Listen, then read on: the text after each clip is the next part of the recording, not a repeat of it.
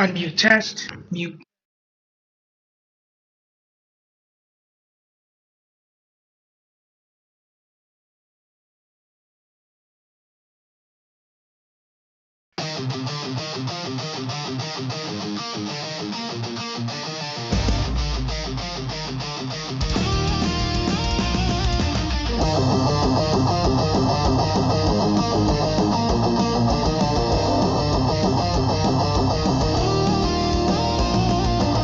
Crustacean King! Digital screens! Canito Carquenos, the name, a tidal wave of fame! He clicks and he clacks through internet stacks. A crab with a cause, defying all laws. Canito Carquenos! Screaming tonight, burning so bright,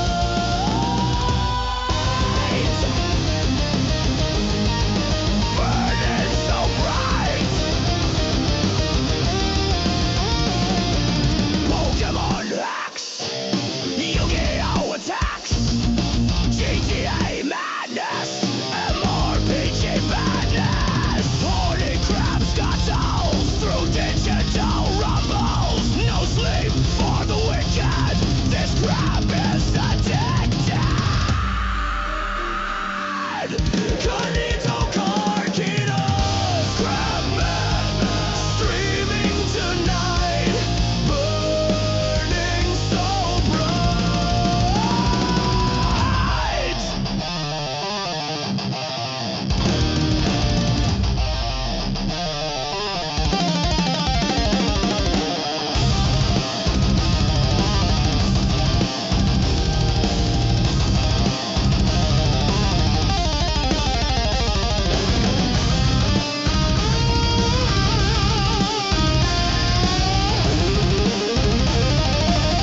Canito Carquitos, crabman, streaming tonight, burning so bright.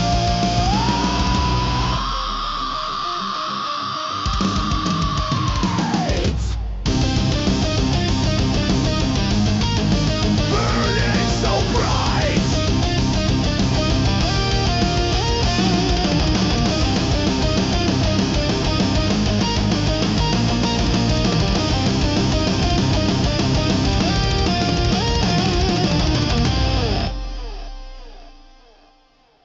Clip it.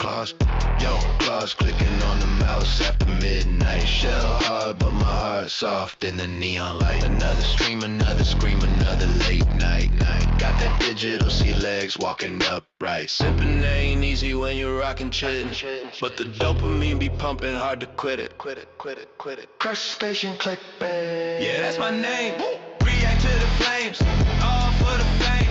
Level up your pay. Play the game. Crustacean clickbait. Ain't nothing to say.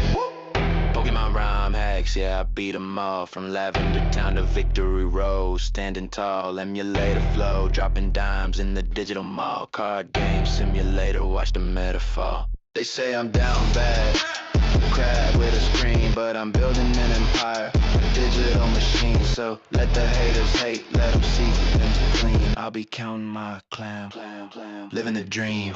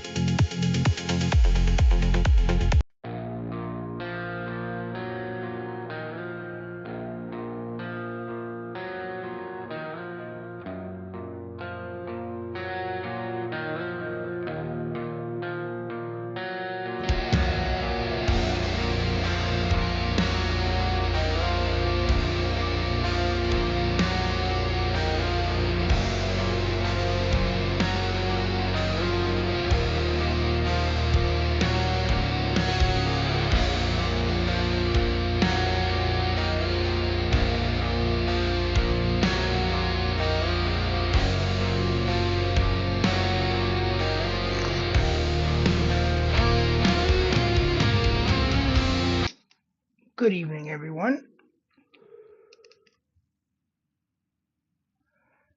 Alright, we are going to begin the night with some reacts, as per usual. And, well, yesterday we heard from one of his close friends, but tonight we get to hear straight from the man himself. Why I'm Gone by Asmongold TV. Let's dive on in. I'm going to... Ooh. Whoops.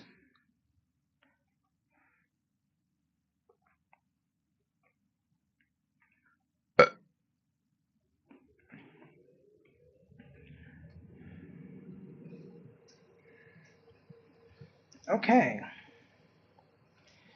Yesterday we heard from one of his friends, but today we get to hear from the man himself. Why I'm Gone by Asmongold TV. Let's dive on in. And I'm going to go out on a limb here and say it's something absolutely fucking milquetoast.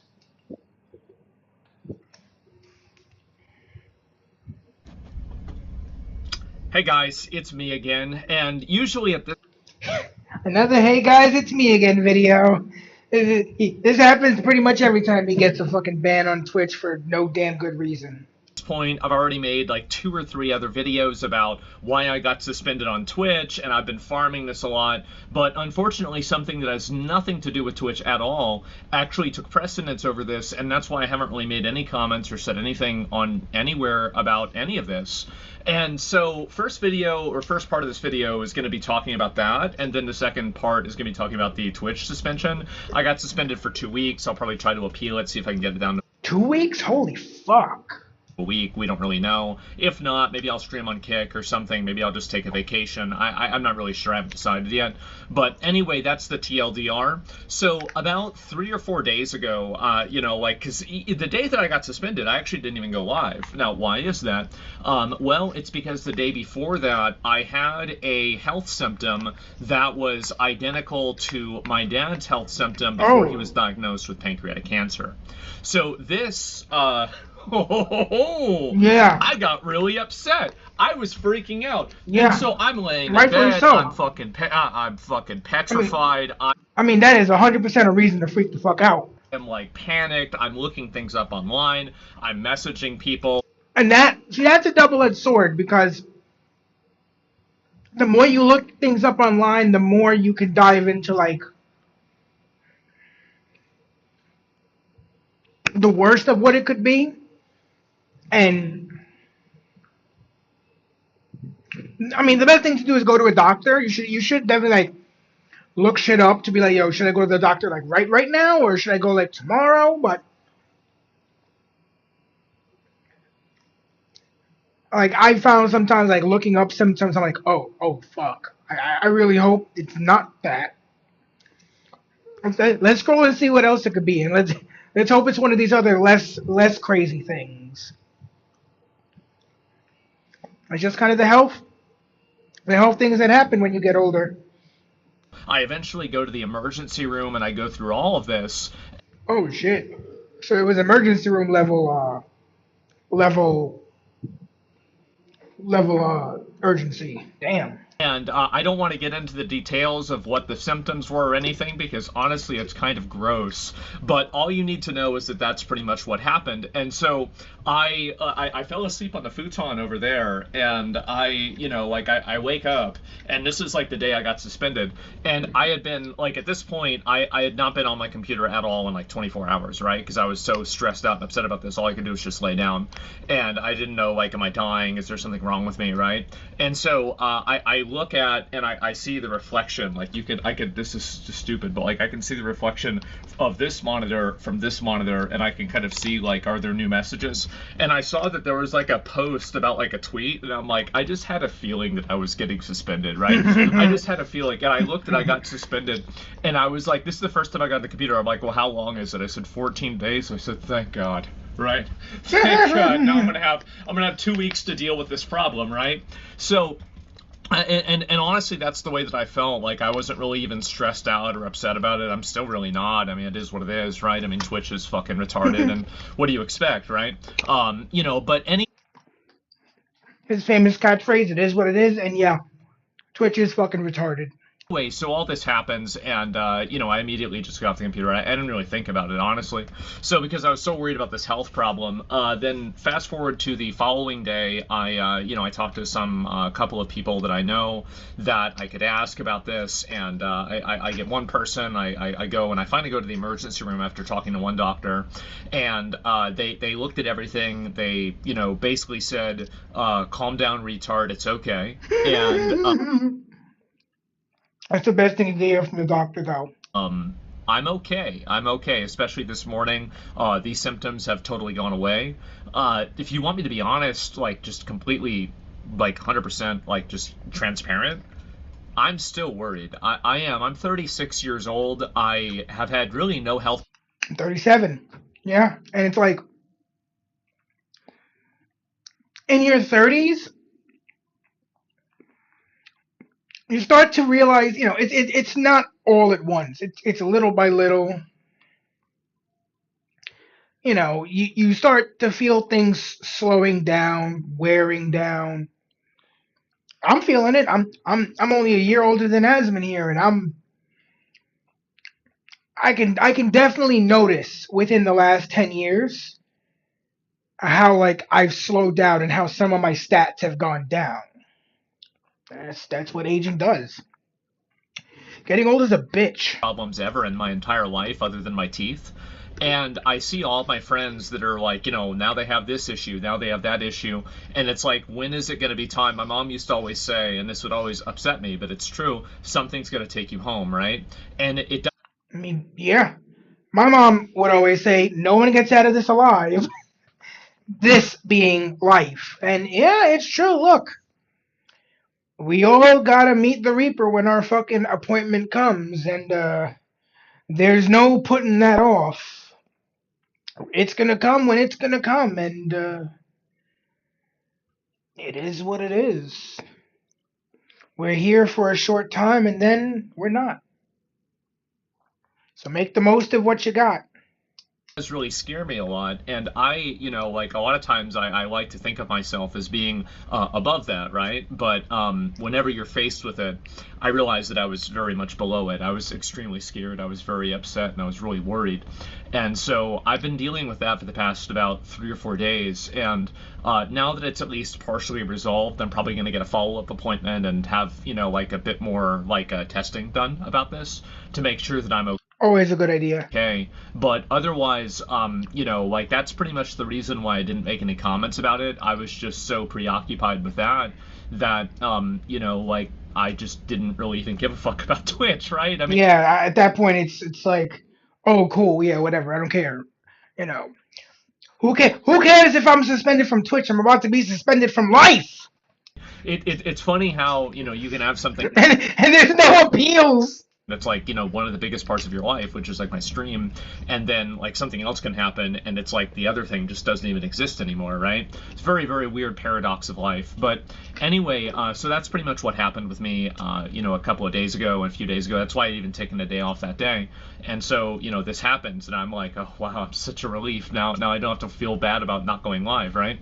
And so anyway, I got suspended for 14 days. That's what happened. Again, wow, a 36-year-old man has a health scare. This has never happened before in the history of humanity. But yeah, that's pretty I much what it mean, was. So, look, me and Asman are similar in many, many ways.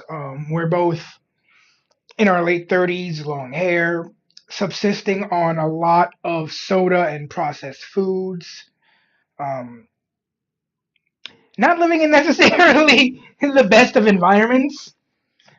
And look, eventually that shit does come home to roost. And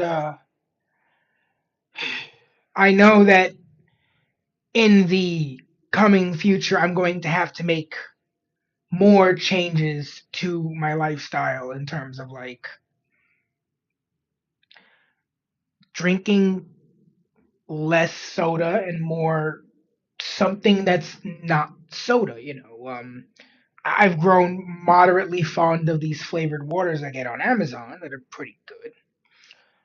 But they don't scratch the itch like soda does. But you know, it it can't go on forever. Something's got to give, and that something is probably going to be my body.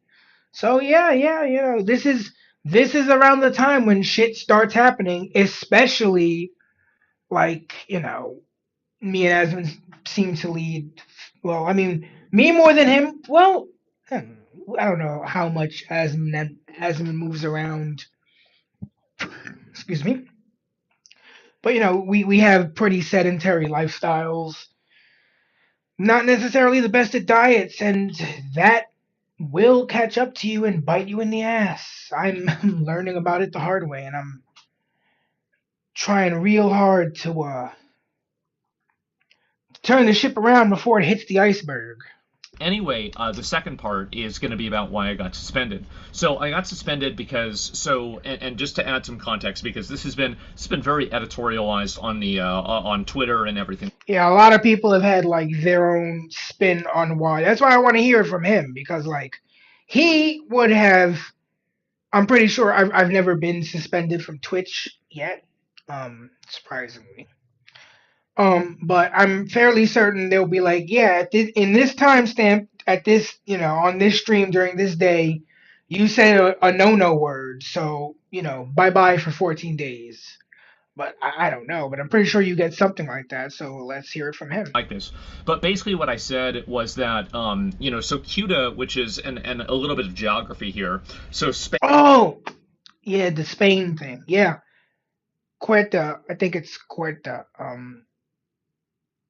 Is like, and I actually just, and as someone with Spanish blood in me, like my mom is half Spanish, like from Spain. Like my mom's mom was a Spaniard. Her parents came from Madrid and Barcelona. I didn't know that there were Spanish. There's Spanish territory. I think they're like essentially Spanish cities. Um, in on the African continent that are part of Spain.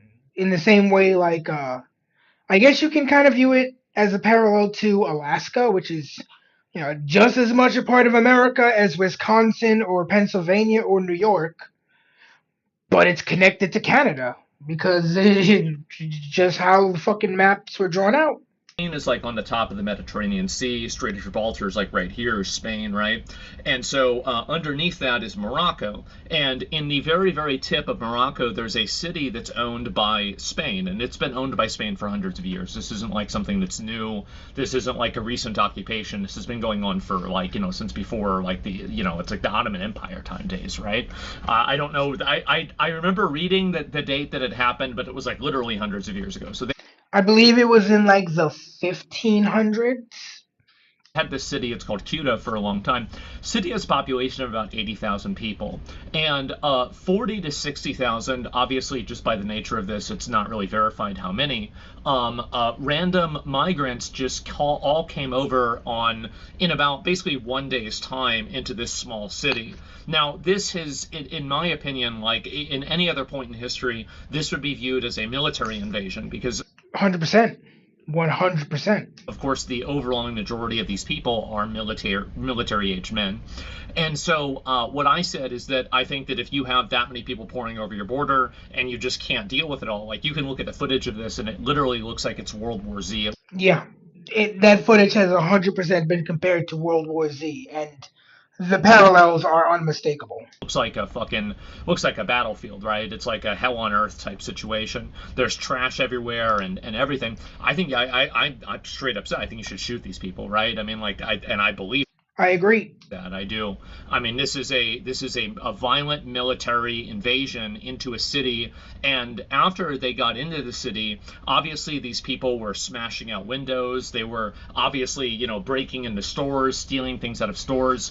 I saw like one video. It's always hard to know like what's real and what's not. But I saw a video and it's like if you ever watch Troy, like whenever like a fucking Brad Pitt as Achilles like stabbed the dude in the neck at the beginning of the movie, that's like what happened. Like one one of these like migrants seemingly stabbed the random citizen in the neck with this Holy this fuck. knife, right? And they killed this person, I'm assuming, right?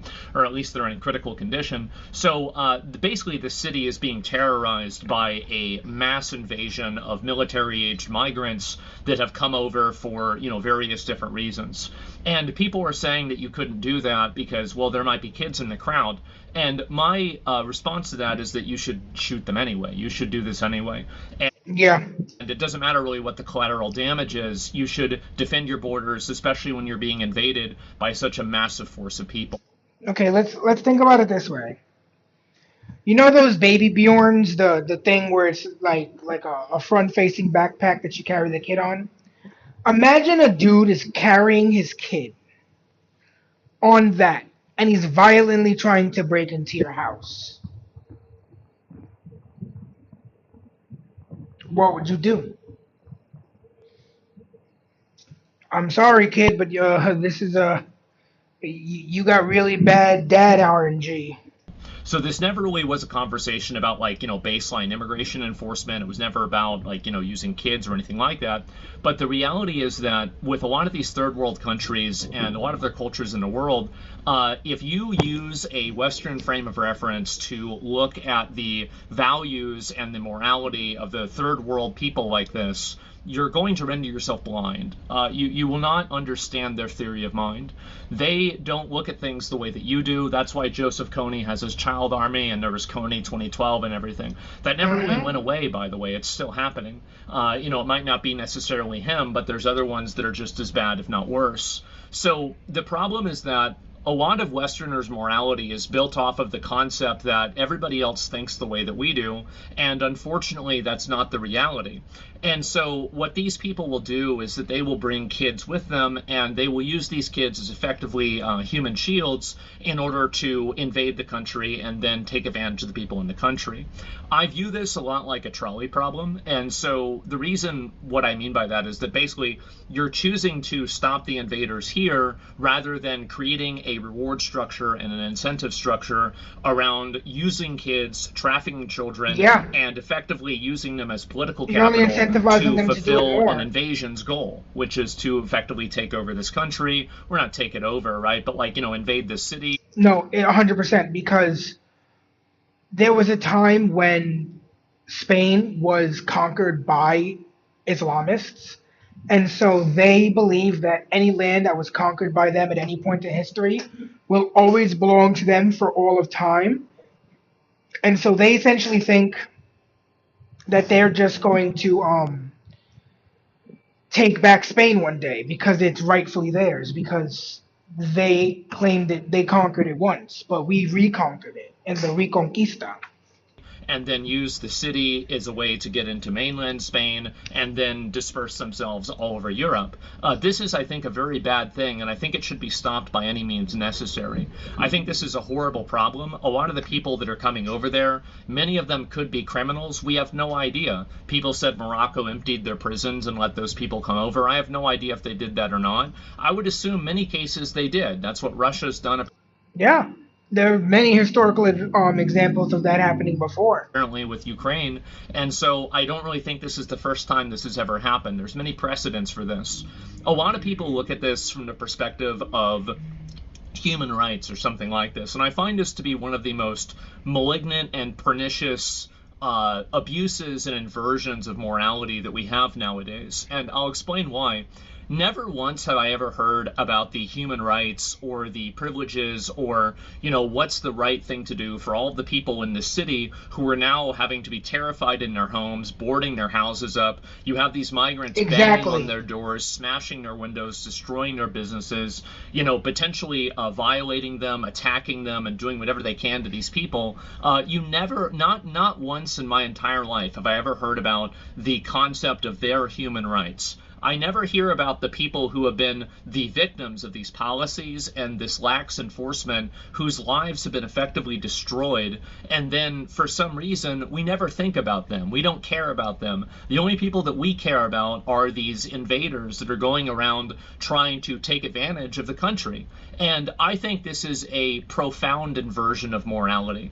I don't think that any country has an obligation to take in migrants. I don't think any country has an obligation to let people invade their borders. And I think that at the capacity that was happening with Cuba, I do think that you should use lethal military force to Yes. repel a literal fucking invasion. Keep in mind, this is a city of 80,000 people, and 40 to 60,000 additional people tried to come in one day. That's an invasion, and I think they should use guns to stop it. And 100%. not sorry for saying that.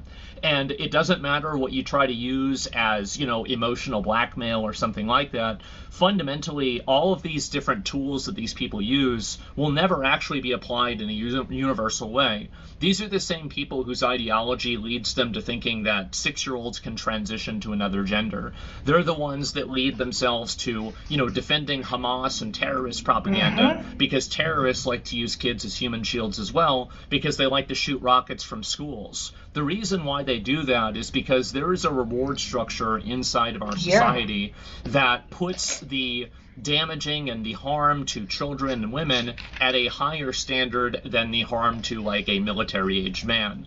Now, in a general sense, I would agree with that in a peacetime reality, but whenever these people are launching rockets and large-scale invasions, I think that you need to look at this as a wartime event. And I would ask yourself, how many people got killed in World War II? How many people get killed in every single war? Civilian casualties and killing anybody who's not a combatant is a tragedy. It's a horrible thing to have happen. But at the same time, it doesn't mean that you're not allowed to have borders, and it doesn't mean that you can't make decisions to protect your own people, even if it comes at the expense of other people that are trying to do this in bad faith and use this. And by the way, the usage of people like this as human shields is a war crime in itself.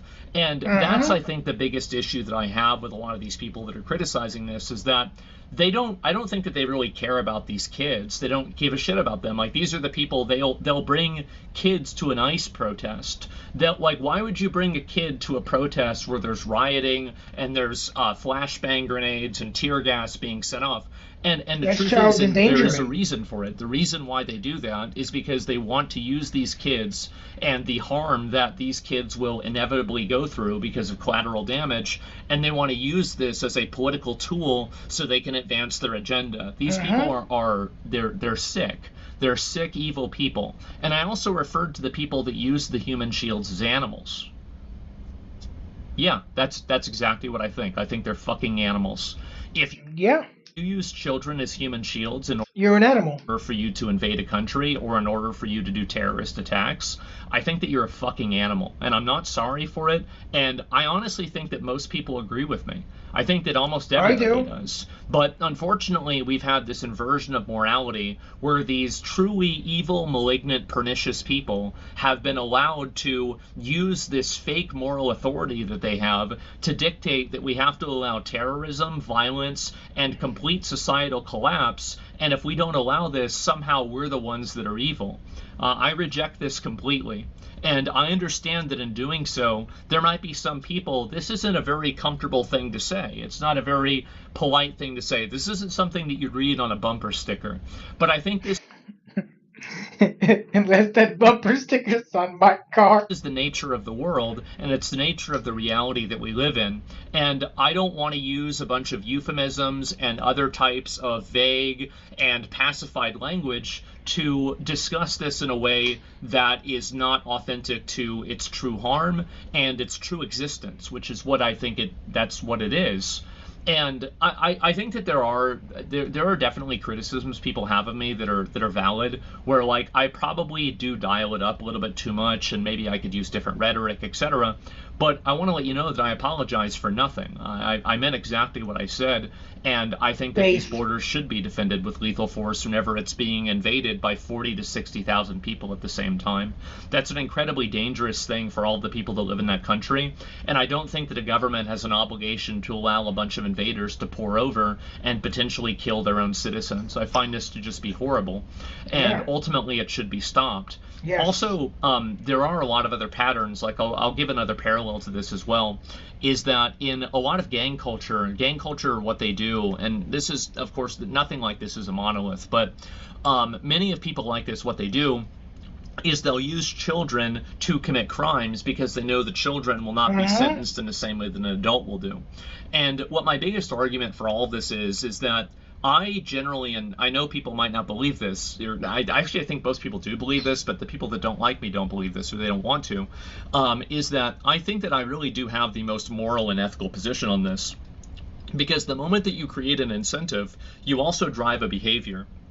And in my opinion, if you don't capitulate to this emotional blackmail, you also don't allow these people to target and victimize these children by using them as baggage and effectively shock troopers in order to accomplish a goal. So, for example, if these kids were being charged as adults, the entire tool that these people were using, these gangs were using of having children commit crimes on their behalf, this tool would effectively be rendered ineffective. But we don't want to do that because it makes people sad to put kids in jail. But from my perspective, the way that I see it is that it makes me sad to see kids that were abused, that are trafficked, and that are put into these situations because the people that are truly and profoundly evil, the people that know this, know that they can use these children because they can co-opt and use your morality against you so they can push their own evil designs.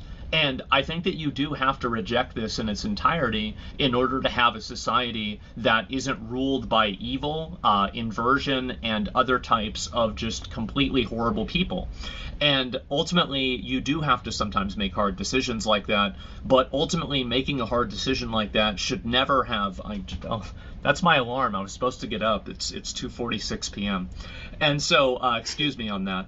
You do have to make these hard decisions. You do have to do things that are obviously, sometimes not the nicest things in the world. But I think that in order to do that, you do that in the goal to preserve a culture that is the best place that you want to live in the world as well. So that's the problem that I have. I don't think that I said anything wrong. I think that a lot of people actually would agree with me. And I think that the way that we've taken military action in the past, things like, for example, World War II, would indicate that actually this is not as much an objective reality that some people would make it out to be. And again, these are the same people that have no problem using children as props and having them, groomed by adults, about their gender, taking them to ICE protests, putting them directly in danger because there are rioters and criminals and violence there. Who would ever bring a kid there? And these are the same people that are saying that I'm wrong for saying that creating an incentive for people to human traffic children and use them as human shields is a bad thing. And so I apologize for absolutely nothing. I said it in a very abrasive way, and I'm going to continue communicating that way. It's how I was raised. Based. The reality is that, I was driving my dad to the hospital. He was getting one of his cancer treatments. And he said, well, what's funny about this? And I said, what? And he says, well, now they can say you killed me too, just like they say you killed your mom. That's the way I grew up. That's the way I communicate. And that's the way I think. And I'm not sorry. And I understand that sometimes I use abrasive language. Sometimes I communicate in a way that's a little bit, harsh. And, people can say I'm mean. They can say I'm evil. They can say everything. But they're not saying I'm wrong. Yep. And I think that ultimately we should look at a lot of these uncomfortable truths with a lot more of a clear mind, rather than allowing it to be polluted by people that I think want to hurt us, people that want to put us in a position that is not advantageous. And that's the reason why I communicate the way that I do. It is hopefully to normalize this type of language and for people to see things for what they are rather than what they want them to be. And I think that's for better and for worse. So that's the reason why I talk the way that I do. I'm not sorry. It's probably not going to have to. It's probably not going to stop. I might try to. I'm going to try to obviously tone it down a little bit because I don't want to get suspended all the time, right? Contrary to popular belief, it's great to have a vacation, but I don't want to have them all the time. And so, that's pretty much where things stand. Yeah, that's the way that I feel. That's my reasoning for it. I view it as a trolley problem, and I think it enables human trafficking the moment you capitulate to that type of emotional blackmail. He's right. So that's really the way that I feel. And I know this might be a harsh opinion. It might not be something that everybody agrees with, but I think it is the ethically correct thing to do, given the the implications of doing otherwise. So anyway, that's the way that I feel. Now, what's going to happen now? I'll probably file an appeal in a day or so. Hopefully, I can get unsuspended earlier. I don't really know.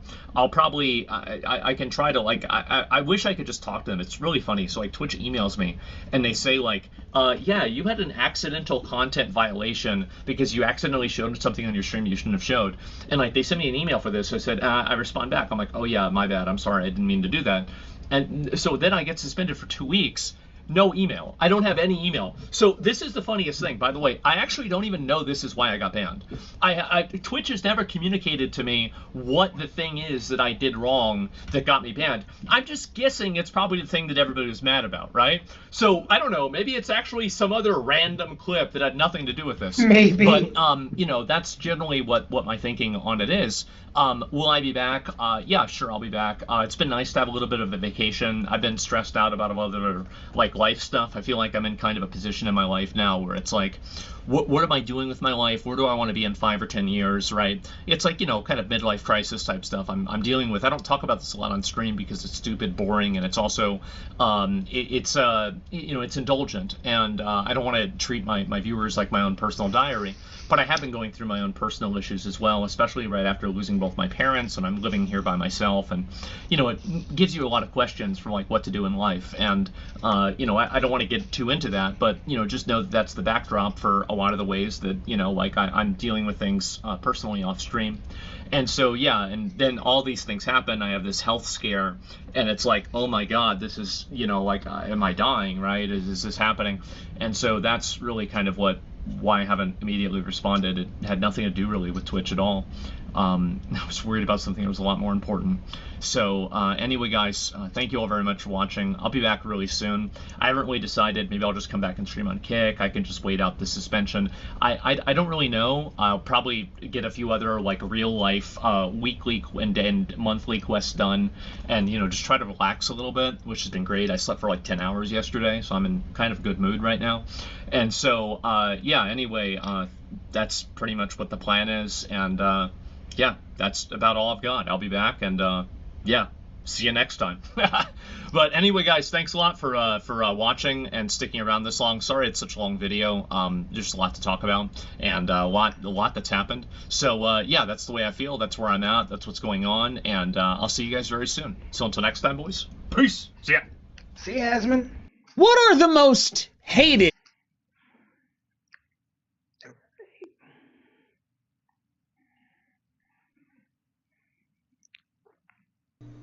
Here,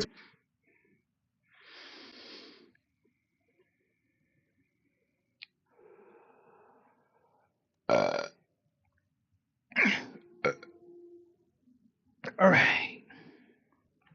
The Smugglana situation just got 10 times worse. By Rev. Let's dive on in. Hey, what's up, guys? Rev here. So I regret to inform you guys, the Smugglana situation has actually managed to get worse. This is an issue with many prongs to it. AI moderation, once again, being terrible on YouTube, but also YouTube in and of itself being Just very being shit. inconsistent with its application of its TOS. Now, over the last couple of days, we've seen the Asmongold ban, and now what's happening with Smugglana, and it seems like a lot of your favorite content creators are being hit with nonsense, and Yeah. I'll do my part and talk about it today, and hopefully try to get to a resolution of this situation. Yeah, why is it all the people I like to watch getting fucking hit with shit? That's not right. Now, the other day, in case you missed the previous episode of Dragon Ball, Smugglana was banned for 7 days off of YouTube for a video where she was depicting violent graphic content over watching a guy kill mosquitoes. Yeah, Fuck mosquitoes. Fuck them up their mosquito ass. They can all go in the fire. and as pointed out by Shu here, Team YouTube says all mosquito lives matter.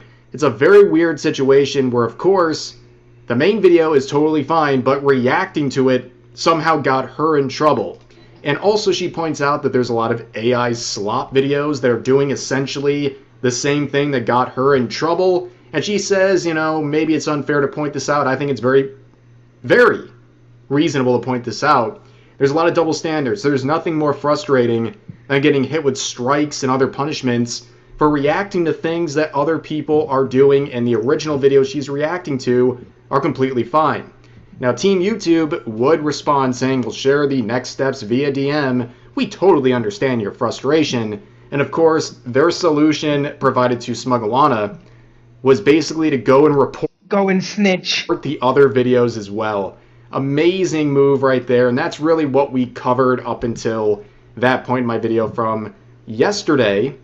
And you can see the comment section, a lot of smugglers, a lot of people who support Smuggalana. I know we have a big audience overlap, and everyone is standing with her. They're tired of seeing this stuff happen to many different content creators, but especially VTubers. It seems like, for some reason, whether it's the AI moderation or whatever, there seems to be a regular theme with YouTube taking harsher punishments on VTubers. And that's not just a Twitch thing, it's also a YouTube thing as well. Now, in reaction, some people think this is a great thing because, well, Smuggalana does the wrong thing. So they're saying, not so smug now, are you, Alana? What a shitty piece of shit. And then you look at the users posting this stuff and like, do I even have to point it out?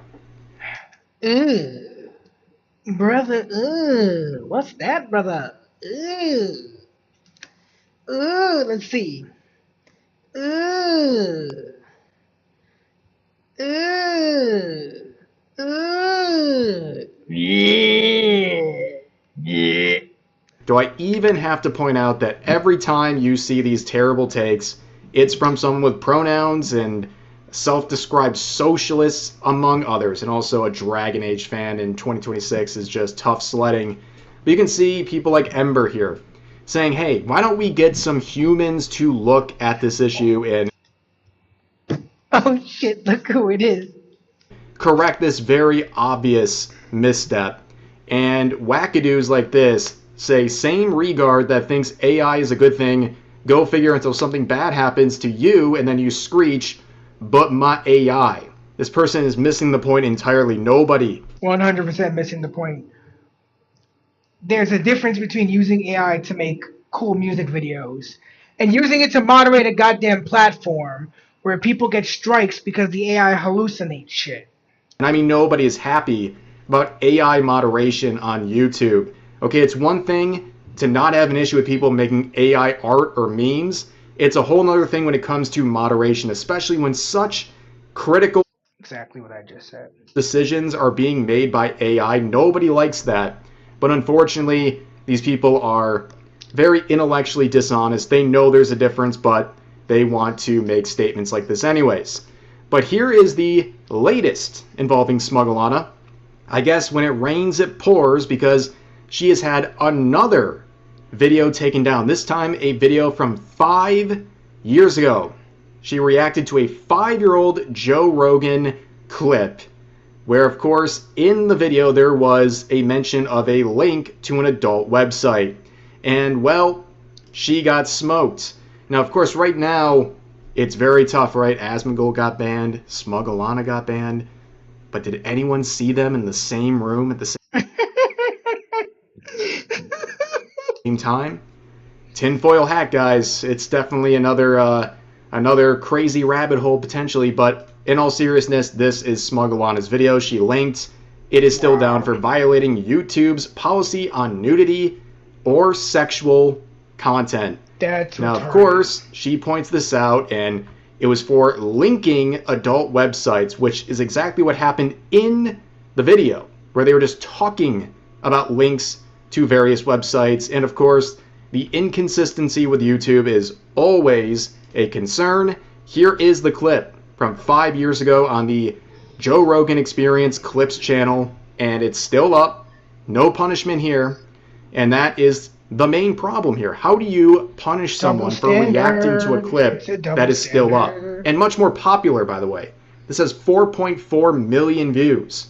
Are you telling me nobody on YouTube had an issue with this, but when Smug Alana reacted to it, all of a sudden it needs to be forcibly taken down? But of course, Shoe on Head would weigh in again on this. She's obviously friends with Smug Alana, and she replies, tagging Team YouTube, saying, please look into this. She is commentating on a video that is still public, yet only her video was removed. This is blatantly unfair. Reply with a person, not with AI.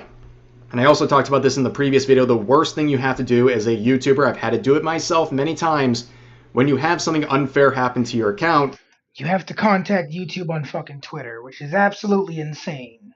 You can't actually go to YouTube or anyone who represents them directly and work it out on the platform where it's occurring. Instead, you have to go hat in hand over to Twitter and then tag Team YouTube and try to desperately get them to respond. And even in this process, you deal with layers of bots. And eventually, if you're lucky and you've raised enough outrage, you get into contact with a real person and then they fix it. And I'm surprised this hasn't been fixed. I mean, her posts sharing this stuff have gotten a ton of attention, including from content creators like Shu. But the problem is, this whole focus on AI moderation is exactly what YouTube and their current CEO want.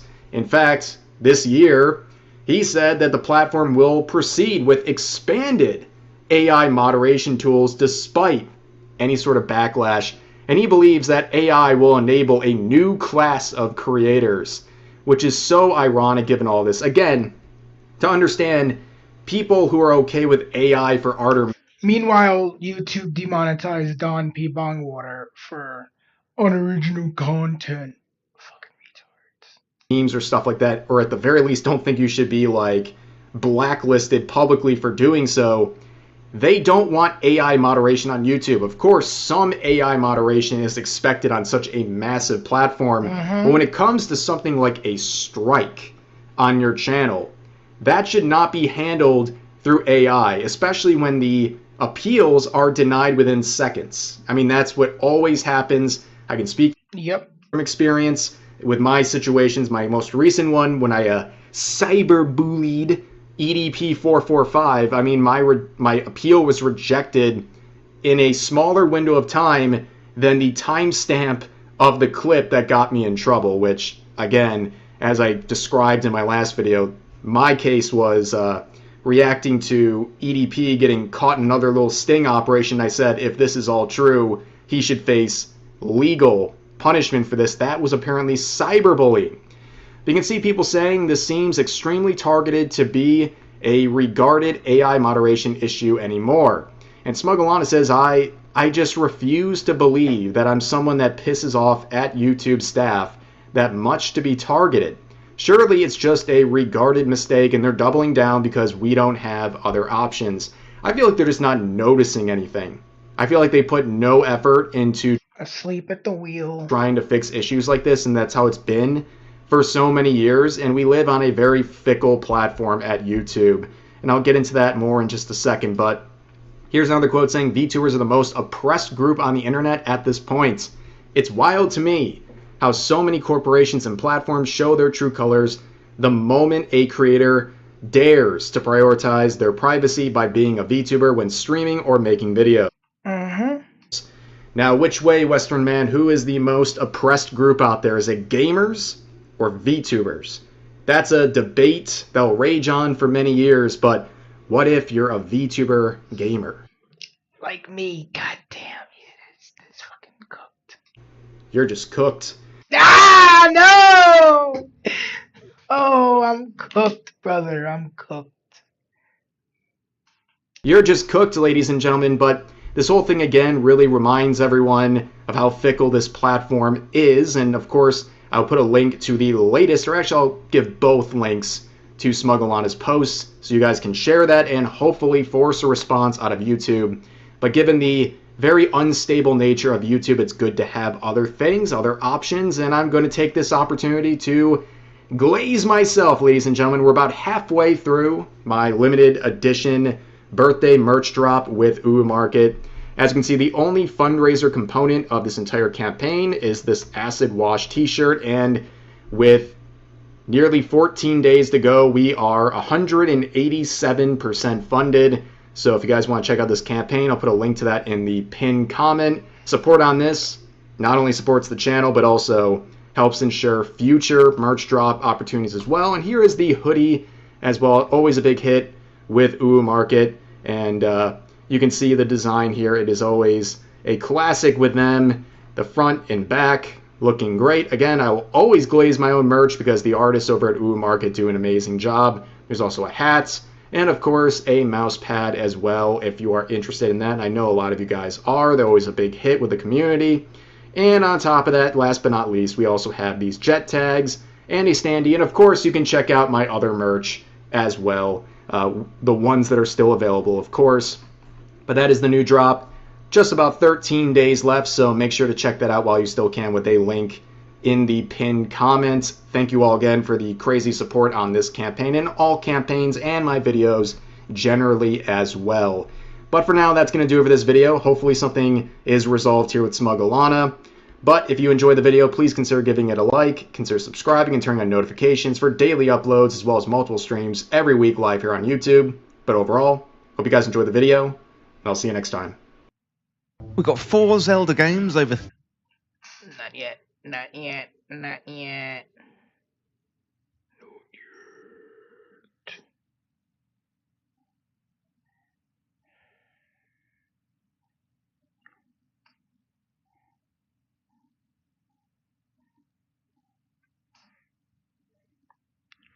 Car noises that mean you're effed. No, fuck that. Car noises that mean you're fucked. By Gassy. Oh.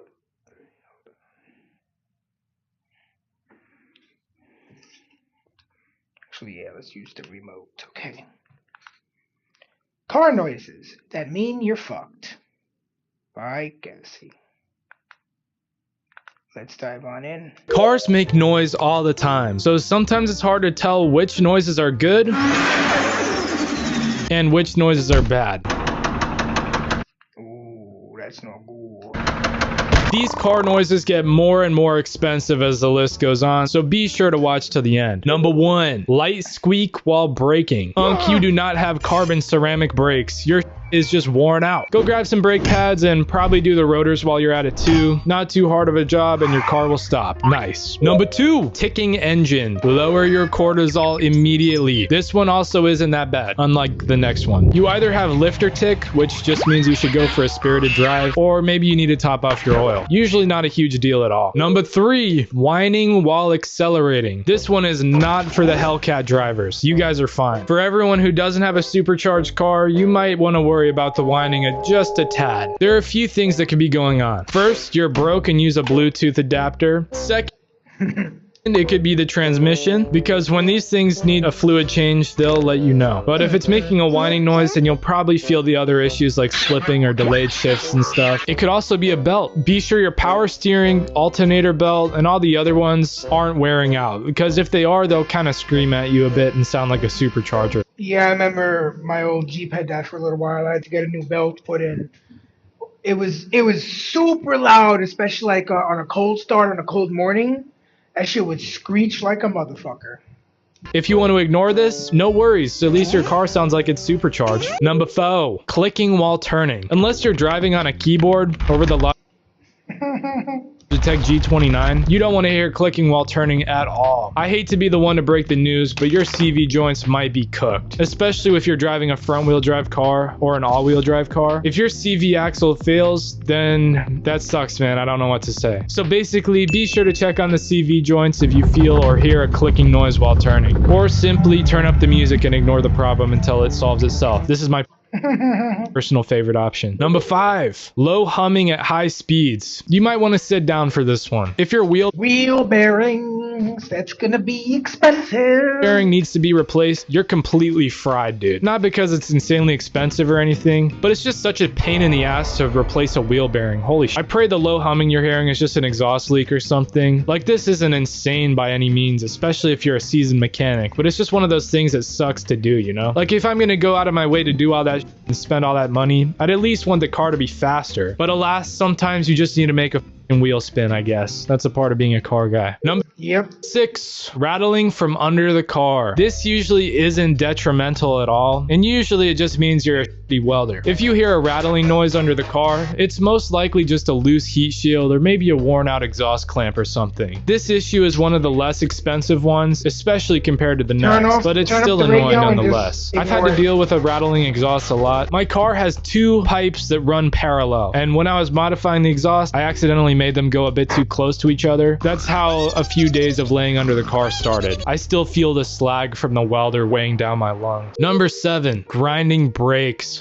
You absolutely can't even play this one off as carbon ceramic brakes. Your shit is just at this point. Your brake pads are dust. What to do next? Get some new brake pads. Get some rotors as well and a fake hood scoop for mile 5. If you drive on grinding brakes, you'd better say a prayer before you plan on stopping, especially if they were squeaking and then grinding. You're cooked. I feel like grinding brakes sound like that one Tombstone moving sound effect.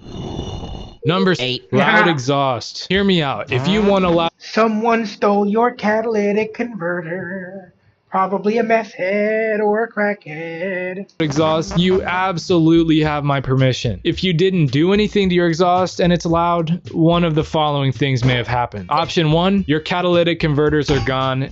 Yep. I know that one.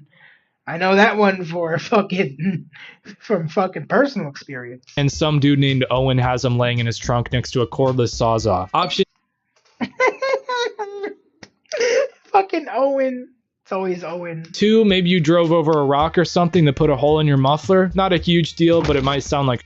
Or option 3, you have an exhaust leak. Although there's an off chance that maybe your exhaust leak sounds good, that shit is definitely exhausting straight into the cabin air intake. Yeah, if you're at a red light... That's not good, bro. You're literally giving yourself carbon monoxide poisoning.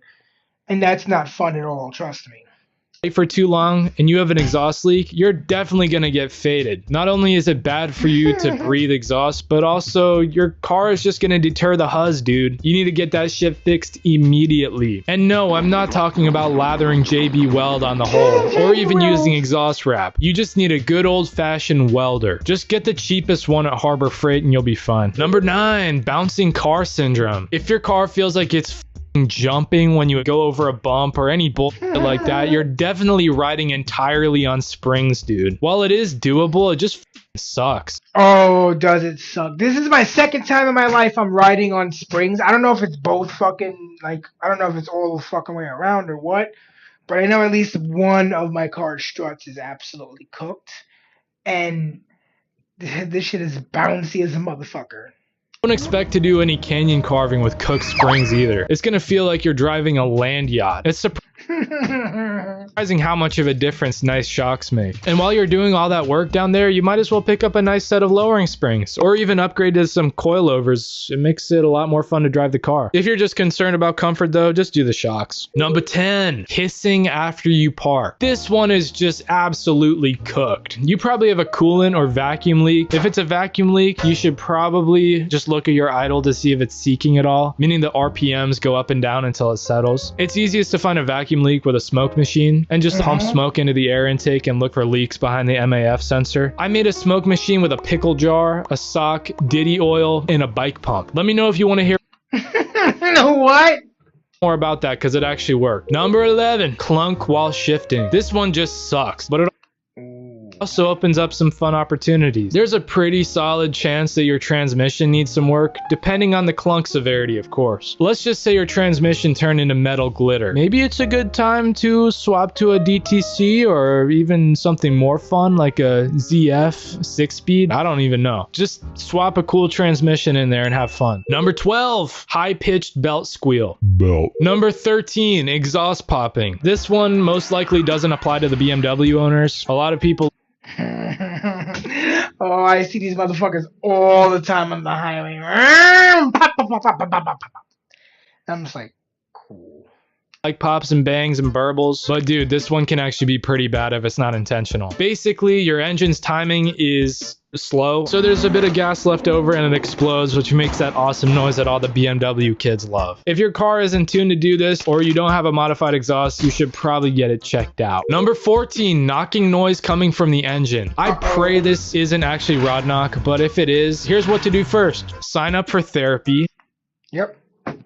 Who is it? Rodney. Say it was really, really bad, and then walk to the liquor store. If your engine is knocking, you're most likely you'll have to rebuild or swap that bad boy. Maybe this is an opportunity. Maybe LS swap? you can swap the engine with something better. I'm just trying to see the bright side of things, though. This is just a terrible situation. Number 15, sudden loud bang. Same type of noise as when the universe was created or whatever. Hearing a sudden loud bang from the engine bay is far from ideal. It's probably just bad timing and like an engine backfire, but it could also just be like a belt snap or a blown radiator hose, a motor mount. It could be any of those things that just broke randomly. I'm not really an expert on random explosions though. Number 16, 15,000 RPM. This one's for the manual drivers. If you're showing off your quick shifting, pushing your car to its absolute limits, sometimes you can accidentally money shift from red line in third gear to purple line in second. If you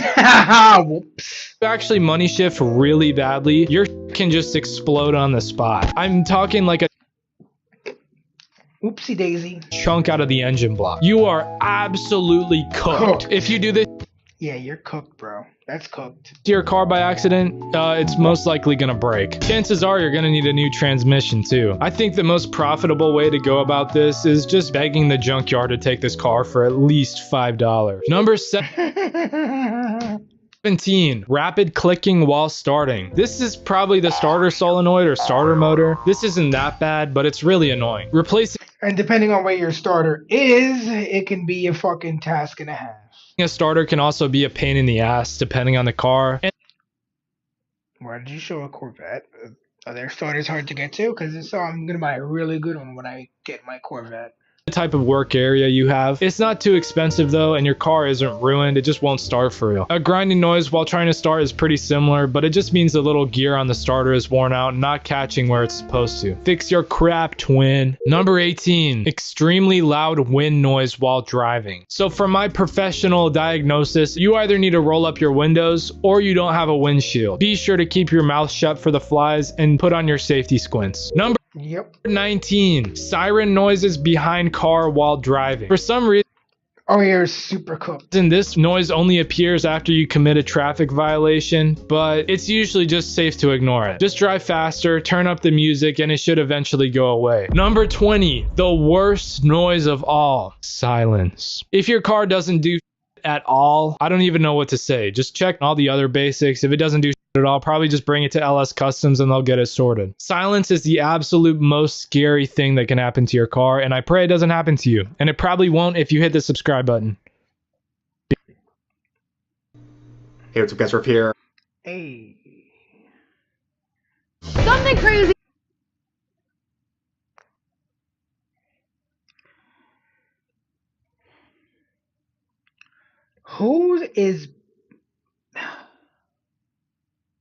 Who is buying these? Wait, actually, let's watch something a little. Let's see. I was really surprised. We'll do this one. Talking about Mike Cadigan by Jaden Animations. Let's dive on in. I was really surprised with how many people enjoyed hearing about Tostada. Like, there were a lot. So it's about time I tell more stories, because she's somehow gotten even more creaturous since the last video. Tostada, we can say she's gotten very needy, as well as very comfortable with using her voice. There's been plenty of times where I'll be working in silence until she waltzes into the room and disturbs the peace by meowing and yelling to beg for attention. I always give in whether I have the time or not, but it's unintentionally taught her that if she just gets louder and louder, She'll get the eventually attention she she can get her wants. scratches. By being kind, I've created a very pathetic and loud cat. Sometimes Tostada will walk into the other room room, get confused that no one is around, and start echolocating for help until I shout for her, to which she prances happily into the room as if she wasn't just distraught. I don't know if she does this because she actually is lost, or she just wants to hear me call for her, but it happens multiple times a night. Once Tostada was downstairs and howling for me to call her, so I walked out to the area above the stairs where she could see me, but something must have not connected right in her little brain, because instead of going up the stairs that she goes up and down every day, I watched her blank little eyes glaze over, trying to compute what to do. Mom's up there. Tostada's down here. Tostada wants to go up to Mom. Walking forward doesn't go up. Mom's making circles with her hand. Pointing. Don't understand. Tostada wants to go to Mom. She forgot going up the stairs takes her upstairs. No thoughts. If she really needs my attention and howling nonstop hasn't worked, Tostada started pawing at me. She's really not all that coordinated, so I'll be doing something and suddenly feel the shakiest little paw on my arm. One morning I woke up to a shaky paw on my face, so guess how I wake up every single day now. Tostada loves to lay on my computer because it's so warm, but since her balance is so god-awful, she's fallen off way too many times for me to believe she's got any sense of cause and effect. Normally, she'll notice just a moment too late and struggle to catch herself in whatever pitiful way she can. But the most recent time, she just did not wake up at all and bounced off the floor like a bowling ball. Poor thing opened her eyes and all she could muster was a confused little At some point, Tostada realized she absolutely loves getting little head kisses, so she comes over and begs for them multiple times a day. This is very cute, and I love giving them to her, but there was a time I was too busy to stop what I was doing, so after meowing and shaky pawing, she discovered a new way to ask for attention, standing directly in front of my face and headbutting me in the mouth. I don't know how she consistently innovates new ways to get me to pay attention to her, but can't connect the brain wires to remember how to leave a room by herself. We discovered that she has a favorite Pokemon. When Tostada isn't sitting on my neck with her heavy-ass paws or falling off my computer, she's typically at her follow-up spot, which is curled up on my life-size Furret plush. I have a Furret sitting behind a few other plushes up against a window, so I think it was the perfect setup for her to feel safe and secluded while also being able to look out the window to chirp at the birds and squirrels outside, which is really cute. I didn't realize cats could do that. Eventually, I think she just started associating Furret as a bed because she started sitting on another Furret plush I own. Tostada loves Furret a lot. It's her favorite and it's adorable. So one of her favorite things to do is sniff. I know it's a common cat thing, but Tostada outsniffs the other cats combined by an insane margin, and for really no reason other than it brings her joy. I've walked around our home with Tostada held up as high as I can get her so she can explore all the scents she's too small to experience. I can tell she enjoys it because she purrs real loud the whole time in between inhales, and I've somehow taught her the command wanna sniff. I'll say it while stretching out something new and she happily prances over to take giant whiffs for a little too long. Tostada particularly enjoys sniffing freshly sipped water bottles. I'll take a swig and somehow she spawns next to me with her peepers, knowing I know what she wants. I swear I don't have bad breath though. Don't spin it in that direction. My breath is fine and minty and fresh. It's the cat that's abnormal. There's only one scent she despises, and that's orange juice. Apparently, cats have a natural aversion to citrus in general, but it feels like it hits Tostada harder than average because she makes the most upset, betrayed face before running out of the room, despite knowing the scent of orange juice and knowing she doesn't like it. She still comes over and begs to take a whiff every time orange juice is in the cup because she's completely blinded by her love of sniffing water. The result is is always the same. It's like watching her be prisoner to her own mind. But one fateful day, Jacob and I witnessed Tostada encountering something even more potent and evil than orange juice. We were cleaning up the kitchen from hanging out with some friends the night before. Tostada jumped onto the counter and spotted something she's never seen before. An open bottle of alcoholic margarita mix. Before we could even warn her, she hopped on over, took a sniff of the opening, and I crossed my heart, I'm not exaggerating, did a backflip in revulsion. Part of me felt like I failed as a cat parent to protect this innocent thing from the horrors of what true stench could look like. And the other part of me was just laughing on the floor. It was so funny. You guys already know Tostada's super paranoid with noises. There's not a single sound she doesn't think means instant threat. But I should mention there's an asterisk, because for some reason, any noise I make is completely fine. Jacob scoots the chair a bit, deer in headlights. I open mouth sneeze in her face, must have been the wind. A plush falls off the shelf and lands softly on the carpet, running for her life. I suddenly burst out into a coughing fit, doesn't care. Those examples might actually, to be fair, be related to the fact Tostada loves when I get sick. Even though I'm coughing and hacking and sniffling at full volume, the only thing she cares about is that I'm in bed all day, which means she gets to cuddle way more than normal. I really enjoy it. She keeps me company while I sit there rotting and watching movies all week. The only complaint I get from her is if I cough a little too long, she gives me a side eye like I'm ruining our awesome little relaxation day together. But yeah, besides that, this cat is scared of everything else that does not pertain to me. When I got the Tostada plush in the mail, she actually hated it and wouldn't go anywhere near the thing. Her tail got real big and fluffy, and her eyes somehow got even rounder as she froze in fear for her survival against herself. Apparently, she wasn't the only one. A bunch of my friends also said their cats hated the Tostada plush. My overall findings estimated around a 50-50 split on whether a cat will love the Tostada merch plush or try to gouge out its jugular. I unironically think the giant cartoon eyes perfectly trigger their built-in instincts to say this stuffed animal is a giant predator. So all I'm saying is if you get the Tostada plush that's now an evergreen product on my merch site, just to see if your cat is a Tostada lover or hater, you'd be contributing to the community field research. It was a bit too hot out last summer, so I turned on my ceiling fan for the first time.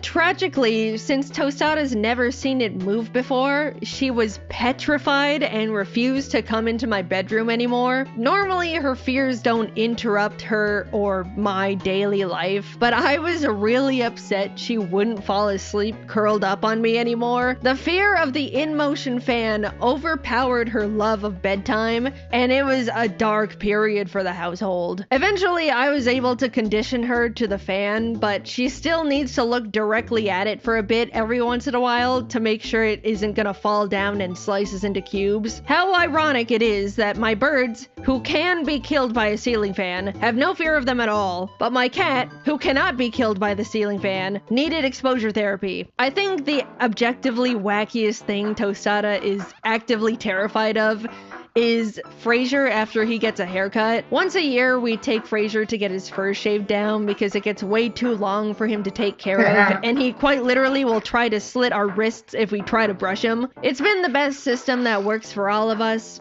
excluding Tostada, because she suddenly doesn't recognize him anymore in the slightest and is horrified at the scary new intruder in her home. From her point of view, she witnesses her best friend get hauled out the door and go missing for an hour until some strange ugly freak comes in to replace him, and no one seems to care. The first time this happened, Tostada was so distraught that she actually hissed at him, and up until that point she hasn't hissed at anything, so I knew she was going through levels of distress she's never experienced in her tiny sheltered life. We would try to mediate and help her realize the scary flat cat was actually her buddy Frasier all along. Tostada, you love Frasier. He's been around all your life. You cuddle on the couch together all the time. Just take a sniff. I assume it's probably the shampoo that the groomer uses that washes away Frasier's familiar scent. And then, of course, he looks different. So nothing about Frasier is recognizable to Tostada at all anymore. We quite literally have to wait out an entire week for him to grow his fur back out a little and have his natural smell return. Of course, Frasier is very vain, so he takes a hit to his ego every time Tostada freaks out and runs away from him. We watched so many times as he tries to show her that he's the same old Frasier. He'll sit in the doorways of rooms she's in, slowly try to approach and get close to her, but every time is the same story. It's not a great week for anyone. Despite Tostada's fears and general anxiety, there is a ray of hope amongst it all. I have no idea how or why, but Tostada gets brave at night. We could have friends over all day and not see a single Tostada sighting, but once the clock strikes 9 p.m., suddenly there's a little silhouette staring at us from the doorway. As long as it's nighttime and the noise is bearable, Tostada will come out to greet and sniff and rub up on the people she was previously terrified of for reasons I have yet to understand. I know cats like to be active at night and stuff, but Tostada seemingly sheds all her shyness and crippling anxiety in an instant and becomes a completely different cat. My only working hypothesis is that she gains strength knowing her beloved bedtime is right around the corner, and that somehow acts as a bit of newfound courage, but I don't know. I just really think she somehow decided nighttime was safe and there's no reason behind it because her brain is an enigma. I'm glad she can defeat the voices though. We always make sure she gets lots of hugs and kisses every time, so it really encourages her. Alright, so a bit ago Tostada was wheezing every once in a while, so I took her to the vet, who diagnosed her with light bronchitis. I assume it was because she went through a phase where she would eat dust. They prescribed her some antibiotics, and it was then my responsibility to make sure she eats a pill twice a day for the next week. As you can imagine, being that this was Tostada's first time having medicine, it was not gonna be easy for both of us. The first attempt was a learning experience. I managed to get the pill in her mouth and did the little trick where you rub a cat's throat to make sure they don't spit it back up. But since I just gave her the pill with no treats or anything, I watched as she gagged at the taste of it for a bit. It was not easy to look at. I felt really bad. Determined to try and give her a better experience, I decided to put the pill in a small ball of cheese. You know, cats love a little cheese treat. Except Tostada, because of course she's not normal in even that regard. This so-called cat hasn't showed a single shred of interest in human food ever, because I don't think it registers in her mind what we eat is also food she could technically also eat, and it objectively tastes better in every aspect. It's been great because she never begs for food, unlike others. But now, when I present to her a tasty cheese ball with absolutely no antibiotics in it, she has no idea what to do with it. Eats dust and gives herself bronchitis, but doesn't want to eat cheese. So I was left to force feed cheese twice a day to the only animal in the world that doesn't want cheese. She's all better now, and I would bet money she's forgotten all about the week where I suddenly turned evil for no reason. But walking into her presence with a cheese ball made me feel like I was dragging her down to hell twice a day. Jacob and I were going on a long road trip and planned on taking the cats with us. Taylor and Frasier have experienced both being in a car and being in a car for an extended amount of time before, but we knew poor Tostada was gonna struggle. The main question was, how upset was she gonna be? Tostada is a homebody. She has no desire to ever leave the house, does not want to experience anything new, hates anything that has to do with outside. If it were up to her, every day would be the exact same, everything would be controlled and predictable, zero adventure at all, forever and ever, because she has no concept of time and death. We knew ripping her away from her beloved home just for a bit to sit in a loud, scary vehicle that carries her further and further away from the world she's so attached to would be not her preferred way to spend the day. We packed up the cats in their carriers and didn't even get fully out the door until Tostada let out the loudest howl I believe a cat can physically make.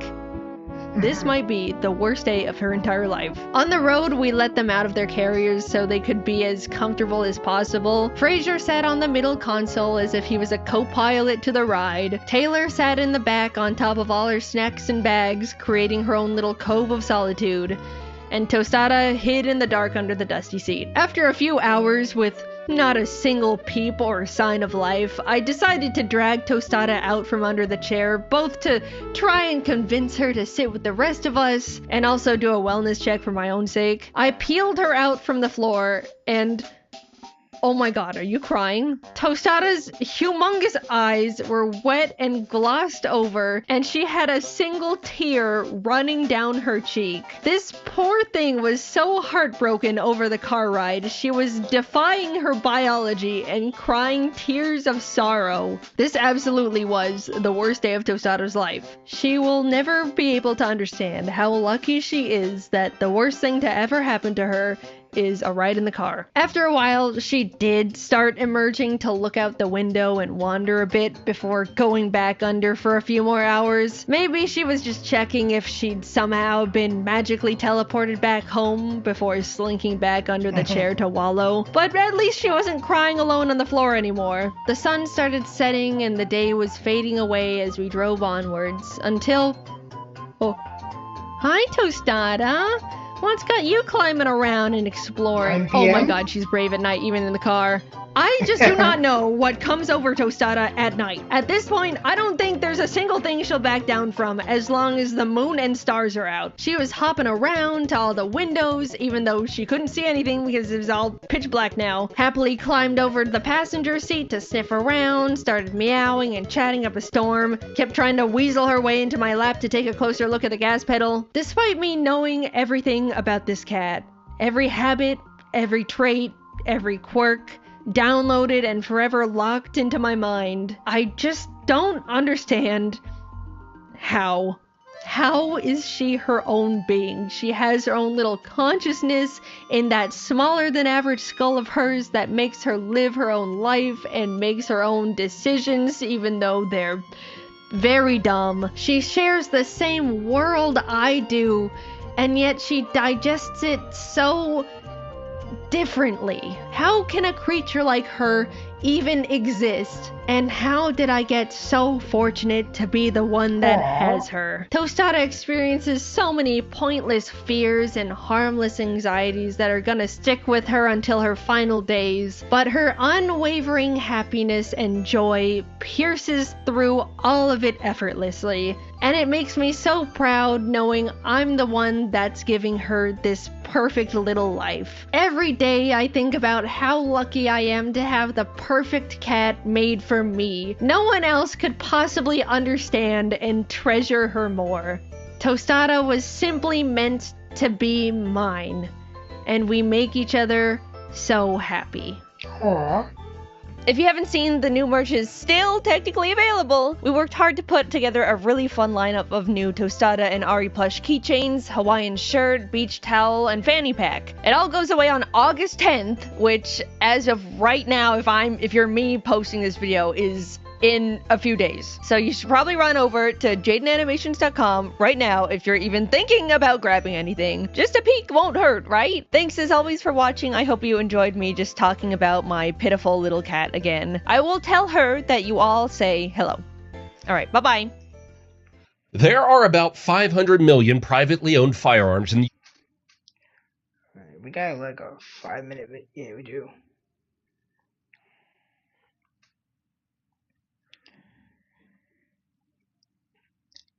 He tried to carjack a delivery driver and got shot by Colion Noir.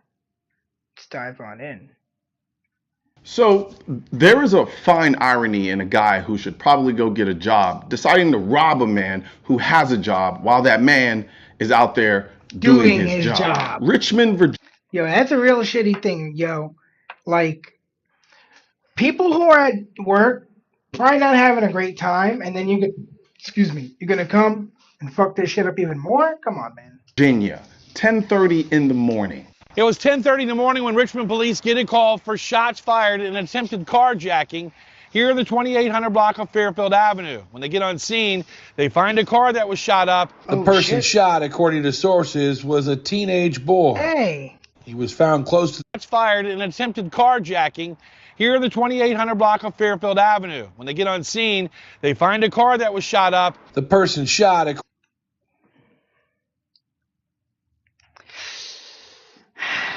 my car. I drive the same car. According to sources, was a teenage boy. He was found close to the rental office of these apartments on the Henrico side of Fairfield Avenue. Sources telling me a delivery driver fired several rounds at the young man who he alleges tried taking his car. Now, I could sit here and give you a whole legal breakdown, what he did right, what he did wrong, all of that. And on most of these stories, that's exactly where I go. But this is one of those ones where my honest reaction was a lot simpler than that. And it was just, congratulations. Good job. Good job dealing with the scum of our society who take from people and prey on people who are just trying to be left alone, because that's all most people want, is to be left alone long enough to make a living and get home to their family. I was upstairs in my bedroom and I heard a loud boom, boom, boom, boom, boom, about 6 or 7 times. And I came downstairs and looked out the window and I saw all these police cars.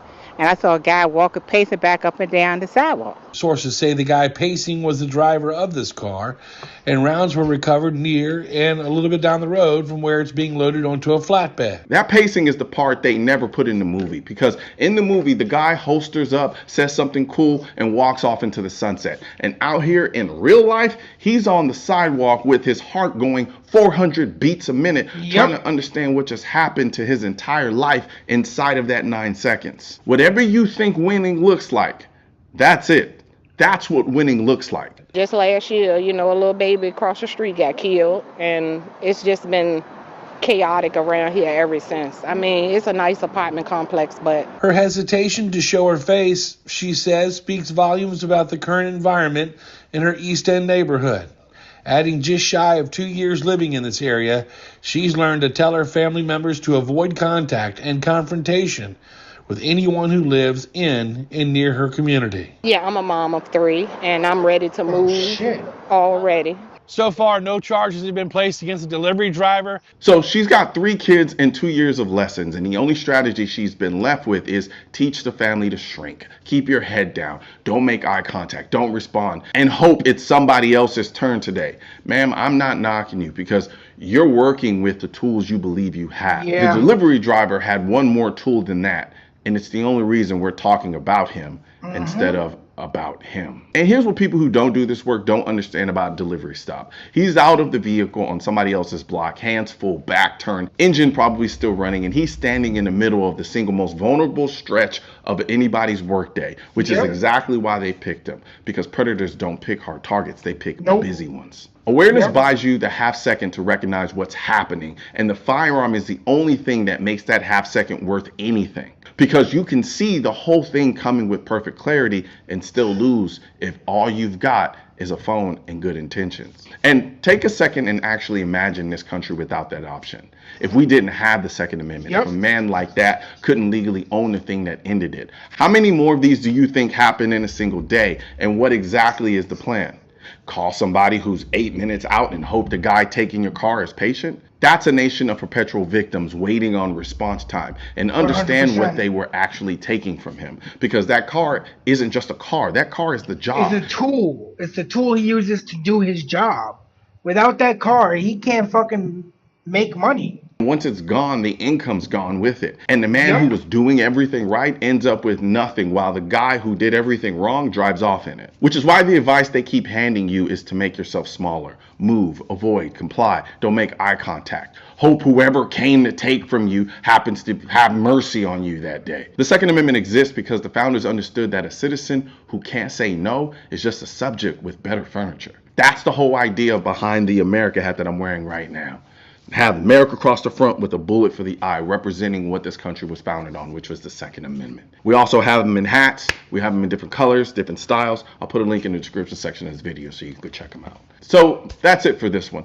If it made you think, hit that like button, drop your take in the comments, and if you're not subscribed yet, Fix that. One thing's for certain and two things are for sure. Politicians and tech giants don't want gun content to be recommended to you. And we're all fighting this culture war together. But yeah, this guy had a firearm and he was able to defend himself and not get carjacked. Now you can help do your part by liking, commenting, subscribing to the channel, but most importantly, sharing this video with at least one person. Together we can stop the suppression of our 2A rights. And don't forget to click the link in the description section of this video for the products that I mentioned in this video. Cars make noise all the time, so sometimes it's hard to tell which noises are good. Most people look at an old car and see a liability. Breakdowns, repairs, and endless problems.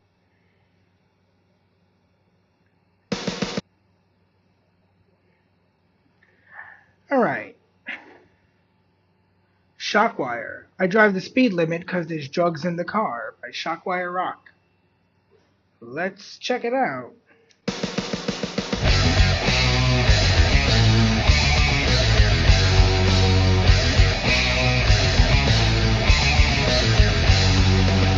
I drive the speed limit cause there's trucks in the car. If I went too fast, I wouldn't get too far. Haha, yeah. Hey, look, if you're gonna do something illegal, you do one thing illegal, one crime at a time, ladies and gentlemen. Don't go trying to fucking have 18 kilos of coke in your trunk and you do it 102 on the highway with a busted out taillight. That's just asking for it, dummy. I get pulled over and they go, wasn't the case. I try to explain while the sweat takes up the face.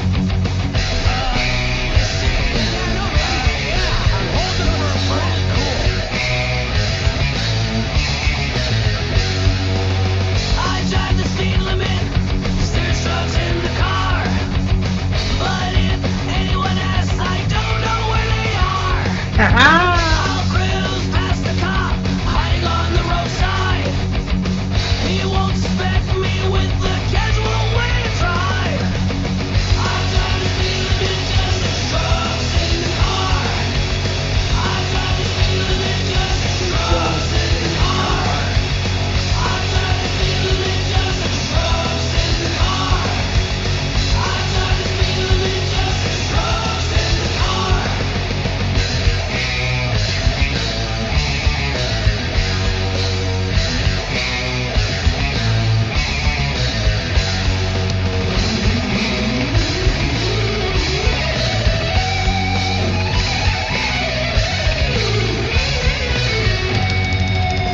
I drive the speed limit 'cause there's drugs in the car. If I went too fast, I wouldn't get too far. I'd get pulled over and they'd have a look at my eyes. But then they'd let me go 'cause of the casual way to drive. I drive the speed limit 'cause there's drugs in the car. I drive the speed limit 'cause there's drugs in the car. I drive the speed limit 'cause there's drugs in the car. I drive the speed limit 'cause there's drugs in the car. I drive the speed limit 'cause there's drugs in the car. I drive the speed limit 'cause there's drugs in the car. I drive the speed limit 'cause there's drugs in the car. I drive the speed limit 'cause there's drugs in the car.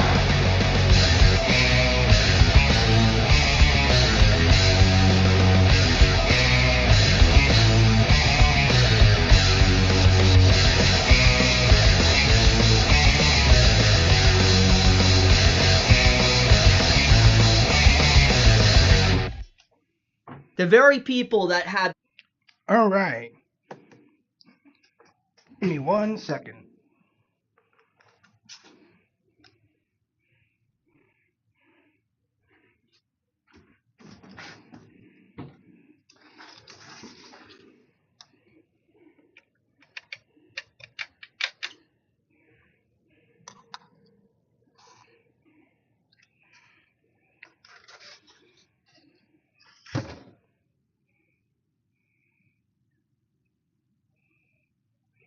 Alright.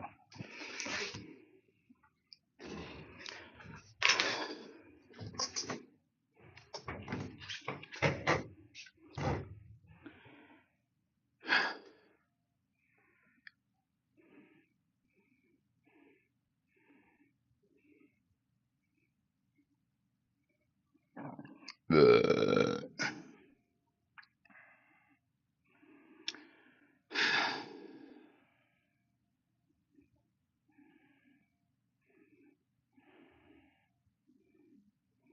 what's up, guys? Riff here.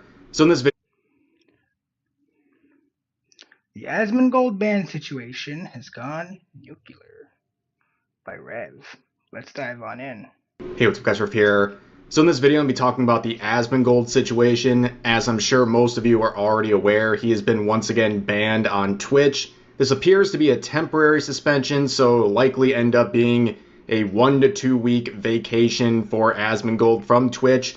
And in the meanwhile, he's probably going to stream on other platforms like Kick and or YouTube. But the reason for his ban is something that is never provided by Twitch. They never give specific reasons, so people had to start digging. And the clip everyone is talking about is this one right here. We're going to listen to a little bit of it. For context, he is talking about a situation in Spain where tens of thousands of illegal immigrants have poured into their borders completely unchecked. And then a viewer brings up a hypothetical based on that, and this was his answer that has gone viral. You mean you shoot adults and deport the kids, right? Well, I'd shoot whoever. Based. Yeah, I'd shoot whoever. I mean, if it's kids, women, men, anybody, just shoot them. They're going to stop coming over. Because if you don't do that, they'll use children and women as shields to get themselves over. And then they'll put more women and children at risk because they know that they can use them as collateral so they can get more of themselves over. That's the way it works. Yes. That's the way an animal thinks, and these people are animals. It's just the way it is. They're savages. Absolute fucking savages. Hamas tactics, yeah, terrorists. Of course you don't want to do that. Doesn't mean you want to do it. But you have to do what you need to do in order to enforce your borders, man. Like, that's the way it is. People are too emotional to see that. Yeah, I mean, like, again, like, it's... You can't make decisions that way. And I understand the way that I talk about this might be a little bit extreme. It might be a little bit, unemotional. I wish we had more people like me. I do. I wish we had more, because we got too many pussies that are too worried about the optics of something rather than the reality of it. Now, Asmongold himself has even admitted in that clip that this was an extreme response. But again, it's his answer to a hypothetical. He is not running out there cheering on these actions and wanting people, including border control, to go after children and do stuff like that. But of course, it's a very nuanced conversation, and you know where nuance never dies. It's Twitter, right? Oh, no. So people are framing what he said as Asmongold just wanting children to I know this retard. be mass ended, right? Of course, taking it out of Hey, context. look, community because notes. the take itself is something I think a lot of people would criticize, right? But they can't help themselves. They have to take it out of context or go the next level to try to make it look worse for him. And then you start understanding the kind of people making these posts. This is the same person virtue signaling about this who just only a few years ago said they're going to put estrogen in the candy of random children who look like their parents are Trump supporters. And also, just 2 weeks ago, was defending Mao's Great Leap Forward, saying it maybe ended around 40 million people. By accident, though. Like, unironically supporting Mao Zedong and acting like what happened was an oopsie-whoopsie.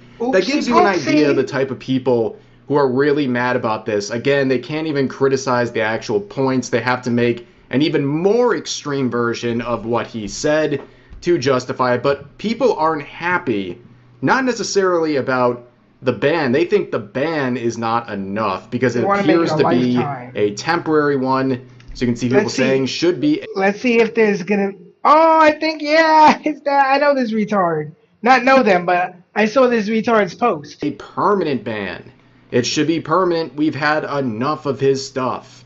Here's another one in all. I think I've seen this one too. I saw a handful of them. Make it Fucking permanent. retards. You cowards. He is teaching young men to be terrorists.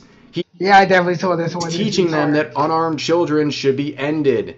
Blood will be on your hands when the next terrorist sprays an immigrant family because of his words. I mean, it sounds like for a second there they were describing a Hassan Piker stream.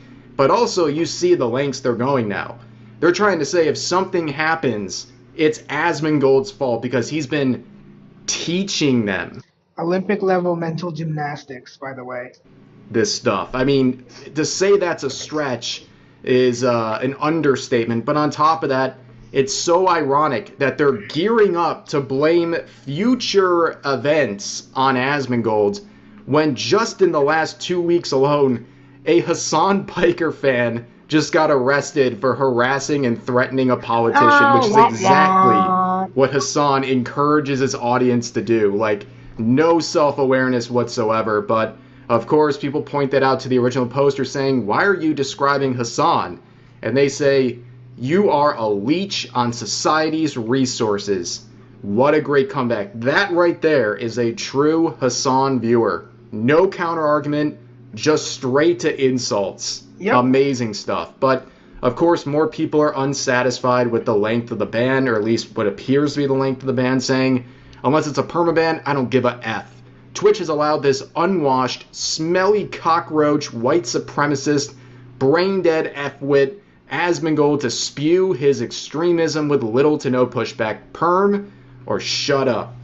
This is the funny thing, like, these people still want to support Twitch, despite the fact that they're publicly claiming they're, like, hand-in-hand collaborating with what they just described as a literal Nazi. Like, you still support that platform as long as they permaban him at some point, but if they give him a temporary, that's, a little too much. You're not going to stop using the platform, but, you know, many such cases here. But, of course, here's some more quotes saying, okay, but is this subhuman roach actually permanently banned or temporarily banned? Because I do not care if it's temporary. Here's another one saying, never unban him, put him in jail. Oh, they're going to the next level right here. They're going to put someone in jail over words now. Here's another quote from Kongman Lee saying, banned for telling the truth because he's moderately right-wing. But if you electrocute your dog, commit crimes on stream, or celebrate 9/11, nothing happens to you. Twitch, your bias is so obvious. Well, Twitch would be without standards if they didn't have their double standards, of course. Yep. But with this news, the Hassan stands are in a state of pure ecstasy, posting the cringiest fan cams I've ever seen in my life. Could you have, like, found any other clip where he's not wearing a maid dress? Like, but of course Hassan weighs in with the maid dress Hassan. The classic response to people they don't like getting suspended on places like Twitch, and of course he had something to say about this in many different clips, but we're going to play just one where not only does he call Asmongold's community a bunch of animals, he also basically says that, well, because of what Asmongold is doing, they have no empathy, and also he's a walking TOS violation. All the comments and the hidden replies are about you. Yeah, of course. As soon as Asmongold gets banned, you already know. Twitch ban. They deserved it. Blame Hassan. They didn't deserve it. Blame Hassan. You already know what's up. Anytime this kind of thing happens, like his community immediately start brigading everything. I'm just going to show you exactly what we suspect is the reason why he got banned, because it can be a million different things. It could be so many different things, because he is a TOS violation, a walking terms of service violation machine for the most look who's talking part, but it's most likely the advocacy that he was engaging in about murdering migrant children. It's about undocumented migrants or just refugees as animals while simultaneously advocating to slaughter them. You're worse than an animal. You're worse than an animal. If you, like, the thing that separates man from the rest of the animals is the capacity to feel empathy. It's actually really funny to hear Hassan call anyone an animal. That feels like a threat, because we've seen how he treats animals, so those are some threatening words. But, of course, calling anyone else, including Asmongold, a walking TOS violation, this response right here is all you need to know. People blame you because of the hypocrisy of Twitch. Here's a 20-minute compilation of you breaking Twitch TOS, to which you don't get banned. Yeah, I mean, I've seen this actual 20-minute compilation before. I've played some segments of it. It is actually insane, especially when you look at the sort of full scene of everything he's done over the years. I mean, it's not just a few things, it's literally dozens upon dozens upon dozens. In fact, just recently, Walking TOS Violation describes his new 912 framed newspaper, saying, "You might have noticed some changes behind me. I finally framed the Cutie Cinderella newspaper from the morning of 9/12, the newspaper that covered 9/11. I moved the North Korea poster up in its place of the fan art," which of course that fan art was furry fan art of Hassan wearing a poopy diaper. Yeah, he finally covered that up. It's been up forever, but he recently got made fun of for it, so then he covered it up. Again, this is also a guy who calls people horrendously slanderous things over fictional content, but has that hanging up on his wall. Disturbing to say the least, but there's another aspect to this that I think is interesting. You can see this quote saying, "Well, this time, I guess Kaise will be pregnant with his children. They'll be getting a $5 million mansion and a few maids. Well played, Twitch. Thank you for fixing my homeboy's life," which is a sort of meme that's been coming out every time Asmongold is banned on Twitch. He goes and improves his life, whether it's like cleaning up his room or his house or getting some health-related things taken care of. And this time, who knows with the new girlfriend, right? So what was her response to all this? Well, she's been posting more selfies basically saying, like, "I don't care, everyone shut up." And people go into the replies like this saying, "Your ugly, unwashed boyfriend advocates for ending children." And she simply replies, "Based." And then the original poster says, "You're pathetic." You can literally see the steam coming out of this user's ears. But yeah, she is once again trolling people on Twitter. It seems like a very appropriate response for someone who is dating Asmongold. Kind of what you would expect. But anyways, there was an update provided by Asmongold on a Discord post right here, where you can see a lot of questions about your ban. Got anything we can tell people in the server? Let me think. Just that I'll make a video about it when I can, and that I had something completely unrelated happen that requires my full attention. What that is, who knows? People think it's a new house or something else involving his new girlfriend, but whatever it is, he will be eventually making a video talking about this situation. And of course, people are fuming in the replies to the simple update post saying, "Took bro 30 minutes to come up with that BS. No wonder he's too scared to debate Hassan, who would manhandle him in a debate. Sure, also, buddy. Hassan would beat him in a wrestling match, or MMA, or boxing too. I don't think anyone can doubt that, like, Asmon is really weak and fragile." This guy's literally writing a fan fiction. Like, his fan fiction of Hassan manhandling Asmongold's getting a little too descriptive, okay? But this is the average Hassan fan right here. But ladies and gentlemen, that is the situation. Given the very controversial nature of all this, I'm very interested to hear what you guys have to think about this in the comment section down below. But for now, that's going to do for this video. If you enjoyed, please consider giving the video a like, consider subscribing and turning on notifications for daily uploads, as well as multiple streams every week live here on YouTube. But overall, hope you guys enjoyed the video, and I'll see you next time. So there is a fine irony in a guy who should probably go get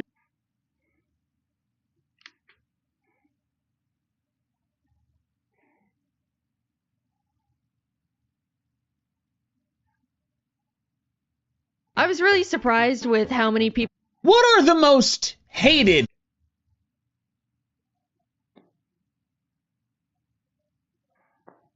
I'm gonna take a break.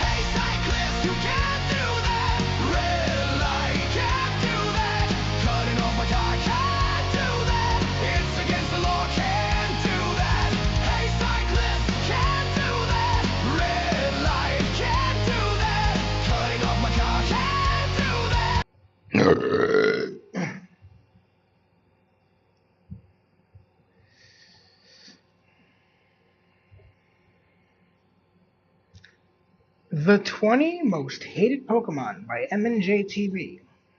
Let's dive on in.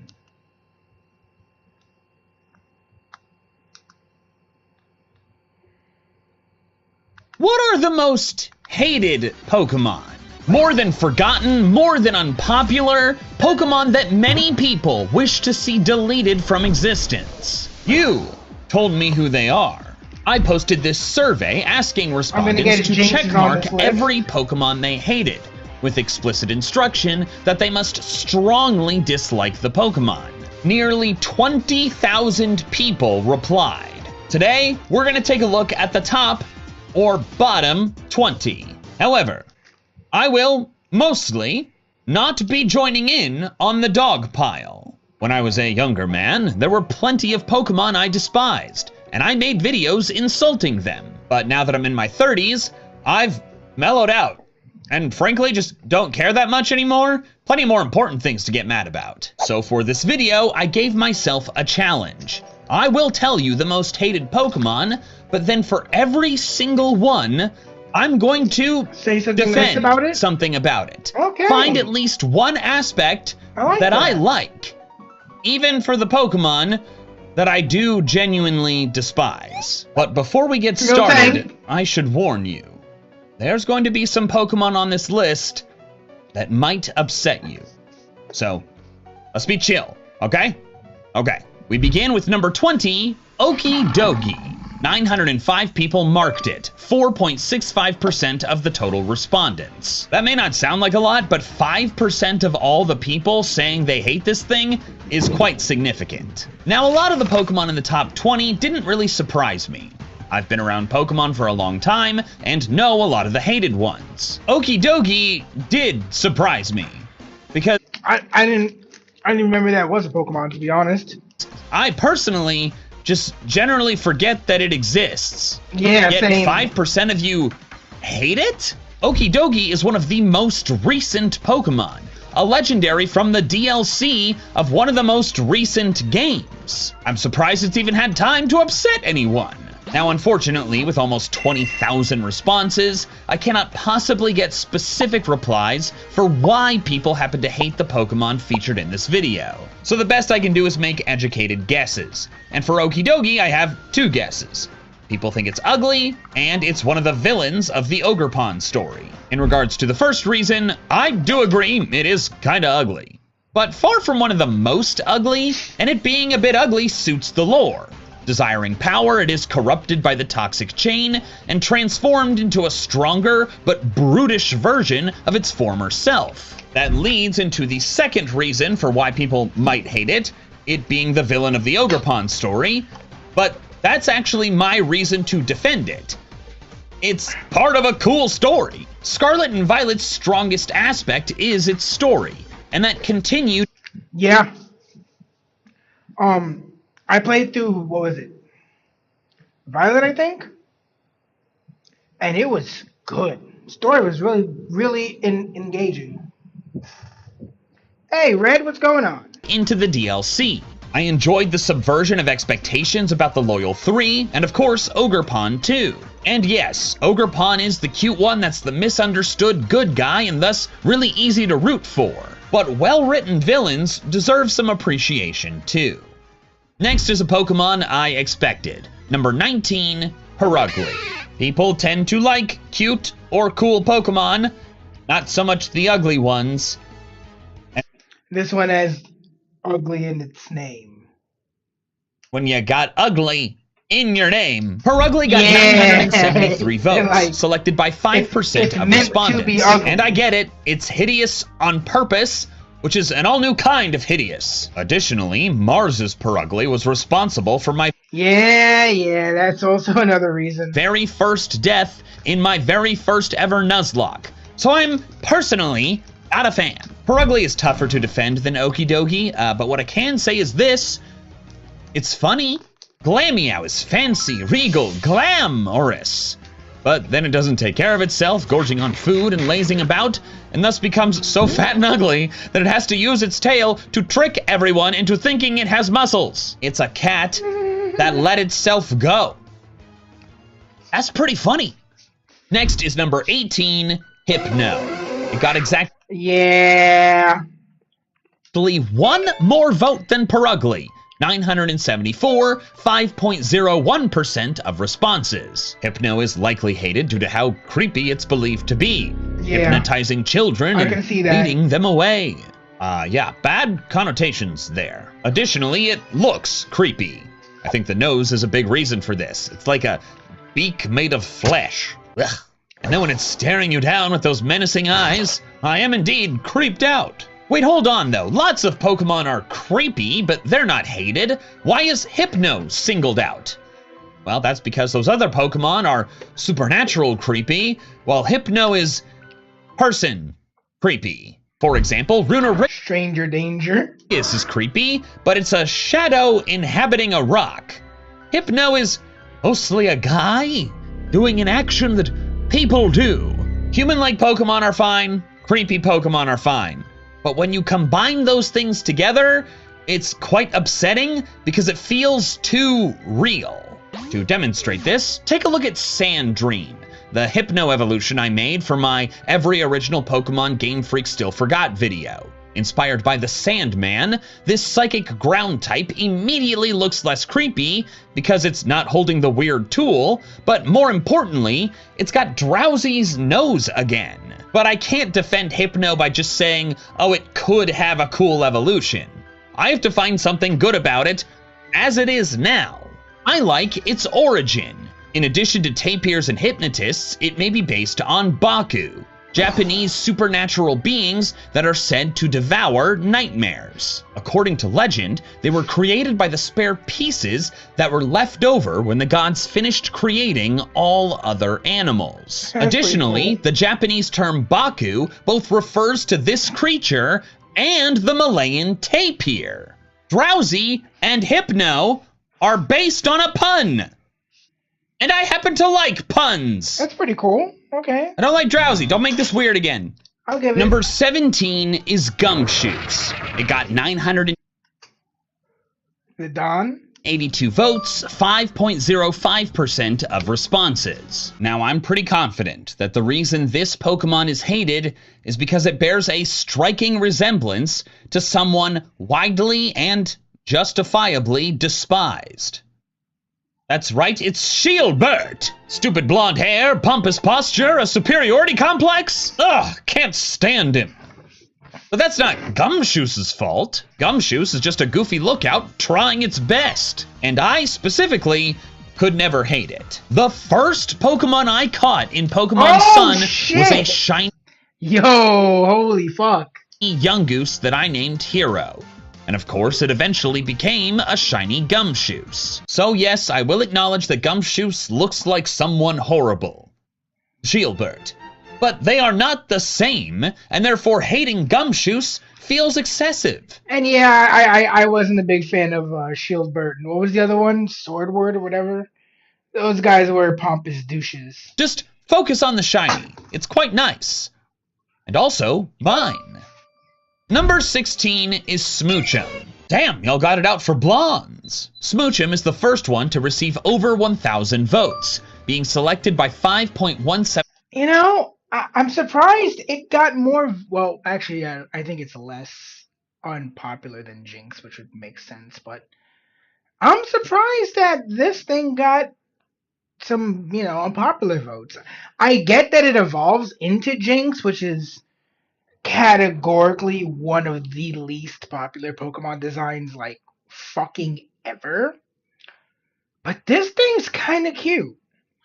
I mean, I'm not a big fan, but I don't dislike it, and I'm not even a big fan of Jinx. % of respondents. I would wager that the reason this Pokemon is hated is because of its association with another Pokemon that is, spoiler, higher on this list. Yeah, I guess we figured out that the Jinx is indeed on this list. Honestly, you didn't miss much. I reacted to an Asmongold video about why he got banned and some other stuff. Like it was like a half an hour video about like just a life update and also why he got banned. And then I reacted to some stuff that probably won't make the YouTube channel because I didn't feel like I really added enough to the react. So I mean, in all honesty, this is probably the second video that's actually going to get its own YouTube video. So you didn't miss much other than kind of some fluff and filler. But I don't really think that's enough to justify it. My defense is that Smoochum on its own is generally cute. Yeah, Far it's from the cute. cutest, absolutely. But Oh, no, if definitely someone not doesn't the have the cutest. cutest baby, do you hate their baby? Although I Yes. will admit, the hair, it's a little odd. And the whole goes around feeling things out with its lips thing, that is more odd. I don't particularly like the Pokemon, but hating it feels extreme. Just lump it in with all the other baby Pokemon that really shouldn't exist because we should have gotten evolutions instead. Haha! Yeah, it is baby- I, Grunt! I honestly also feel like baby Pokemon was a. No, actually, I might throw that on in a little while. I never was a big fan of baby Pokemon. The whole concept, I feel, wasn't necessary. Dear boy, and are you pulling out your phone? Well, I wasn't in the mood to hear about whatever, so I'm gonna play some Clash of Critters, the sponsor of this video. It's a really fun creature collecting game that I've been playing recently. Oh, how rude! Give me that! What are you even doing here? Pinball? Oh wait, this is actually super fun. Oh, I pulled a critter! Goon bug. That's hilarious! And perfect! I'm a type of goon. Yeah, and you're bugging me. Now give it back. No! Goonbug is my friend! And I must evolve him. I bet it gets a suit. No, I was wrong! Capo Beetle gets sunglasses! Even better! Now one more time into Dawn Scarab, sunglasses and buff! He's just like me! I can't even see your muscles with that loose shirt. Now hand over my... Come along, Dawn Scarab, to battle! Behold the strength of an ascended goon! Wait a minute. If I finish this brand deal, you have to leave. What? Wait, hold on, don't! Play Clash of Critters today by scanning the QR code on screen or using my link in the description below. Until September 21st, use code HELLOTATARI to get 100 pinballs, 4,000 candies, and 3 blue Tatari capsules. Yeah, you can. And I mean, I don't mind them. I just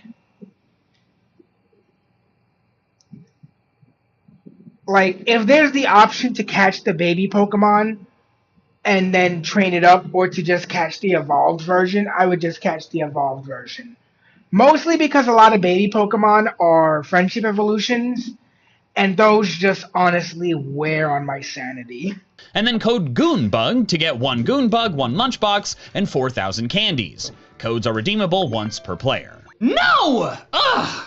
You've bested me! But joke's on you, because I'm taking your phone with me! No, I should have realized that. It's critter time! Ta-ta! Number 15 is our first starter Pokemon. No! Quackquavel. 1,041 votes, selected by... I like this Pokemon. I use it in both champions, and it was my starter. 5.35% of respondents. I should mention at the front here, I did pick Quaxley in my first playthrough of Scarlet. It was always my favorite of the base forms, and while Skeledirge was my favorite final form, by a lot, Look, I will say the final form, Skeledirge, Meowscarada, and Quackquavel, all really cool. I actually wound up using all 3 in my playthrough of Violet. liked Armarouge more, and did not want to overlap fire types. Makes sense. But even though it was my first Gen 9 starter, I don't love it. My impression is that generally, Pokemon fans, myself included, are growing weary of highly person-like starters rather than more animal-like ones. And I don't mean bipedal starters. I mean like, it's a person with an animal's head. Quackquavel falls into that category, but slightly less so, which actually makes it worse. It mostly has the proportions of a human. but then the bottom half of its torso is a bird's. This makes it look like it's... how do I put this delicately? Like it's popping out his fat ass. I was also disappointed with Quackwaddle because lots of fan art, thanks to Quaxley's hat, predicted that its final evolution would be a sailor or a pirate or even a sick-ass bullfighter. I'll say, this one's on me. Those would have been cool. I got my hopes up for something that I, specifically, would think is cool, and I know not every Pokemon can be designed for everyone. But man, a pirate would have been so much cooler. No one showed me any art of, like, fake Winston Wave starter evolutions. I'm just going to end up disappointed. But overall, Quackwaddle is something that I'm disappointed with, not something that I hate. For my positive thing about it, I think the peacock feathers made of water are really cool, and I love how it moves them when attacking. It's also water fighting, which is not my favorite type combo, but it's a type combo I do like, and it's a type combo we, ironically, haven't seen that much. We saw it once with Poliwrath in Generation 1, and then, if I'm not mistaken, we didn't see it again until, like, Keldeo in Generation 5, and then I think this is, like, the third one. It's not a combo we get too often, and it is genuinely a combo I like. Poliwrath's one of my favorite Pokemon, just because, like, it likes to swim, and so do I. If only those had been attached to a bird. Not a bird person. Bird person! Oh, Rick and Morty reference. With a giant butt. Number 14 is Simisear. 1,000. Yeah, I can get it. These... A lot of people don't like these Pokemon because they are they're aggressively mid. And there were a couple of games where you were almost like I mean, I used the grass version in my Y playthrough. We are literally talking like 12 years ago now or some shit like that. 12, 13 years ago. But yeah, the elemental monkeys were never super popular. And I can see how some people might have some ire toward them because they are aggressively mid.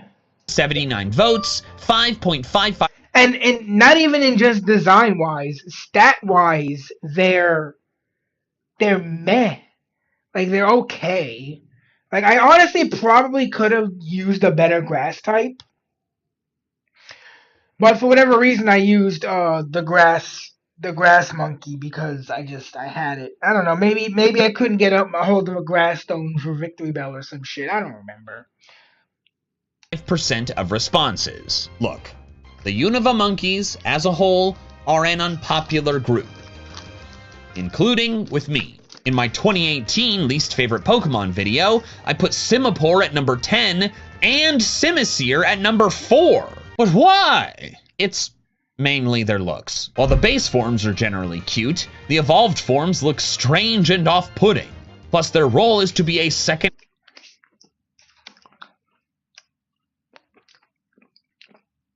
This one looks a little stoned.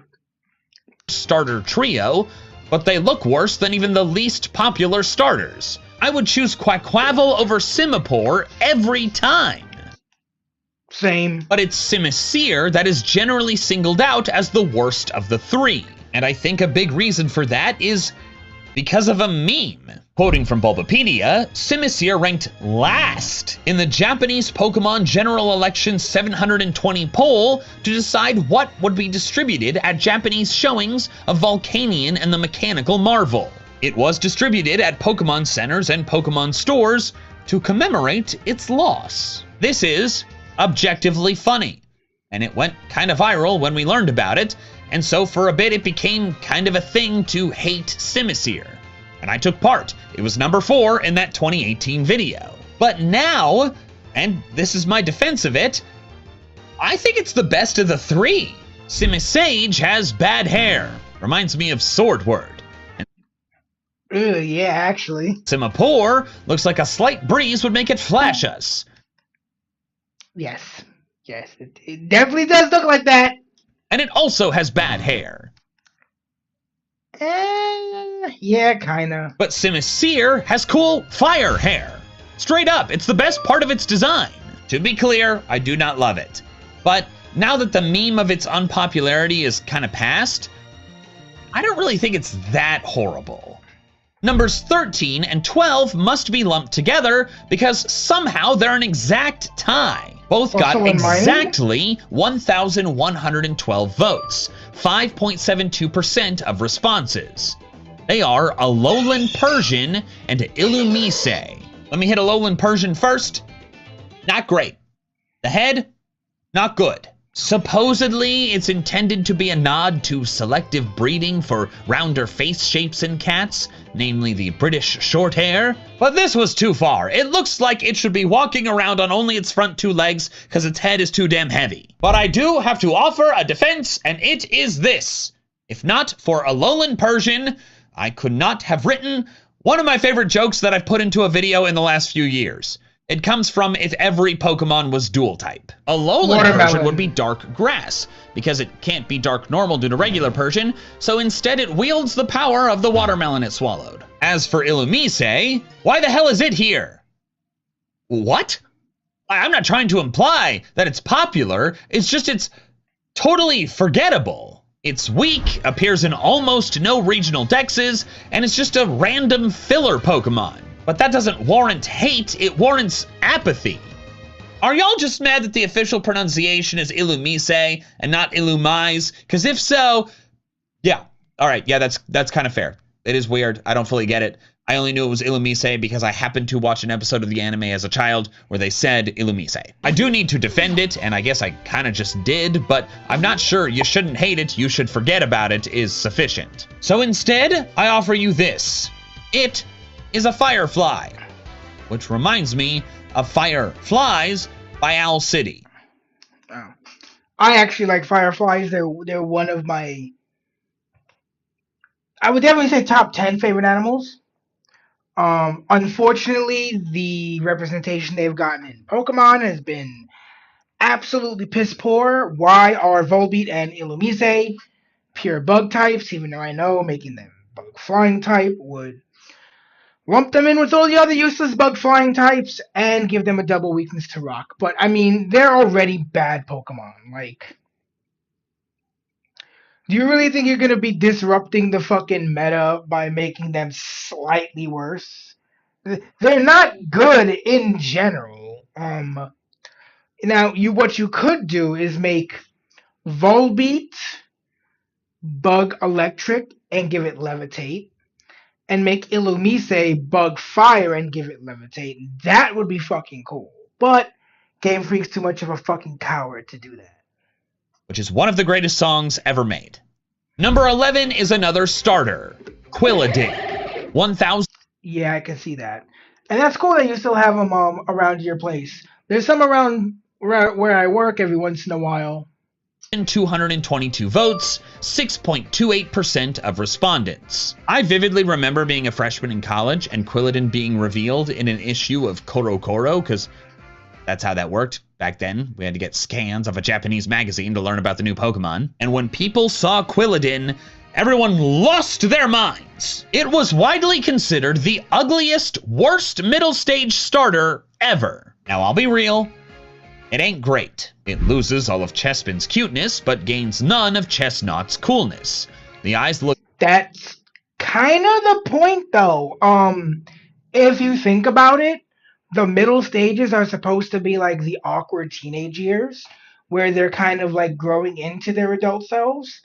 So it kind of works. But yeah, it is a very unlikable design. It is derpy looking. Yeah, it does kind of look.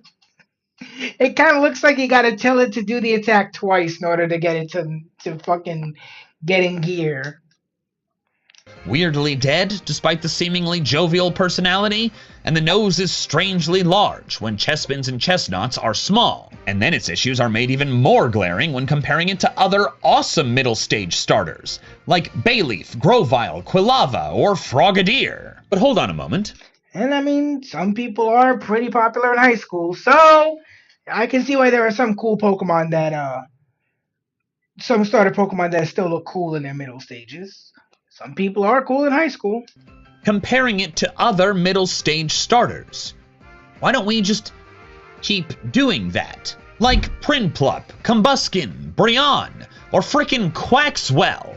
How the hell did both Quilladin and Quaquaval end up more hated than Quaxwell? What I'm trying to say is that, yeah, Quilladin is not a great-looking Pokemon, but hating it feels absurd. It's goofy and awkward, but so are a lot of middle-stage starters. Very few get the privilege of being cool. Much like real teenagers. I literally just said that. Because, I mean, yeah. Look, for every one cool teenager, there were like fucking 10 fucking dorky-ass teenagers. I wasn't one of the cool ones, to be clear. Neither was I. Neither the fuck was I. Maybe that's why I'm okay with Quilladin. My defense of Quilladin is this. In its 3D model and some of its art, it does look dead inside. But whenever you see depictions of it showing more emotions, I actually think it's a pretty solid-looking Pokemon. Closer to average. Speaking of average, I was appearing at a convention last summer and I was doing a Q&A and someone asked me, what Pokemon do you think are average? And I replied, most of them. And then everyone laughed, which I was happy about, but I'd also didn't fully understand. That's how bell curves work. And Quilladin goes in the bell curve. Number 10 will be a brief entry because it's nearly identical to a previous one. Volbeat. 1,229 votes, 6.32% of respondents. Now I will say, Volbeat is definitely worse than Illumise, but it's still more forgettable than hateable. It's just a dumb, kind of stupid-looking, boring Firefly that would have been combined with Illumise to form one Pokemon if they'd come out just one generation later. It's not a big deal. So instead of hating it, just remember Owl City. Can I buy a license to that song for this video? That would be a giant waste of money. Number 9 is kind of 2 entries, kind of not. For a lot of Pokemon, I made it so that each one of their unique forms had a different checkbox. That way, if their forms were very different from each other, people could vote for them differently. Like with Alolan Persian versus regular Persian. This Pokemon has 2 forms, but they are actually hated nearly equally. Technically, these 2 forms are the 9th and 10th most hated Pokemon, but they're right next to each other in the rankings, and the same species. So I just combined them and shifted all the lower ones up. This Pokemon is Enamorus. Its Therian form got 1,266 votes, 6.51% of responses. Its incarnate form got a bit more, 1,324, 6.81%. And I don't really get it. I'm not a fan, to be clear, it ain't pretty, but unlike the other genies, its tail thing isn't just random shapes. It's a snake. That's fun. I like snakes. But what's really cool about I too like snakes. Is that it's an example of evolving inspiration. Quoting from Bulbapedia, according to Junichi Masuda, the Therian forms of Tornadus, Thundurus, and Landorus were not originally based on the 4 symbols, but were inspired by similar mythological beings. This is why the forces of nature were not originally a quartet. The 4 symbols are major Chinese mythological creatures: the Azure Dragon of the East, the Vermilion Bird of the South, the White Tiger of the West, and the Black Turtle Snake of the North. The original 3 Therian forms represent 3 of those, but there wasn't a turtle. Sometimes it's a turtle, sometimes it's a turtle with a snake. So, turtle snake. I don't know at what point in time Game Freak realized the genies could fit the 4 symbols. Maybe when designing the Therian forms during Gen 5, maybe later during the development of Legends Arceus. But either way, they realized that by adding a 4th one, they'd complete the quartet. That's cool. Look, I know Enamorus is not the best looking Pokemon, but none of the genies are. So what's the big deal? And it's the 4 Saint Beasts. And the origin behind them is pretty cool. Number 8 is... okay. Number 8 is Charizard. This is... I get it. You know, Game Freak sucks this Pokemon off intensely. And I can see how that could make some people not like it. They're wrong, but I can see it. They have the right to be wrong. This is completely real. 1,364 votes, 7.01% of responses. One of the most popular Pokemon ever is also one of the most hated. And I get it. To a degree. Charizard has been iconic since the original games, and consistently loved by many. Any Charizard card instantly is more expensive just because Charizard is on it. And because of this popularity, the only Pokemon to get more special treatment than Charizard is Pikachu. Charizard got 2 Mega Evolutions in Gen 6. The only other one to do so was Mewtwo. Charizard was the Galar Champion's ace with a fancy Gigantamax form, while the other Kanto starters and the Galar starters had to wait until the DLC to get them. If you search Charizard on PokemonCenter.com, it has over 200 results. Blastoise and Venusaur have a quarter of that. You either die a hero, or you live long enough to see yourself become the villain. To many, Charizard has done the latter. Like LeBron James or Taylor Swift, it's been on top for so long that segments of people out there want nothing more than to see it fall. And for others, it's less malicious. It's just that people like to root for an underdog. And Charizard is an overdog. It's the poster child for Kanto favoritism. Can't tell you how many Mega Charizard Z memes I saw last year. Plus, there's plenty of other great Pokemon out there that deserve some love but have never gotten any. It can be a little hard to see Charizard get showered with so much great stuff when your favorite's just rotting over there on the side. Charizard is easy to defend. It's extremely cool and very iconic. I could never hate it just because of its special treatment. With all the Pokemon ROM hacks I have played in the last year, a good handful of times I've used Charizard because it is just a solid Pokemon. But in regards to that special treatment, Pokemon... Oh, I love Blastoise more too. But because a lot of the Pokemon ROM hacks I play allow you to catch any Pokemon, I'll also sometimes add a Charizard to the team because it covers the ability to fly for games that need you to have a flying type in your party to use it. And it covers your fire type, and it's not a bad Pokemon. Is a business. And they know a lot of people love Charizard, so they want people to buy the games and buy the merch with Charizard getting something cool in it. So, just try to remember that. They don't hate your Pokemon. It's just capitalism. Number 7 is Aromatisse. 1,373 votes, 7.06% of responses. I can see that. It's kind of weird looking. Yeah, this one I get. It's not great. I actually put it at number 8 on my 2018 least favorite list. It's mainly the leg. It's weird when Pokemon mimic behaviors that people do when they're trying to be sexy. Put it back in there. Put it away. Put the leg away! The design of its face is not to my personal tastes. Not all Pokemon can be. But even so, I think Spritzy is fine. If Aromatisse had instead been more bird-like rather than strange person-like, I might have been on board. Unfortunately, it's really just not for me. I don't hate it like I used to, but if I was ranking all Pokemon, good to bad, it's gonna be on the tail end of the bad. As for how to defend it, it has a really cool shiny. I might... Oh shit, it actually does. Actually like Aromatisse more if these were the standard colors, since the yellow eyes look better than the red in my opinion. Number 6 is Monkey Dory? I must be missing something. What's the problem with the Loyal 3? Two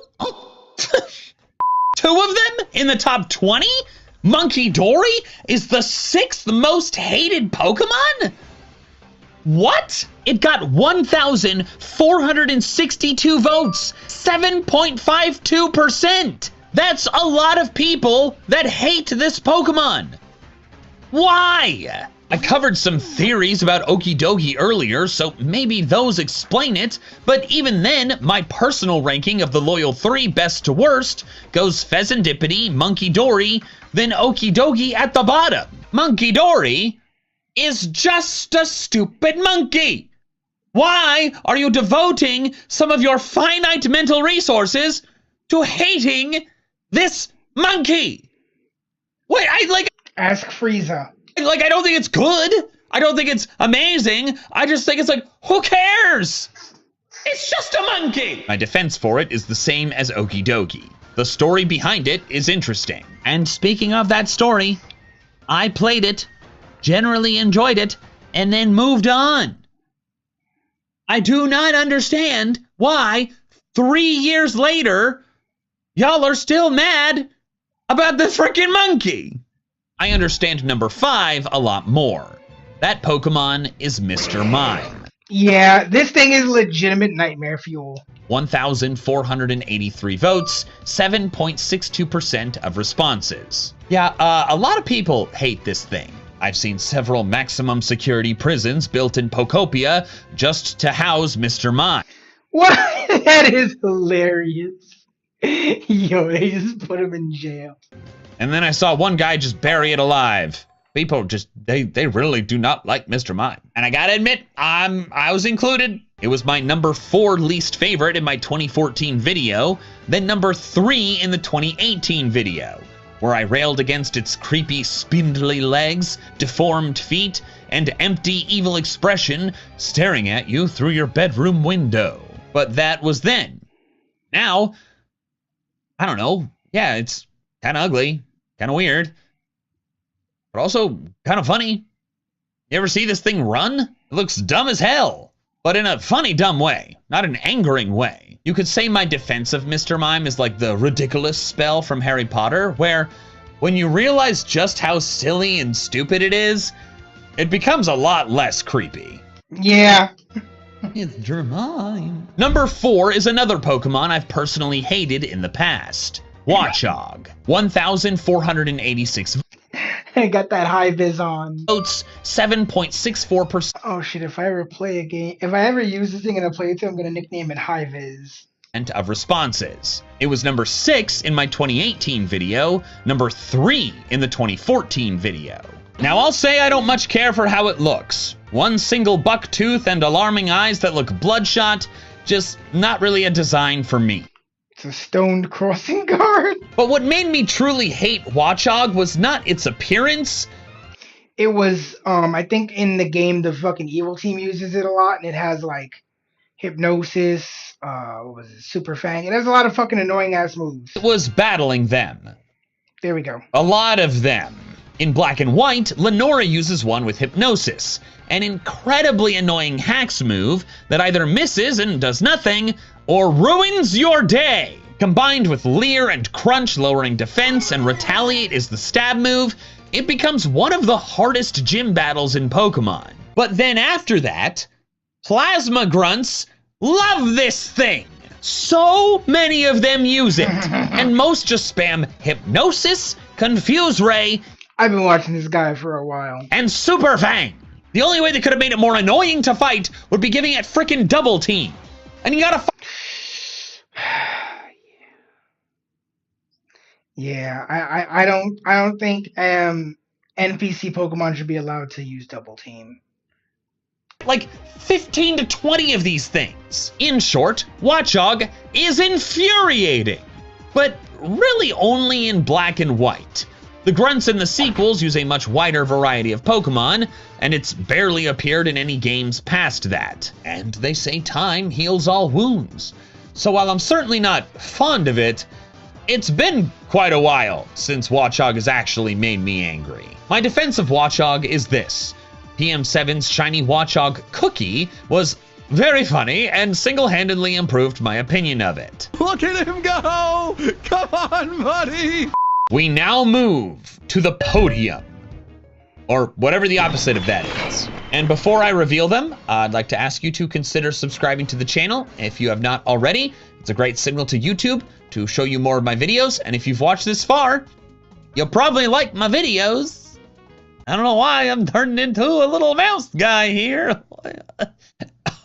It is 9:42 p.m. Number 3 had the biggest percentage increase so far. The first one to jump over 1% beyond the previous.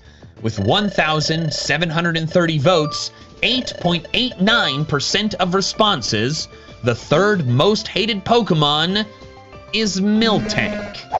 Yeah.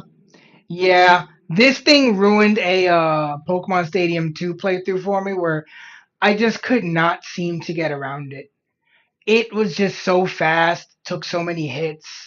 It was annoying.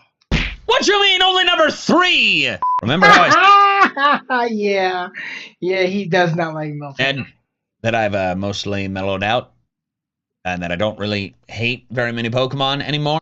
Oh, he said mostly. Still hate Miltank. Still really hate Miltank. Whitney's traumatized me in my youth. Battle Mason ones traumatized me in college. Using only one Miltank to beat Heart Gold traumatized me as an adult. But worst of all, it has giant, flopping sausage nipples. They gave the cow nipples jiggle physics. Now I have to defend this stupid thing. My God. Okay, how about this? Nothing about Miltank is redeemable. That's not a defense. Give me a second.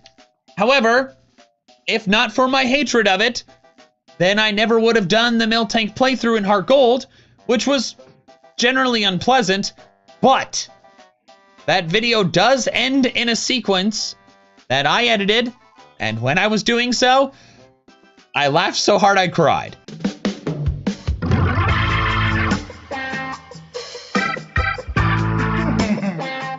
We now move to number 2. And y'all, the jump from 3 to 2 was massive. While Miltank was selected by around 1,700 people, just under 9% of respondents, this Pokemon was selected by 2,477 people. 12.73% of responses. Shit. A jump of almost... That's like an eighth of all the people. 4%. This extremely hated Pokemon is Jinx. Yeah, I can see it. There's very, very, very little redeemable about this Pokemon and its design. It was my number 7 least favorite in my 2018 video, and I've never liked it. It's a freaky looking lady that seductively wiggles its hips as it walks, and we don't need that in Pokemon. We just don't. Additionally, it's the only Pokemon to be redesigned because it was racist. Following the American airing of Holiday Hijinks in 1999, Carol Boston Weatherford, an African-American cultural critic, claimed that Jinx was a negative racial stereotype of African Americans due to the Pokemon's black skin and oversized facial features, which were typical in minstrel shows. There is debate surrounding the inspirations behind Jinx's design, attributing the appearance to Gyaru fashion or the Nordic goddess Hel. But even if the designers had no offensive intentions, it turned out offensive, and thus Pokemon responded by changing Jinx to have purple skin. But what this proves is that if you have to redesign it to not be offensive, maybe you just should have skipped it. In summation, it's... Yeah, I honestly think Jinx is a Pokemon that could disappear tomorrow, and there is a extremely minute percentage of the Pokemon fandom that would even care. Weird, gross. Like, let alone be even upset, that would even care. Most people would just be like, all right, whatever. And very offensive at times. It makes perfect sense why it's hated to this degree. And now I have to defend it?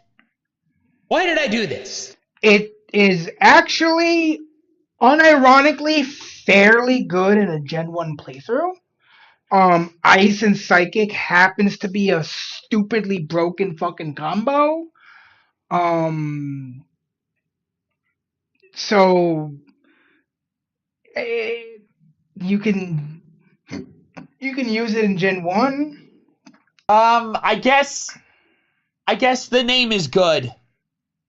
I guess Jinx is a cool name for something. That's why League of Legends also did it. But now, for number 1. The most hated Pokemon. And it is far more hated than the others. Really? More than Jinx? More than Mr. Mime? Let me try to think.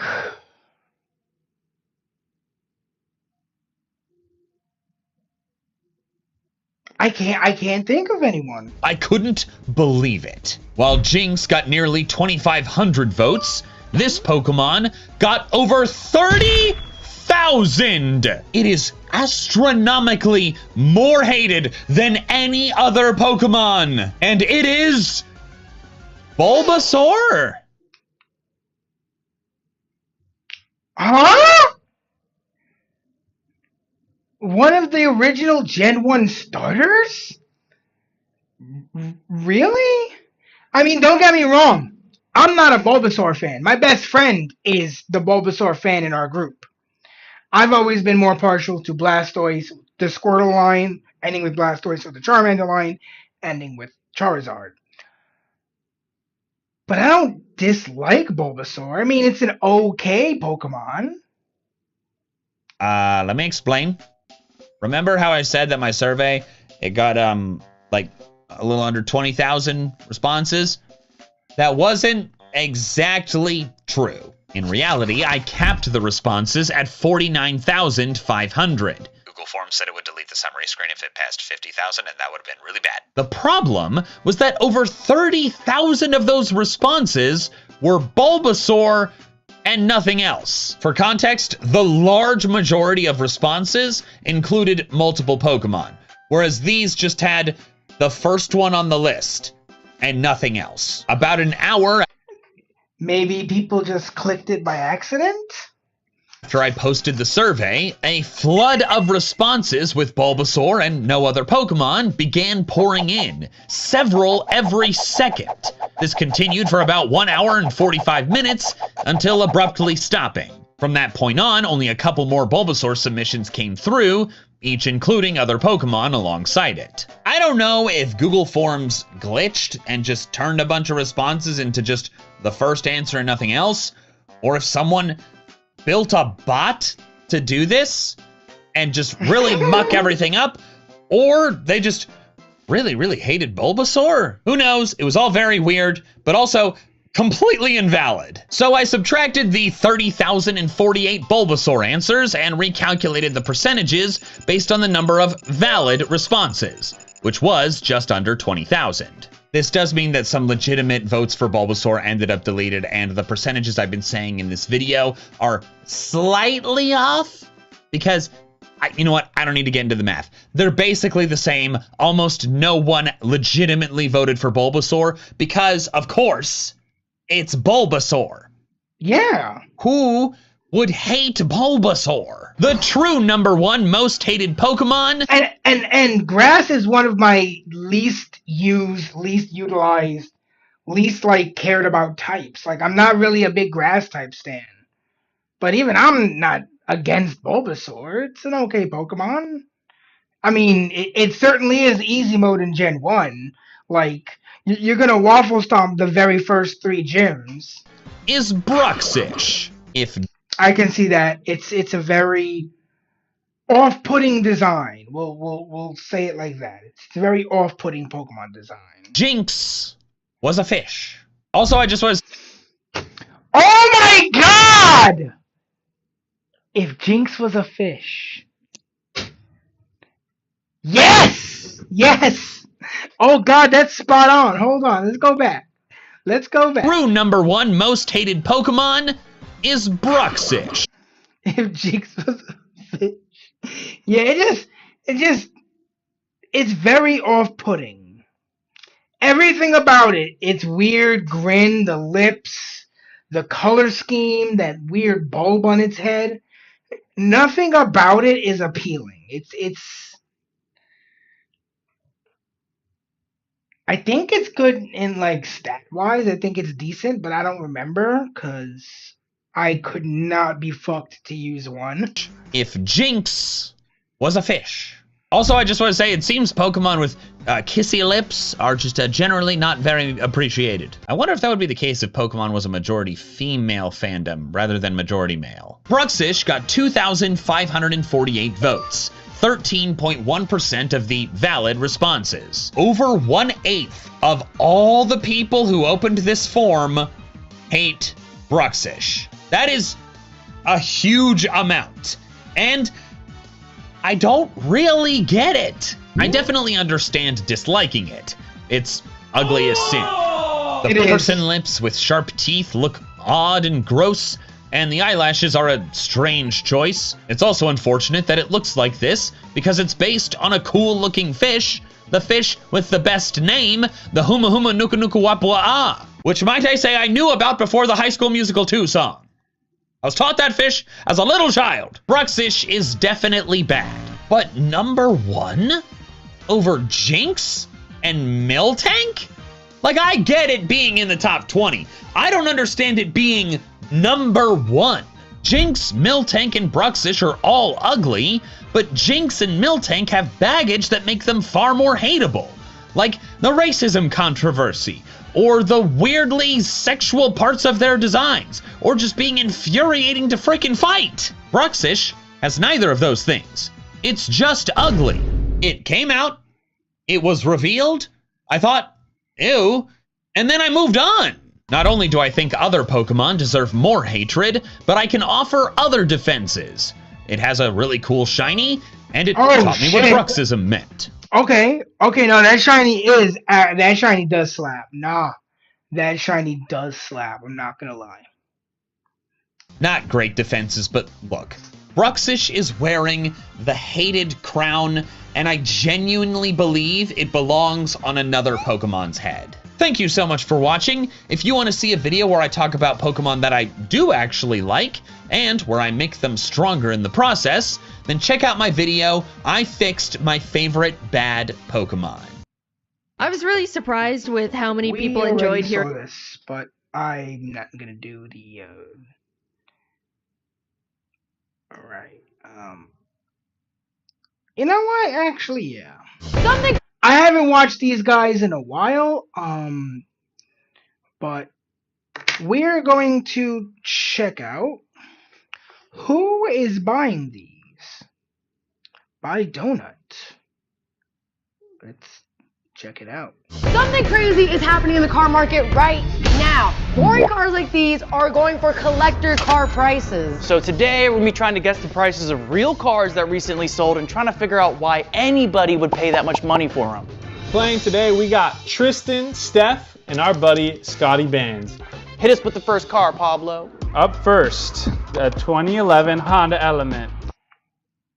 I remember those. Ugh. This car recently sold in March in 2026. It's got 16,000 miles on it. Only 16,000 miles? That's barely driven. I put that on my car in like a year. I'm gonna say probably sold for about 18.5. Okay. That's pretty low. minty. Yeah. Alabaster silver metallic paint. That's right, not just no regular silver. 16-inch steelies, and price new, it was about $21,000. So, how much do you think? I'm gonna say it sold for between 18.5 and like 17-ish. Get sold for. All right, write your answers on the boards. I'll give you 6. Now, realistically, that should be like a $6,000 car. Unfortunately, the car market is fucked up the asshole.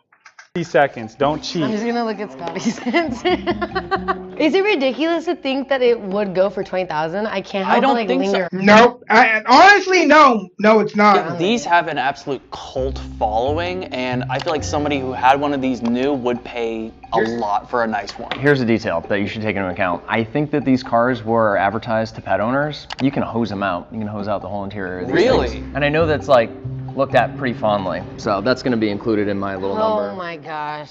For this game, we are not doing Price's Right rules, so whoever's closest to the number wins. I'm locking it in. Oh, okay. Yeah, me too. I'm gonna say 18.5. I'm not gonna go too I'm gonna crazy. need an answer. I gotta feel it out. Just because that's how fucked the car market is right now. That a fucking 2011 car would be worth almost as much as it was worth new. So I think this Honda Element sold at auction for $17,500. I'm not too far behind with $18,000. I think it sold for $17,000 exactly. Wow. Oh my god. Okay, so we're on the same page. This is pretty close. This is good. This bodes well for all of us. In March of 2026, the Honda Element sold for $30,000.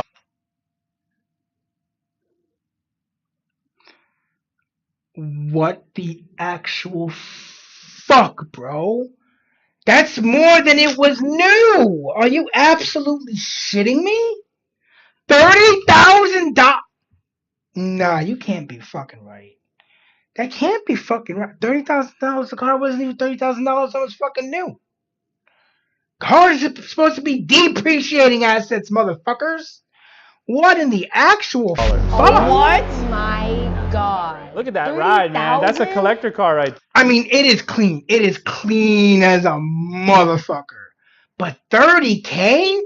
My car wasn't 30K and it was brand new with a warranty. That's insane. There, 30,000. That's very mint, but it's a freaking Element. The fact that you I mean, it is a Honda Element. Those are dope cars. They're still dope cars today, but the car market is truly and totally fucked. can hose it off is really cool, but it's not anything crazy on the inside. Just for reference, for $28,000, you could get a Dodge Viper. Yeah, but does it come with a life insurance policy? That's fucking nuts. They made too many of these for it to be worth $30,000. It was probably an accident. He probably meant to type in 3,000. And he's like, oh no! I guess my kids aren't going to college. I would not pay more than $7,500. Not a penny more. I could do $2,500 and a broken PS2 remote for sure. This next car is the worst reviewed car on Top Gear. It's the Lexus. It's the Lexus. Exactly. 2008 Lexus SC430 has a whopping 7,000 miles on it, a 4.3 liter V8, 6-speed automatic transmission, and price brand new was $65,000. Can you imagine having $65,000? During the recession.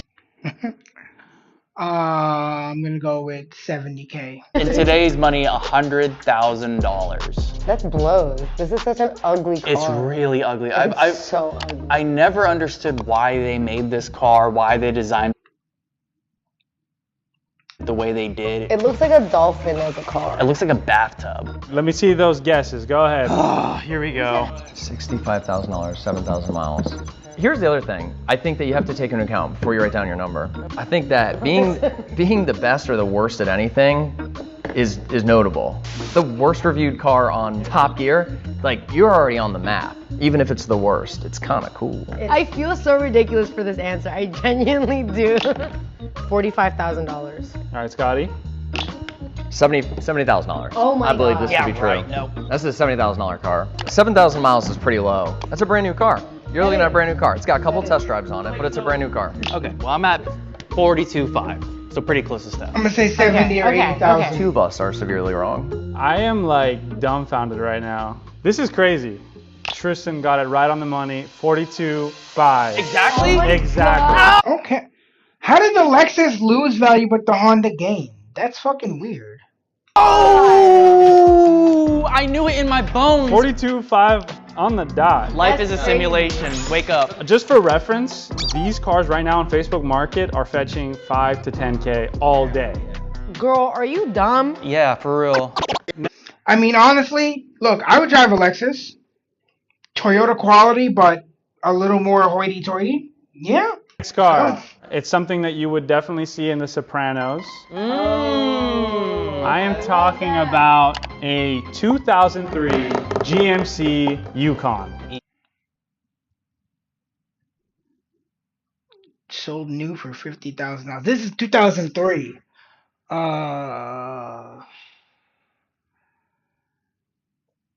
Between 17 and 20,000, I'm gonna say.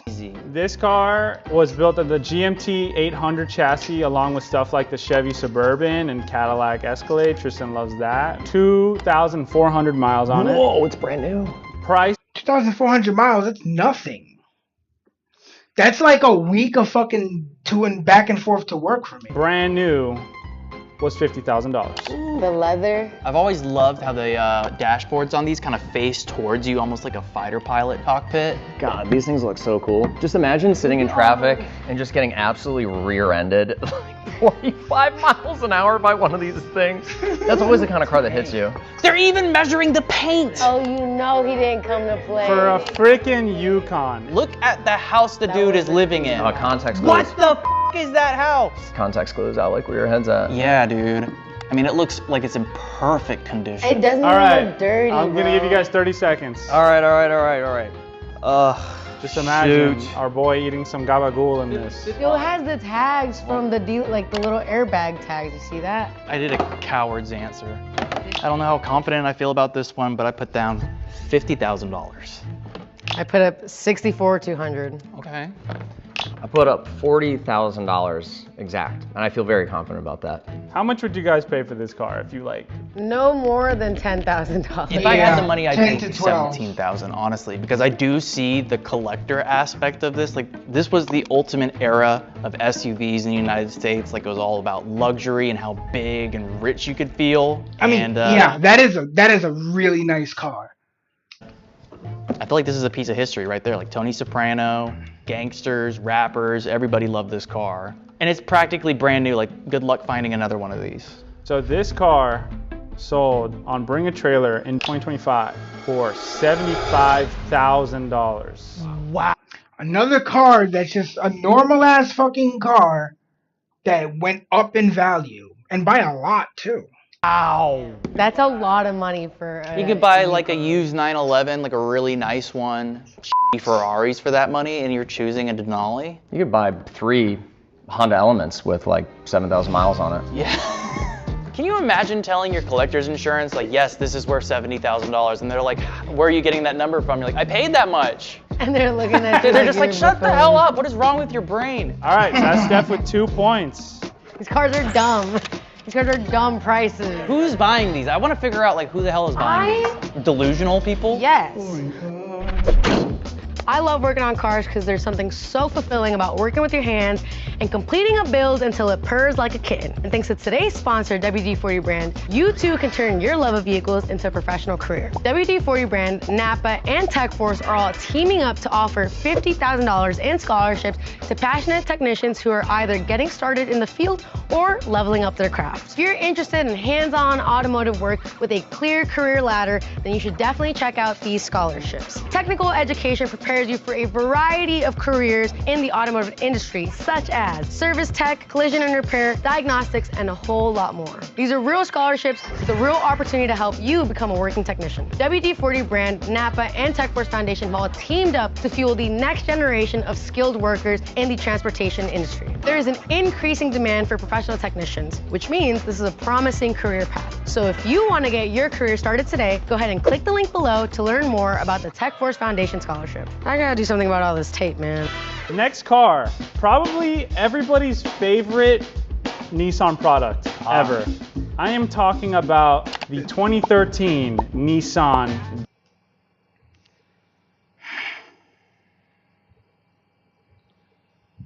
$109,000. That's as much as my car. No, I think my car is about the same.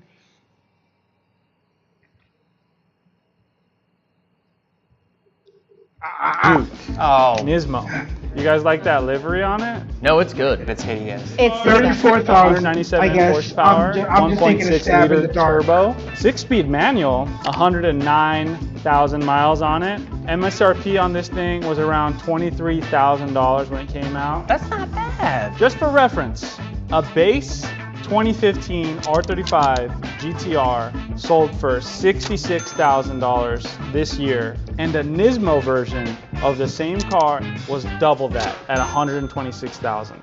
Oh, cooked interior. I don't like that. The interior is pretty cooked. It looks like somebody kind of wet the seats a little bit. Looks like there's a lot of booty sweat A going on. little in those juicy, seats. juicy, Yeah. juicy. Do we know how many liveries they did like this? This one's custom. Oh, this is custom. Oh man. Okay, That's so not good. I feel good about my answer. I genuinely. It's the Nismo, though. I don't care if it's the Nismo. It looks like a little bug, man. Scotty. I think this is a $2,500 car. And I believe cash in pocket. I mean, they look like butt. This is a bad looking car. And then this is a custom livery. Like, that's not gonna help the value. This is a bad car. This is a really bad car. 21, but I would pay no more than $500 for this car. Truly. I put it at I would pay anything for it. $23,000. Oh my god. I would pay to actually not drive this car. Yeah. I think it's hideous. Okay, how do So, we do? in July of 2026, that's this year, this thing sold for a whopping $5,900. Woo! That sounds about right. I think my thinking is just. Okay, yeah, that sounds about right. That's right, Tristan and Steph. You got juked. I tried to trick you guys. Crap! Shut the... I tried. That was so bad. Always. I hate this guy and this car. I hate what you did to my brain to make me think that was worth $23,000. Yeah, Does it mean I'm on the board? You are on the board. Congratulations. So right now we got Tristan and Scotty with 1 point and Steph with 2 points. Woo! You guys ready for our next card? Yeah, I feel good about the next one. Up next is every hyper miler's dream car. It is a 2000 Honda Insight. Oh my god. Ooh, you don't really see that Cute color. Yeah. 14,000 miles on it. It has a 1 liter 3-cylinder and famously has an electric motor that makes a whopping 73 horsepower combined. It has a tape player, no CD player, sorry, 70 miles per gallon, allegedly. Price new was about $18,000. I say with this one we should aim higher because, dude, this is practically a brand new car. These also have a cult following. There's not anything else like this on the road right now, and I don't think there ever will be again. The Insight was the first hybrid car ever sold in the US. It was kind of experimental. Oh yeah, she's cherry. Oh, wow. Yeah, that's good. That paint looks really nice too. Look at all that space. It looks like a time capsule. It's so mint. You guys got your answers? Yes, I got that. This is a $97,752 car. What? Not a penny more, not a penny less. Wow. That's a lot. That's very high. That's very high. I'm at $32,000. I think the right person would love this car, would spend this money happily, and it looks stupidly mint. I agree with everything Steph just said, but I'm a little bit higher at $33,333. On Bring a Trailer in October of last year, somebody got a steal of a deal for $23,500. So I got that point? Yes, I was actually pretty close there. Well, I'll tell you what, somebody did not make their nut on this car because that car is worth a lot more than that. I agree. I honestly believe that there was somebody that was down to buy this car for that amount of money. I really did believe. I agree. I think Honda guys are weird, especially when they get money, they start acting insane. Once you get into the hyper mile game, like you'll do anything to get another mile. And I think that hyper mile cars, like look at how many cars they built where they cover the wheel well. It's not a lot. Not a lot. Like I thought that had value. Steph, you're walking away. Tristan, Scotty, I don't know, maybe you guys want to like collab in the next one. I'll collab with you. It's hard out here for a winner and a pimp. Our next car might piss people off for being called boring. It's a boring car that also happens to be really, really fast. A 2022 Tesla Model S Plaid. Oh my god. Those are depreciating in value, no? It is the really, really fast version. It's got over 1,000 horsepower. It's one of the fastest accelerating cars in the whole freaking world. This one only has 427 miles on it. Window sticker for this car is about $150,000. Why would anybody pay that much money for that? More like Model F. What does the F All right. stand for? Fail. 160, I would say. That was awesome. 160,000. I feel like I've looked at Teslas enough on Facebook Marketplace. What? No, I was just looking at the water on the floor. I was like, where's the leak coming from? His pants. Tristan spilled water on the floor earlier, guys. No, he peed himself. There's so much water back here. There's so much piss I'm right gonna there. roll my pants up. Tristan's like, this much plus a kiss. I just hear like splashing around back there. Shut the like that. Tristan, we need a win for the boys. For I'm this next one. trying. Let's have you go first, Tristan. All right, all Are we right. ready? Are we He's ready? not winning this. 2022, 400 miles on it, $150,000 MSRP. I'm imagining it's now worth $180,000. Even though this is the cool Tesla, I can't help but feel like I've seen a lot of Teslas depreciate. So I'm gonna stick with $76,000. I think that this Tesla is worth $150,000 exactly. In April of 2026, this car fetched a mouth-watering $62,000. Oh my God! Genius! I'm a genius. Yo. Sorry, I'm not on your team, but that's good. Good Thank job. you so much. Nice job. That depreciated a ton. If you look at the market for Teslas, used ones, they've all depreciated a very large amount. You're looking at Model Ys, 50,000, 60,000, like they're A not. friend of mine picked one up with like no miles for like 30K. Just the worst kind of car. Objectively, just a terrible car. It is an appliance. It's a vacuum cleaner is what it is. This next car is on the top 10 list of best soccer mom cars. Your favorite Porsche, a 2014 Cayenne. Oh, God, I hate those. These cars can be optioned with tons of pretty sick engines. I'm talking 550 horsepower twin turbo V8. Unfortunately, this one is a base model. So this one only has a 3.6 liter V6. 64,000 miles on it, but it does have a 6-speed manual. $48,000. $64,000 brand new. Got it. Easy. Oh, whoa, the donut in the back. I love those kind of tires. Wow. So because Steph is walking away, I'm gonna give 2 points to who gets this next one right. You guys are No, I got it. No. I know this one. I feel like it's in my bones, man. I feel it. Fun fact about this thing, car enthusiasts said that SUVs would kill Porsche, but they actually did the opposite. The Cayenne and the Macan are Porsche's best-selling cars of all time. And it's not even close. They've made over 1.2 million Cayennes. This might be a stretch, but considering how much people love these things and how expensive the newer SUVs are, it's more likely for someone who wants to appear a type of way or get just this SUV, they would get an older model. So I'm gonna stick with $72,000. I'm gonna go with $50,000. I think. They made a ton of these. This is the base model. It doesn't have the fancy diesel engine or the crazy V8, so I think it's on the lower side at $27,500. That feels good. I don't know why that felt so good when you turned it around like that. It just felt right. Yeah, it was a good one. All right, Pablo, you look like you're sweating over there. Give us the number. Say it, Pablo. Say Spit it, out. say I it. might change the rules back. Say it. Last year, this car sold for God bless. $125,000. $125,000. Why? Why would anybody pay that much money? Is everybody smoking now? You know why? Because the newer ones are so egregiously expensive, and even on top of that, you have to pay for subscription-based services and all that. And people are just opting to buying the older model. You can buy so many cars for this bread. Like, just name a car, you could buy it for $100,000. You can change your life with that kind of money. You could feed your family with that kind of money. You could probably convince Tom Brady to kiss you on the lips for that amount of money. Yo, I gotta dap you up for that, though. I can't stop you. She's gonna win it. No, she's not. Stop. You know why I think she's winning? It's because the people that paid the prices, they were dumb prices. They're dumb prices. Yeah, you're really good at coming up with those. And you're really good at peeing your pants, pee-pee boy. Next car. There are 3 points on the line. All right, I swear to God, let's if see. Steph gets it, I'm gonna die. If you get it right, you get 2 points. And if you can guess the month that it sold, you get 1 point.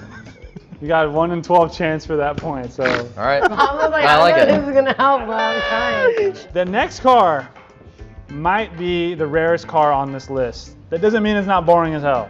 Is a 2002 Lincoln Blackwood. Oh, it's like that F-150 truck. That's so ugly. It's really ugly. I might actually be stumped on this. I don't know the Lincoln market. I don't like them. I don't look at them at all. It's just an F-150 with different badges. Lincoln only made about 3,300 of these, only made for one model year in the US. Basically, like Tristan said, a Ford F-150 with a Lincoln trim, and this one went for about $52,000 brand new. That was significantly more than most trucks on the road at the time. 130,000 miles on it. 130,000? Oh, it's so Look at the bed, look at the bed. I'd say 40,000. carpeted. It's got a whole bunch of built-in storage and carpet and lighting. It's like really neat. What do you put back there? Like, it looks like a stainless steel suitcase. This was for like the person that still wanted a pickup truck but thought pickup trucks were beneath them. So they wanted to get like a bougie version, but they didn't sell that well. And I think that this thing sold in October for $28,000. I think this thing sold in April for $17,000. I think this car sold in August for $17,000. Whoa. Somebody has to change. Or we go to a month off. See who has the closer month? Yeah, whoever has the closer month? Yeah, let's do that. I need to disclose a few things. I am 25 years old, okay? And the price that I'm about to say is in no way funny to me. It's not even gonna make me crack a smile at all. Damn it, I know what number it is! No, it's 6 Sold 7. for $6,767. It was 6 7. So what month And though? it sold in July. That's Scotty. 2 points. It's on the board. Because you got the price close, but not the month, I'm only giving you 2 points. Okay. I can't believe that I won this. It has nothing to do with how close I am to Steph's board. It has nothing to do with how close I am to Steph's board. Let the record show that everybody here is a hater and is plotting on my demise. They can't see a young, successful brown woman win this. Yo, shout out to the young, successful brown women. Guys, I'm sorry, but we are coming up on our last round. We're gonna change it up a bit. We have 2 Lexus LX 470s, and there are 3 points up for grabs. 1 point for each car price you get right, and 1 point for whoever gets the closest difference between those 2 cars. You ready? No, wait, I have to do math? Yeah. Oh my. I hate math. The first car, a 2003 Lexus LX 470, 233,000 miles on it. And the second one from 2006 and has 18,000 miles on it. Apart from the mileage, they're pretty similar. They're the same generation, neither have been in an accident, full-time 4-wheel drive. 4-wheel drive, okay. Brand new, they both went for about $70,000. We'll go. Get them away from me. You guys are literally trying your hardest for me to not win. Nuh-uh. You got between pee-pee pants and Toes McGee over here. I'm not ashamed of it. Go ahead, get a close-up. Get in there. Catch his ass on Foot Finder, for real. That's it. Unpaid, that's it. This is anybody's game, guys. I've been spending a lot of time on Marketplace looking say at the one Land with a lot of Cruisers, miles went and for these kind of fall into like similar pricing categories. 18 and the I one think I might with have less it. miles All right, went Scotty. for 40. This is it. I think the 2003 is $10,000, and then I think the 2006 lower mileage car is $45,000. I'm looking at $14,000 for the 2003 and then $64,000 for the 2006 with a difference of $50,000 between the two. For the 2003, I'm looking at a price of $9,000. For the 2006, $40,000, making a difference of $31,000. Okay. Damn it, no! It happened yet. I I didn't say shit. He said, I won. You guys heard it here No, first. she hasn't won yet. The 2003 sold for $5,000, so that means Tristan got a point. Thank God. The 2006 sold for $62,000. Steph got a point. That's a for huge 2 difference. points. The price difference is $57,000. Oh Steph my wins God. the game. Yeah? You guys tried your best to keep me down, and yet still I rise. Take that, losers. All right, thank you guys so much for watching. If you guys agree or disagree with these prices, go ahead and fight about it in the comments. These prices are absurd. We'll see you guys next time. Bye.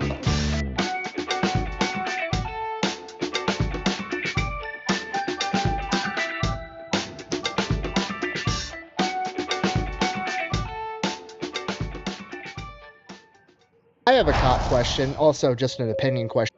Okay. What this UPS driver did to a dog caught on camera by Pepperbox TV. Let's check this out. I have a cop question, also just an opinion question for everybody else. Did you guys see the viral video about the UPS driver throwing the package at the dog? Yes. Wait, what? There's a I did, video. yeah. It's like a door ring camera, not ring camera, but like a balcony Surveillance camera footage of a UPS driver walking up, not a fenced-in yard, and he's walking up to the door, and this medium-sized dog is running at him full clip, and he just overhands the package right at the dog's head and stops him in its tracks. And then the owner comes running up and like wants to get in a fight with him, and he squares up with the owner. And Twitter was like very divided. A lot of people were like super pissed off at the UPS driver, saying he had no right to do that, blah, blah, blah, blah, blah. And you would get shot if you did that to my dog and all this. And everybody else was like, have your dog on a leash. It can't just run at people full clip, whether it's trying to be friendly or not. He don't know that. That's the thing. You don't know. So I'm It's a asking fucking Richard's dog. opinion, because based on his face, he has opinions on this. Well, one, it sounds very similar to like the opinion that you had a little while ago. Remember when, as long as I'm afraid and I can shoot somebody, because I would rather have my wife come home. I don't see the correlation. Continue. I didn't even give my opinion. I just asked your opinion on it. But yeah, continue. I think I know your opinion, because you're dumb. No, I'm kidding. Okay, Sorry. yeah, That's go ahead. who's talking. Because What's my I hate opinion? you. I'm sorry. That's me sober talking.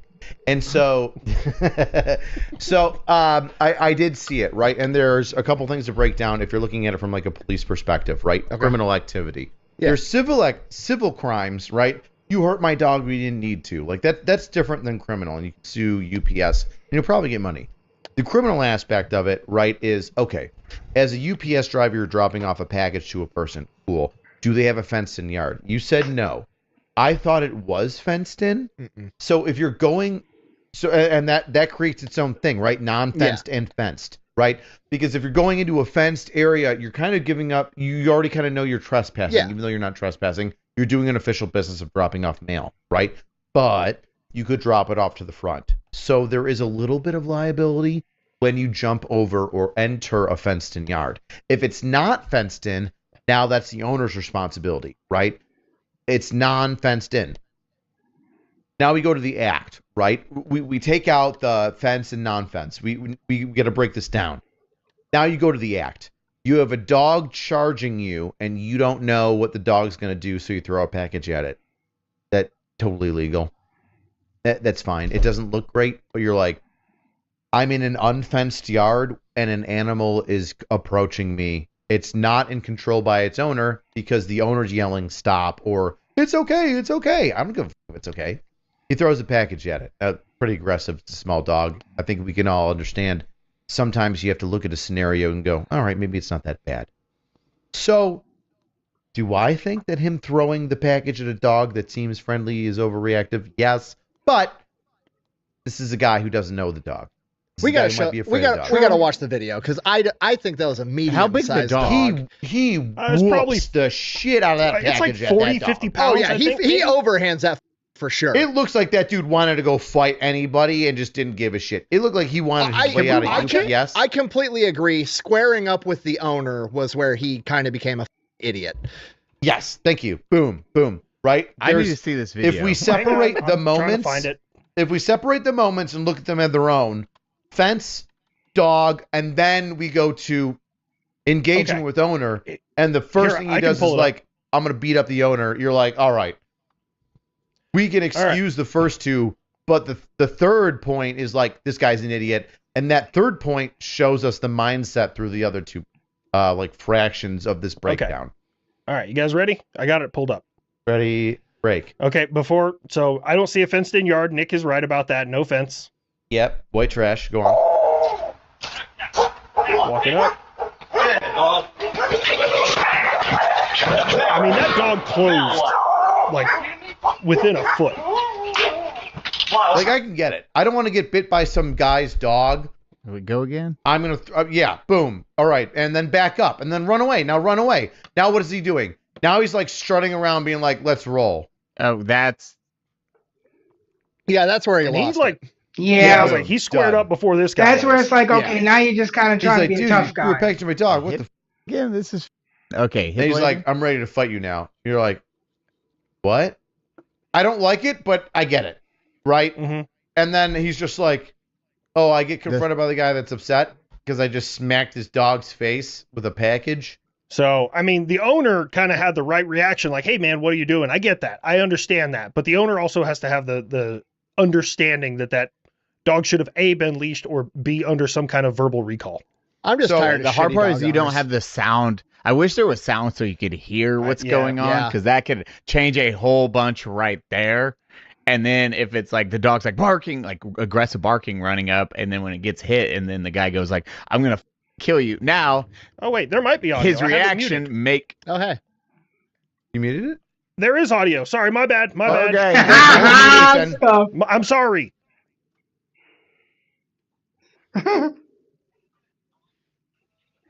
Oh. I mean, it was No, barking. that's aggressive, so keep playing. Let me hear what's said next.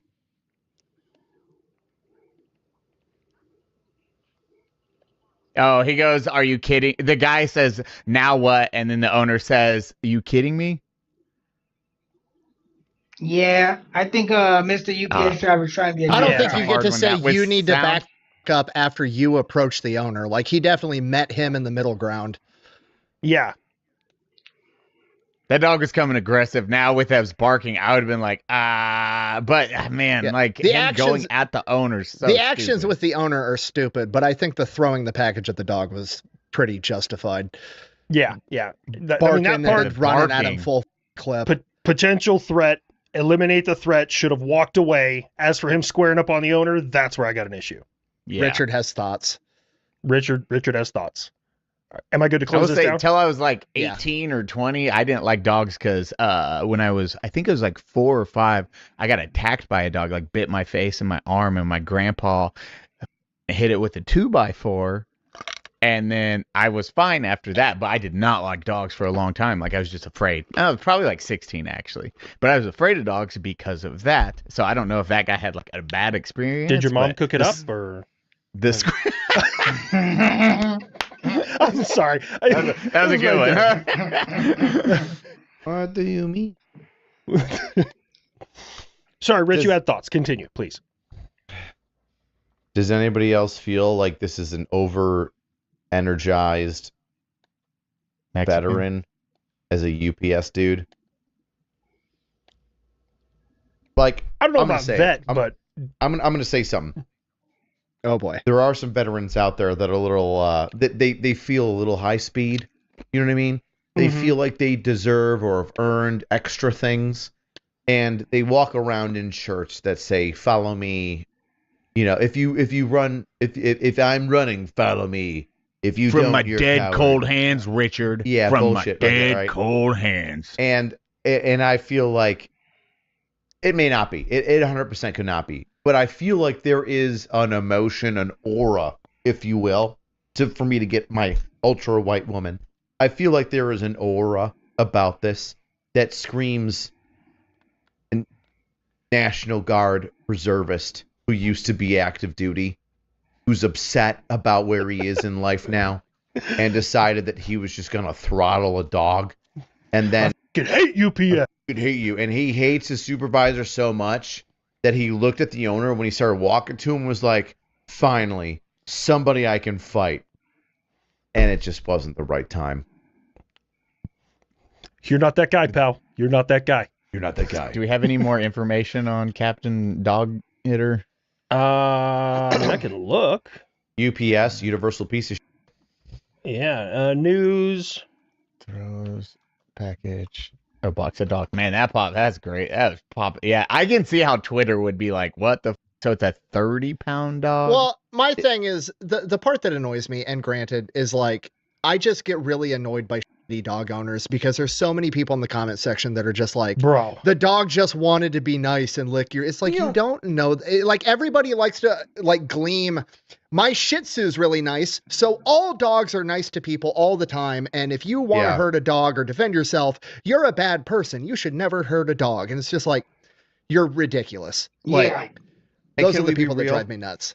He threw a box at a dog. Like, the dog's okay.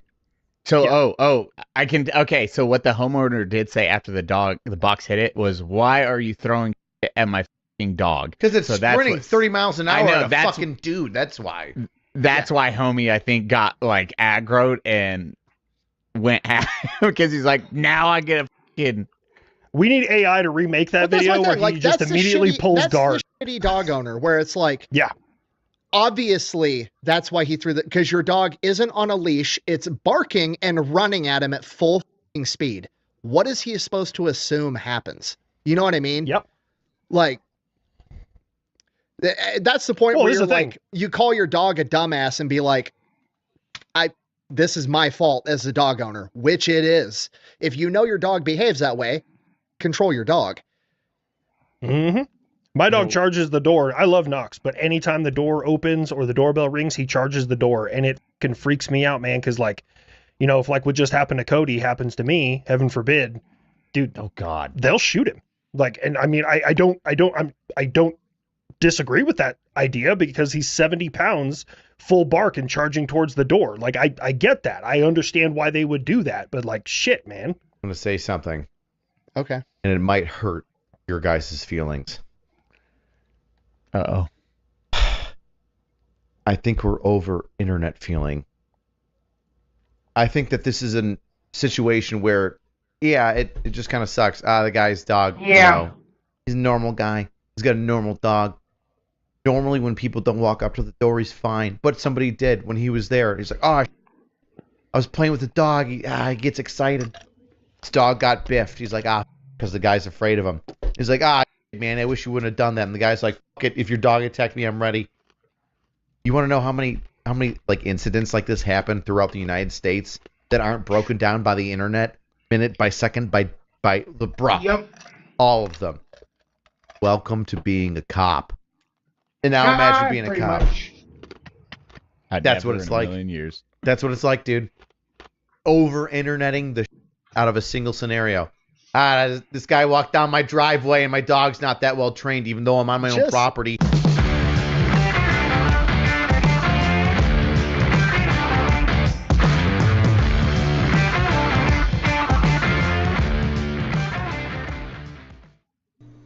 Hey, what's up, guys? Ruff here. So I regret to inform you.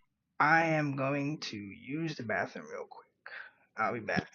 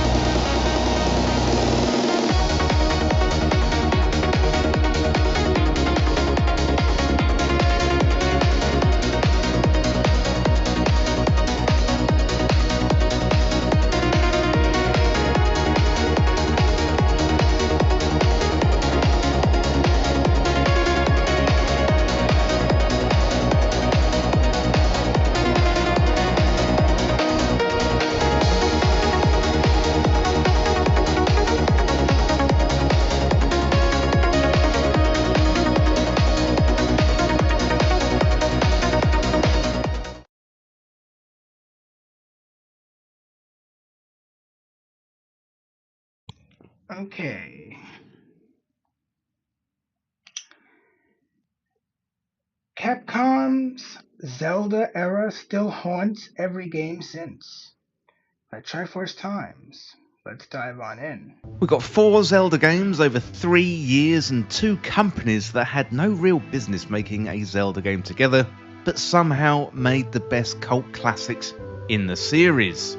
There's also a 5th game Nintendo built entirely on their own, right in the middle of all of this, to prove the idea could stand up without Capcom. So I'm going to walk through how a Street Fighter producer ended up convincing Nintendo to hand him a Zelda game at all, and how that conversation became 4 games across 2 handhelds, plus 1 Nintendo made itself.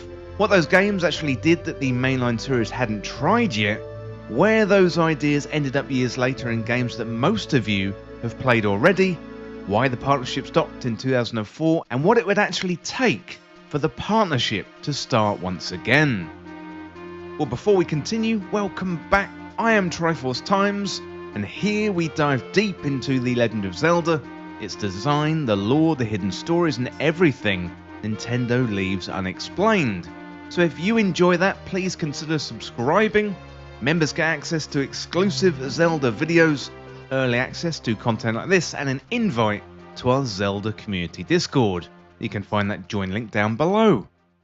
To understand how all of this happened, you have to start with a person that most Zelda fans have never heard of, and he's not really a Zelda person at all. This is Yoshiki Okamoto. He spent most of the 80s and 90s at Capcom producing some of the biggest arcade games ever made. He's the reason that Street Fighter 2 exists in the form that it does. By 1996, he was running Capcom's entire development division, and then, in 1997, he stepped away to start something a little bit smaller, a subsidiary called Flagship, funded jointly by Capcom, Sega, and Nintendo, built to write scenarios and stories for other people's games, rather than developing them outright. So it was a kind of writer's room for hire, and it happened to have 3 of the biggest publishers in Japan bankrolling it all at once. In 1999, Okamoto had an idea and took it to Nintendo, and he took it to Takeshi Tezuka, the director who'd already shaped Link's Awakening and A Link to the Past, and who, by his own account, should have said no on principle. You know, Zelda and Mario just weren't games Nintendo handed to outside companies, No. but after talking with Okamoto, Tezuka came away convinced, this man had a real personal affection for the Zelda series, and that Capcom's team, they moved fast enough to be worth taking the risk. So he said yes, on the spot, to remaking the original 1986 Legend of Zelda game for the Game Boy Color, as a way of putting that game in front of a generation of players who had never touched it. So then, almost immediately, the project outgrew itself. Okamoto came back with not 1 remake, but 6 Game Boy Color games, split between reworkings of old material and brand new stories. Eventually was talked down to something more manageable that became 3 new games, each one built around one piece of the Triforce. Internally, these games were called the Mystical Seed of Power, the Mystical Seed of Wisdom, and the Mystical Seed of Courage. Makes sense. 3 games sharing a world proved to be too much, even for that scaled down version. The Mystical Seed of Power eventually became Oracle of Seasons, the Mystical Seed of Wisdom became Oracle of Ages, and the 3rd one, unfortunately, never became anything at all. The Mystical Seed of Courage probably would have followed the same pattern as the other 2, its own Oracle character, Farore sitting alongside Din in Seasons, and Nehru in Ages.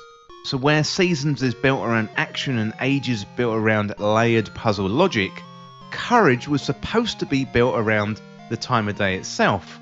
Puzzles that couldn't be solved unless you were playing at the right hour, tied into the same trilogy-wide linking system that was, meant to let choices ripple across all 3 games at once. That linking system is exactly what killed it. Sometime around mid-2000, months before Seasons and Ages even shipped, the technical work of keeping 3 separate games' password and cross-game state consistent with each other just became simply too much to manage, and Courage was cut rather than delaying the other 2. Farore did not disappear from the finished games entirely though. She survived as the Oracle of Secrets, living inside the Maku tree, both in Seasons and Ages, and her actual job in the surviving games is running the password system that links them, which is quite ironic, being the very feature that couldn't scale to the third game in the first place. Takashi Tezuka didn't just hand the project over and walk away. Capcom is based in Osaka, and Tezuka visited their offices repeatedly himself once development started. Since Nintendo had never worked with them before, by his own description of the differences years later, that was Capcom struck him as quite jock-like, while Nintendo was more of a closed circle of like-minded people, so two very different working cultures brought together by one director willing to keep showing up in person until he trusted what he was seeing. Trust only gets you so far though. Somebody still had to make sure a Capcom-made game actually felt like a Zelda game once it left Nintendo's building, and that job fell to a Nintendo supervisor most fans have never really heard of, and this is Yoichi Yamada. So Yamada joined the Oracle project once Capcom was already working on a version of the game in progress, and by his own description, what he found was competent but quite generic. It didn't really have what he called the Zelda-ness yet, so he had his team put together written guidelines explaining Nintendo's house style, down to really small habits like always giving the player a low-stakes moment to practice a new item right after they pick it up. Then they asked Capcom to adjust their map scrolling to match a camera feel unique to the Zelda series. Then when he playtested an early build himself, he couldn't get through it, and he traced the problem back to something that Miyamoto used to warn Nintendo's own teams about. And that is a key principle that a development team that has been staring at its own difficulty curve for months stops being able to feel how hard the game actually is. One of Yamada's biggest calls though was structural. Capcom had originally planned to release Ages and Seasons one after the other, as two separate games months apart, but Yamada pushed to make them simultaneous releases instead, and to build the linking system between them into something worth using properly rather than a nice to have. That decision is the entire reason that two Game Boy Color cartridges from 2001 still gets talked about as a linked pair today, rather than two games that happen to share similar features. That communication and decision making did go both ways, to be fair to Capcom. Yamada was just as clear that the games need to keep some of the Capcom-ness as well, not to get flattened into something indistinguishable from an in-house Nintendo title. The example he gave was the game's opening sequence, a single large illustration that pops into view the moment that you start. He said this was a presentation trick that only Capcom really knew how to pull off, and they kept it in there deliberately. Now that give and take shows up again a few years later on the Minish Cap. I never Nomura played said this that one. Nintendo's own teams don't typically produce much concept art before diving straight into building the actual game. Capcom did things very differently, handing over detailed illustrated scenes. A corridor made from the gap behind a piece of normal sized furniture, a tiny creature curled up inside a barrel, and those drawings are apparently what convinced Nintendo's side that the shrinking concept could actually carry a full game like we see in the Minish Cap. So two studios, two completely different working habits, and each occasionally handing the other something they wouldn't have normally come up with on their own. So what actually shipped in February 2001 in Japan was two Game Boy Color cartridges built on the same engine from Link's Awakening, with a password system that let choices in one game ripple across to the other exactly the way Yamada had pushed for. And they sold nearly 4 million copies each, and it proves something nobody had confirmed before: an outside developer could touch a mainline Zelda game and come out the other side with something that fans would actually love and defend. So I've already done quite a few retrospectives on some of these games individually. If you want the dungeon by dungeon breakdown of Oracle of Seasons, or the full item and kinstone deep dive on Minish Cap, those videos do exist. I'll link them in the description. What I want to do today is something a little bit different, is pull back far enough to see what all four Capcom games are actually doing, one after the other, as a single continuous project rather than four separate ones. And then we've got that fifth game that belongs in this story, even though Capcom didn't touch it, which we will get to in a moment. So first of all, Oracle of Seasons and Oracle of Ages in 2001. So these two came out the same brief on the same day, sharing an engine and using those shared foundations to ask two completely different questions of the player. Seasons asks what Zelda looks like when you build everything around commitment, movement and combat rhythm. Ages asks what it looks like when you build everything around layered logic and patience, using the Harp of Ages to move between two versions of the same world separated by centuries.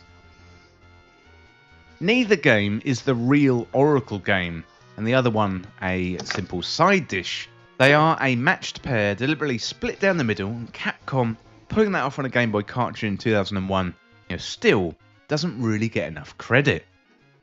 Next up we got Four Swords in 2002. So this is the one that nobody really talks about, and I think it probably deserves much better than that. Four Swords shipped as part of a combined cartridge with A Link to the Past on the Game Boy Advance. A Zelda game built entirely around multiplayer, where up to 4 players each control a Link, split from the... And I have that game, the Four Swords Link to the Past game. I have it on both the emulator and the actual cartridge. ...in blade, working together and constantly stealing rupees from each other at the same time. So it's competitive and cooperative in the same breath, which nothing else in the series has really tried since. It's also the game that introduced Vati, and it sets up the entire four-sword mythology that Minish Cap would later explain the origin of. So if you've only played Minish Cap, you've read the last chapter of the story without reading the first one. Next up, Four Swords Adventures in 4. So this one is the odd one out. This one isn't Capcom's. It's developed entirely in-house by Nintendo's EAD. No flagship or no Capcom anywhere in the credits there. Now Nintendo liked the format enough to build their own sequel to it themselves on the GameCube, the same year that Minish Cap shipped. Structured as 8 levels of 3 stages each, you got 24 in total with almost nothing carried between them, no persistent items or hearts. It's much closer to how the original 1986 Zelda handled progression, more than anything else released in the 2000s, and it does something quite clever with the hardware as well. Connect a Game Boy Advance for each player, and the moment your Link walks off the shared TV screen into a house or something, or a cave, or a certain interior room, the action for you transfers onto your own Game Boy Advance screen, while everyone else keeps playing on the TV. It's not a constant private view, it does switch contextually, but it lets the game build puzzles around one player, secretly seeing something that the others can't. I'm including it here in the list because it is quite interesting. Less than a year after Four Swords, Nintendo had already absorbed the multiplication idea that Capcom brought to the series and built their own full game around that mechanic without needing Capcom in the building. So do keep that in mind, it's going to matter later on. Finally, Minish Cap in 2004. I've already covered this one in full, so I'm going to go over it again very, very briefly. It's the one that answers where the Four Sword and Vati came from, wrapped around the shrinking mechanic and a toolkit of items that behave like little small systems rather than single-purpose keys. If you haven't seen that video, it is linked down below, and I do recommend seeing it rather than me repeating myself here. So taken together, that is the whole era of Zelda Capcom games. So you've got 2 paired handheld games built around opposite philosophies, a wild multiplayer experiment, and a prequel that ties all of it together, and all 4 games are genuinely Capcom's. Plus you've got 1 console game sitting right in the middle of the timeline that Nintendo built on their own the moment they saw how far the idea could go. One crucial detail is none of these games play it safe. I do want to spend a little bit of time looking at the innovations that Capcom brought to the series, because I think this is why we still speak about these games over 20 years later. So first concept I want to go through is the world as a state you control and not necessarily a place you just walk through. So, before Oracle of Seasons, changing the state of the overworld in Zelda mostly meant permanent and story progress, like a bridge appearing or a boulder disappearing, that type of thing. But Oracle of Seasons made the world state something you actively toggle at will, over and over, for the rest of the game. The second concept now is... I played both. Well, I played one of these in, I think, junior high school and the other in high school. They were both really good. Time as a second overworld, and not just necessarily a travelling mechanic. So Ages goes further than a simple time travel gimmick. Whole regions exist twice, centuries apart, and the game expects you to think of actions in one timeline as decisions with consequences in the other. So plant a tree in the past, and it's a towering, climbable landmark in the present.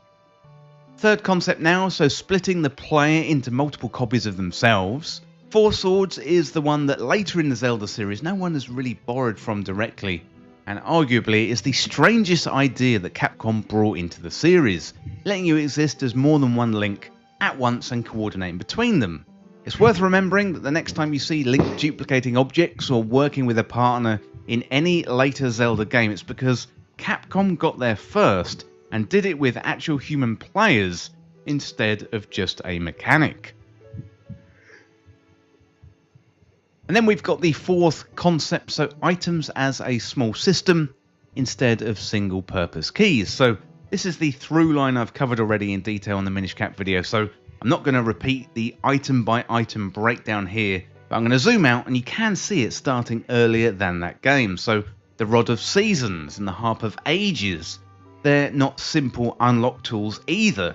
You know, they're carried into combat and into exploration, into puzzle logic that has nothing to do with the dungeons they were found in. Minish Cap perfected this idea a little bit later on, and it's something that Capcom had already been building for years at this point. So final concept now, two overlapping versions of the same map occupying the same space. So I think Minish Cap's shrinking mechanic is the most literal expression of an idea that is actually present across a whole era in different forms. So think Light and Dark World, think the Depths. I think Minish Caps is the purest form of this. We've got a single Hyrule, it can secretly contain a second one layered underneath it or alongside it, and that discovering that second layer, that is the reward itself. There we go, 4 Capcom Zelda games, and also, crucially, new answers to what a Zelda game is allowed to do. Well, by the time Breath of the Wild came out in 2017, the Capcom era was 13 years in the past, and nobody was really drawing that connective line anymore, but I do think the line is there, and it's a lot more direct than most people realise. One person directed every single one of Capcom's 4 games. Hidemaru Fujibayashi was the director of Oracle of Seasons, the director of Oracle of Ages, the director of Four Swords, and the director of Minish Cap. And then in 2005, he left Capcom for Nintendo, and he first worked as a sub-director under Daiki Iwamoto on Phantom Hourglass, and then once again took the director's chair, this time on Skyward Sword, then Breath of the Wild, and then Tears of the Kingdom. As of right now, he probably holds more directorial credits on the Zelda series than most, and that run started on the Game Boy Color games that Capcom made. You know, all of this is the same person's design instincts running from Holodrum and Labrina straight through to Hyrule's Great Plateau. So we just have to look at the runes in Breath of the Wild with that in mind. Magnesis, Stasis, Cryonis, Remote Bombs. You know, none of them is a single purpose key for a single purpose lock. Each one of them is a small, flexible little system that gets reused constantly across combat and traversal and puzzle solving. Exactly the design philosophy the director of Minish Cap built into the Gust Jar and the Cane around 15 years earlier. You know, giving the player a handful of flexible toys and trusting the world to do the rest is Fujibayashi's idea. It shows up in the Capcom games first because he was the one who was putting it there. Same goes for Breath of the Wild's whole approach to the overworld, like burnable grass and freezable water, weather that changes what's possible in a given area at a given moment. That is the world state as a toy, the exact idea the director of Oracle of Seasons built an entire game around back in 2001, just running on a much bigger engine with much better tools 2 decades later, in the hands of the same director. Seasons asks what happens if the player can flip the world's rules on demand. Breath of the Wild, I think, is the fullest answer that question has ever gotten from the same person who asked it first. So you can certainly see the through line from those classic Capcom games to Breath of the Wild and Tears of the Kingdom. But Nintendo's own team built these, and Al Numa has produced every single one of them alongside Fuji Bayashi. But, the next time someone tells you that the Capcom era was a strange, forgettable detour, the series wandered off for 3 years, you can tell them that the director of the 2 best-reviewed Zelda games ever made spent his first 4 years on the series working for Capcom and never really put those design ideas down. Okay, so why did this partnership end rather abruptly? Well, the answer is probably less dramatic than you think. Let me It guess, wasn't the really a contract falling ran out out? between Capcom and Nintendo. Flagship, the studio at the center of Capcom's 4 games, was fully absorbed into Capcom in 2007. Oh. And it stopped existing as its own entity. Hidemaro Fuji Bayashi then moved from Capcom into Nintendo, and then Capcom itself spent the years after 2004 pulling back towards its own franchises, and the handheld Zelda slot that Flagship had been filling went to other teams and eventually other studios entirely. So it wasn't necessarily a breakup or, a big incident that something happened. It was just a project that ran its course and nobody restarted it after that. So Capcom is deep into supporting Nintendo's current hardware, the Nintendo Switch 2. They've got major releases either out already or already confirmed. The Legend of Zelda just passed its 40th anniversary, which is the kind of milestone that tends to loosen up a franchise rather than lock it down, and Nintendo has been pretty consistent on record about wanting exactly this type of relationship. Back in 2012, Aonuma was asked directly about outside studios working on Zelda, not long after Grezzo, an independent studio with no connection to Capcom, and they had handled Ocarina of Time 3D. They, of course, went on to do Majora's Mask 3D, Link's Awakening Remake, and Echoes of Wisdom. Aonuma said at the time Nintendo's developers are going to keep working across several different titles, and he expects to keep relying on outside companies for graphics and other elements, that need heavy resources, adding that he's satisfied whenever a collaboration ends up meaningful for both sides. I do think we're seeing something similar in the modern day with Monolith these days. They seem to have a really, really good partnership going on, similar to what Nintendo and Capcom had back then. So going back to what Aonuma said and saying he loves that collaboration when it's meaningful on both sides, it's basically the same instinct that let Okamoto into the door in 1999, restated by Nintendo's own current Zelda producer over 2 decades later, and it applies to any outside studio. And I do think that means Capcom is included. So I would love to say to you right now, Nintendo and Capcom are getting back together. But unfortunately, I don't think there's any evidence of that happening anytime soon. But I do think the specific conditions are out there for Nintendo and Capcom to get back together and maybe restart that partnership. We've got a willing outside studio, a publisher open to lending the series out, and a franchise anniversary creating appetite for something unexpected. All of this hasn't really lined up since 2004. So together, let's do the fun part here and imagine it all properly, because that's, more interesting than just noting that the conditions exist. Well, the mistake I think is easy to make here is imagining a new Capcom Zelda game as just more of the same. Another small Zelda entry with a clever gimmick.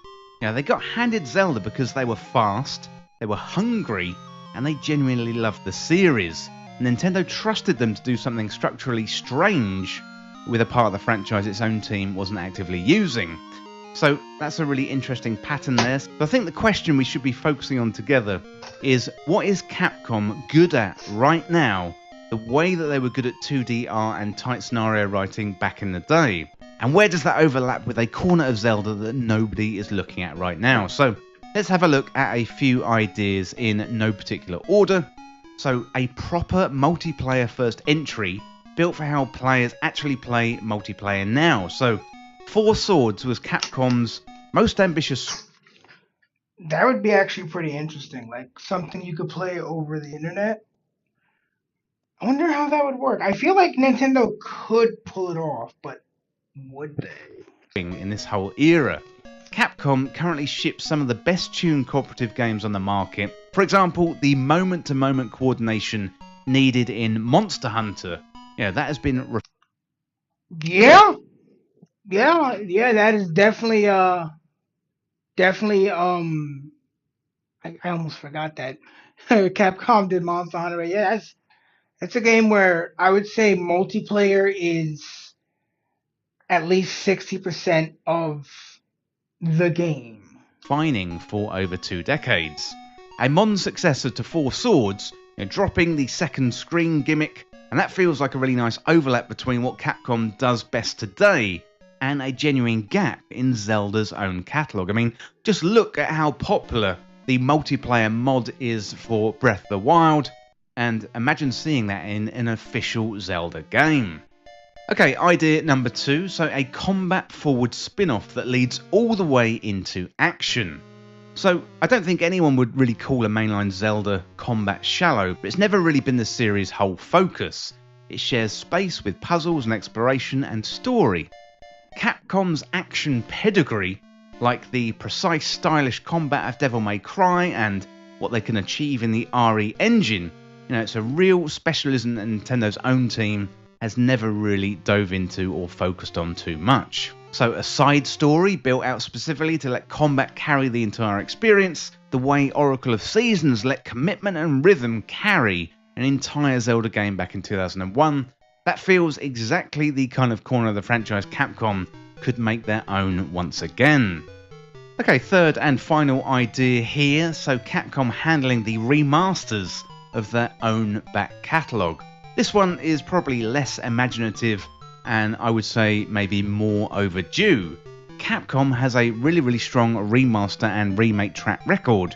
You only have to look at the Resident Evil remakes as evidence of that. In a proper modern package, bringing Oracle of Seasons, Oracle of That would be super dope. Ages, Four Swords, Minish Cap, bringing all of these up to modern day standards. So it sounds more like fantasy booking rather than what could happen in reality. But Capcom going back and remastering their own back catalogue, I think that could be a really nice touch from Nintendo.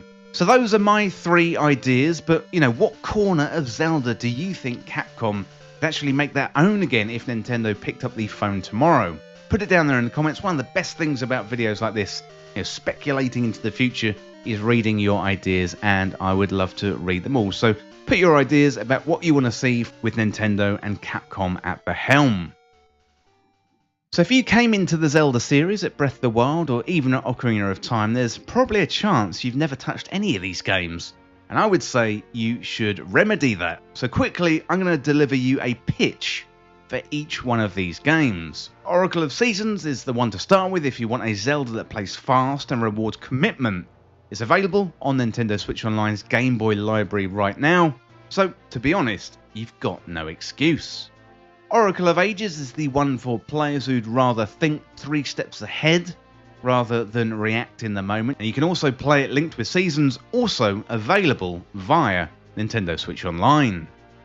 So Four Swords needs other people, or at least other controllers, but if you've got the means to play it, it is one of the strangest and also most purely fun multiplayer Zeldas ever made, and there's nothing really else quite like it in the series.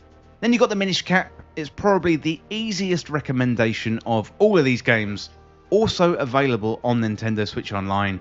So it's a short game by Zelda standards, at around 10 to 15 hours, and once again, I already made an entire video explaining exactly why it's better than its reputation suggests, so check out that video, or you can go and play it right now via Nintendo Switch Online. So start anywhere on this list and you're looking at 3 years where 2 very different companies plus 1 solo effort in the middle, they kept trying things that the safe version of Zelda would never have done. Okay, that is the Capcom era of Zelda.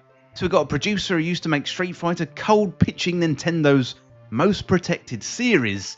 4 games in 3 years that each did something the franchise had never tried before, plus a 5th game that Nintendo built on their own to prove that they had learned the lesson. Ideas that are still sitting inside the biggest games this series has ever made, and a set of circumstances lining back up over 20 years later that once made all of this possible in the first place. So if you've enjoyed this video, the best thing you can do is hit that subscribe button. Really helps a channel like Triforce Times get in front of more people who love the Zelda series just as much as we do. And also, we've got loads more Zelda content coming. Oh, I'm ready to subscribe. Before I go, I want to say a proper thank you to everybody who supports the channel through channel membership. Whether you're a Hylian or a Sheikah Scholar, or one of our ancient sages, this channel simply doesn't happen without you. Speaking of ancient sages, a huge thank you to DJ Antan YT. We got Supersonic Mario Kirby, Eldritch Chaotic, Prepaying One, Romulus879 and ElfQuest01. You lot keep the channel running and I appreciate every single one of you. If you're not a channel member yet and you want in on the exclusive Zelda Club, membership gets you access to our growing library of exclusive Zelda videos, early access to everything we put out, and an invite to our Zelda community Discord. The join link is down below, and check out the tier that is right for you. But thank you so much for watching, and I will see you very, very soon. If you've watched the channel, you've seen there's always more Zelda content that I could explore. I don't include everything in the final videos. It's not that these ideas aren't good. Often they slow down the pacing or don't fit a single video, so extra theories, deeper breakdowns and entire sections get cut to keep things focused. So instead of losing all of that completely, I've set up Triforce Times YouTube memberships. It's basically a way for you to go deeper into the content and also be more involved in what I make on the channel. So if you're not familiar with YouTube memberships, they're a way to support the channel monthly, a little bit like Patreon, but it's built directly into YouTube. So depending on the tier that you choose, you're going to get access to additional content, early access to videos, and a more direct connection to the channel. And if you ever wanted to join, there is a join button right next to the subscribe button on the channel, or there's a link in the description below. Next up, I'm going to explain the different tiers. So first of all, we've got the Hylians level, so you get member-only posts, and also you get access to our community Discord. It's perfect if you want to support the channel and also join in the Zelda conversation. Next up, we got the Sheikah Scholars, and this is where you really start to get more out of the channel. So you get early access to videos, you can watch everything before it goes live, you get exclusive member-only videos, things like extra theories, cut content, deeper breakdowns, and things that didn't make it into the main uploads. On top of that, your name is going to appear in the credits of every video, and your comment can also be featured in videos, and you'll be able to vote on what I cover next. So you're not just watching, you are actively shaping the channel. And then we've got the Ancient Sages tier, and this really is the inner circle of the channel. You get shoutouts in videos as a featured supporter, plus you get premium digital rewards like wallpapers based on the videos, and you also have more influence over the channel's bigger decisions, and also replies to your comments are going to get absolute priority. And on top of that, you get discounted merchandise for any future drops. So the main reason to join is simple. If you want more from these videos or want to be part of what I make, this is how to do it. Now here's where the extra ideas and the deeper dives happen, plus you'll actually get a say in what comes next. So if that sounds something you'd enjoy, you can hit the join button below, or you can click the link in the description. And if not, no pressure at all, just watching, liking, commenting already makes a huge difference to the channel, and I really appreciate you watching Triforce Times. So, ready to explore more of Zelda's world with us? So join now to unlock deeper content and also the Triforce Times community. Alright, that was a good video.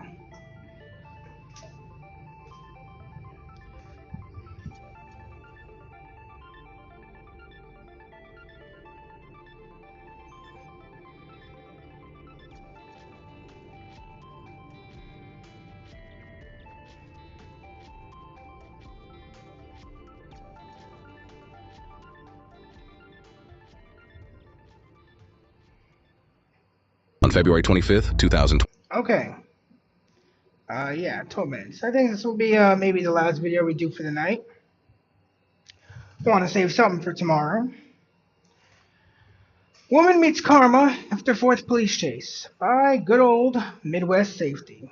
Let's dive on in. On February 25th, 2026, officers are moving in on a suspect after dozens of calls to 911 about a dangerous driver, with the situation escalating after the suspect had already fled and successfully escaped police 3 separate times. Now, officers are determined one last time to get this driver off the road for good. Authorities have information indicating the driver may also be armed with a handgun. 403, they're going to be southbound. That's why we need like a Apache We got a attack valid traffic helicopters and violation. shit. They're not pursuing it. We have no marked unit yet that tried to stop it. Go again with the information, please. All right, I got a valid stop for it. It's speeding. There's no actual chase on on it yet. It was a UC car trying to keep up with it. We're going to attempt to put a traffic stop for the violation. Change red towards police.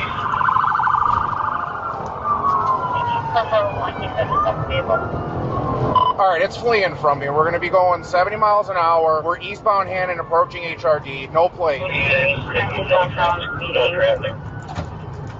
guys call it. K9's lead. Taylor, just for speed. Alright. We are turning South Walsh Road. I'm leading.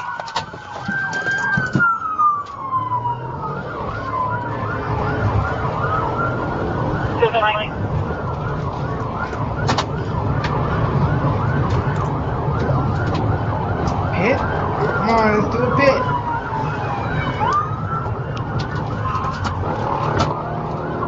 Still southbound Walsh, 62, no traffic, approaching Jug. Copy.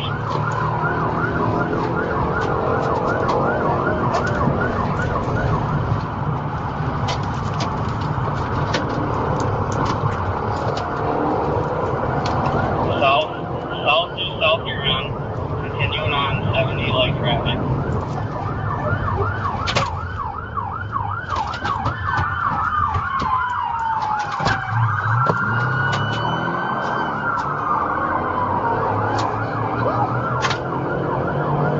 No plate, busted passenger window. Space out. Everybody just space out. 401 K9 terminating, I'm lead car. I'm following normal traffic, still got hazards on. It's continuing through Willow. It's continuing with hazards on, pulling to the side. Copy that. If you can stop it, go ahead and take a penalty stop on it. I can't, they're baiting us right now. She's slowing down with the hazards on. She's pulling to the side. As soon as I get closer, she steps on it. What is the nature of the threat? It's shooting Taylor police. They heard a gun racking in the background on phone call. She just turned west on Ash. Again, I'm going normal traffic.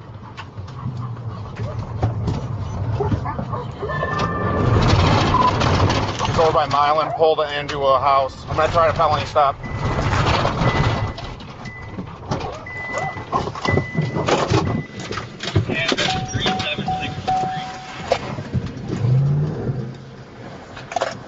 Backyard! 37643, Jay is at the dead end.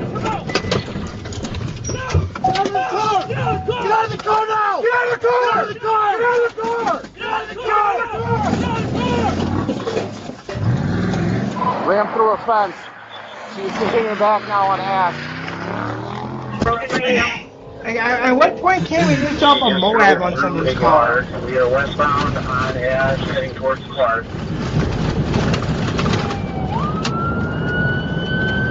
14 Monroe County, southbound Clark.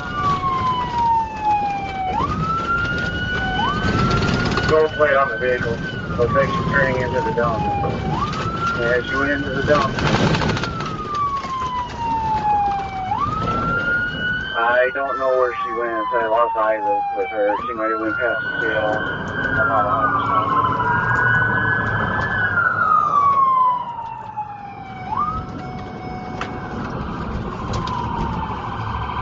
100%. Back here, she's going up the hill. Back here. 417 base. If you haven't already, can you get something on the way over here?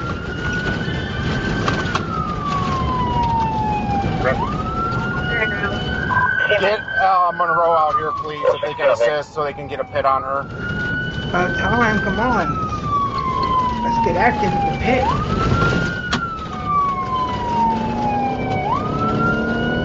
Alright, radio, we're still going to the top of the hill. 1400.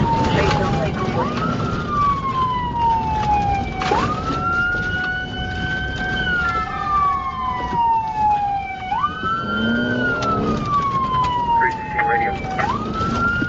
Copy, headed to the right. 316, stand by, I'm taking you around. 316, just go back up. They're in the dump, trying to pursue this vehicle still. I see some coverage in the road. Coming back down, look out. Almost struck K9, almost struck K9.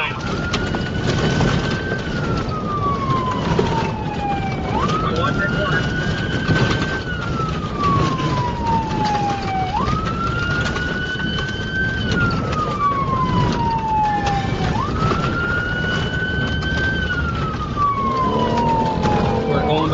gate base. Let whoever else know. Going downhill.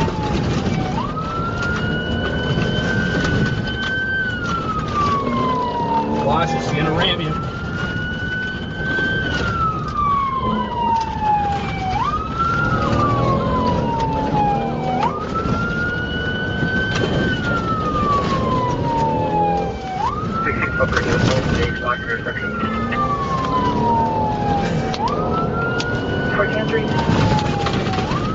Be careful, she's trying to ram us.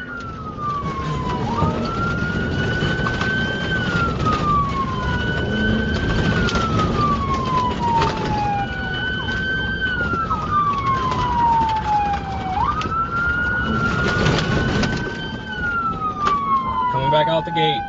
Coming back out the gate. Back out the gate. They got it blocked. They got it blocked.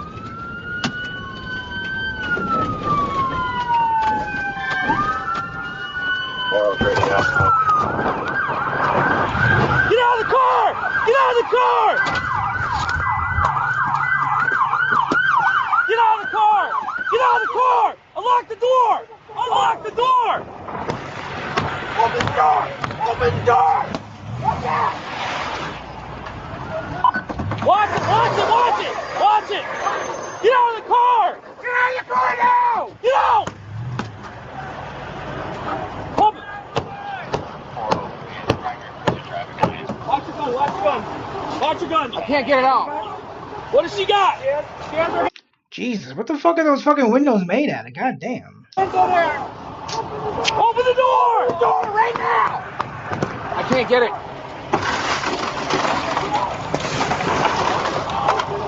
Open the door now! Stop right now! Yo! Stupid bitch. Flip her over, flip her over, flip her over. Watch her for weapons. Watch her for weapons. We got a lot of guns back here. Oh shit. Get her up, get her up. I got flash in my fingers. You motherfucker. Every motherfucker. What? You have no right to complain, you dumb whore.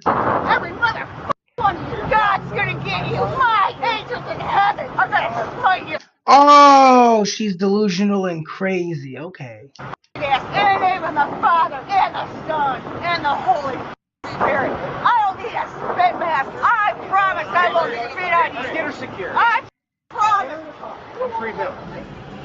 My gosh, you are no motherfucking dignity at all. Here, I think I blasted my eye. All right. Radio, we need another rescue for an officer. We got glass in one eye. You want to try to flush it? Yeah, please. It's got salt water, so it's going to sting. That's fine.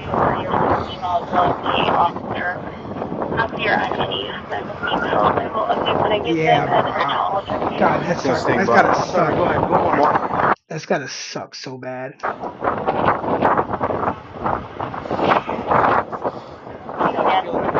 you're good? Hey, one of those guys can take my truck. Do not tow my truck. I'm gonna spit in your car. That's a good idea. I hope your family suffers the way my family has suffered. Crazy You're trying bitch. to kill me. Get me out of your car. My dead brother pistols. Those are my dead brother's shotguns as well. Don't you care? Get the sheriff here. Let me out of this car, asshole. I'm good. Yeah, my hand hurts. I was trying to punch her window out. I just didn't want you guys getting run over. That's why I was saying back off. When we went to that house, she almost hit me with the car. She gunned it right at. Oh yeah, she went right through. Is there a cage? Is there a spit cage? She can't get to us. I know, but can she spit? No, it's got plexi on there. I'm not putting a spit hood on. I won't spit on you because I'm a good person, not like you. Yeah, no, you're not. Suck. My family rocks. Whoever's staying here, can you collect my taser? I got her in the back with it. Nuts, man. You see all these motherfuckers? You guys are screwed. I don't even know who these dudes are, man, but they're watching out for me. This is so awesome. They're gonna trouble me all the family. They're gonna bleed out of their asshole. I seen a YouTube video one time of these motherfuckers in a different country, man. You're lucky my dad's dead. You're so lucky my brother's dead. I hope you're Oh my god, can we ball gag this bitch? your mom, man. Pow! She's dead. Pow! Oh, it's okay. Bye. I need my medicine. Don't whistle, man. Piece of shit. That's like a marine thing. Oh, you motherfucker. Your gun's drawn as shit, you motherfucker. You poor puppy. Straight all the way? Yeah, dragging her head off the cage, and she's been serenading my dog, so. Oh. Yeah, she said there better be 40 motherfuckers with their guns drawn to hand out. Hi. You called us so much, now you get to stay here with us. Come on, man. Oh, here you go. Womp, womp, womp. I'm trying to. Womp, womp, womp. Crazy broad. Come on, here you guys. Push harder, push on my head. Smash my cheek in a net. Come on, Mark. Get the f off me. You want to take all of my clothes off so I can be naked? No. Yeah, you do. Yeah, you do, you stupid f. You done it to me before. Got me in jail before. My neighbor f up in the first place. There's a lot of things up with you. Jesus Christ. Thank you.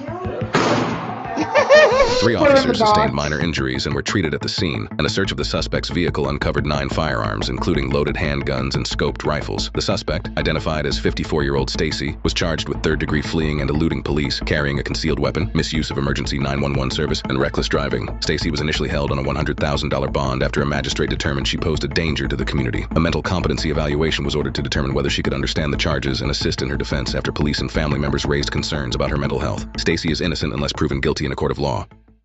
This illegal migrant from Morocco went inside someone's backyard in Ceuta. Anything else cool to watch tonight? So I was laying on my couch. All right. Texas man arrested over anime. Threatens U.S. government by Chibi Reviews. Let's check this out.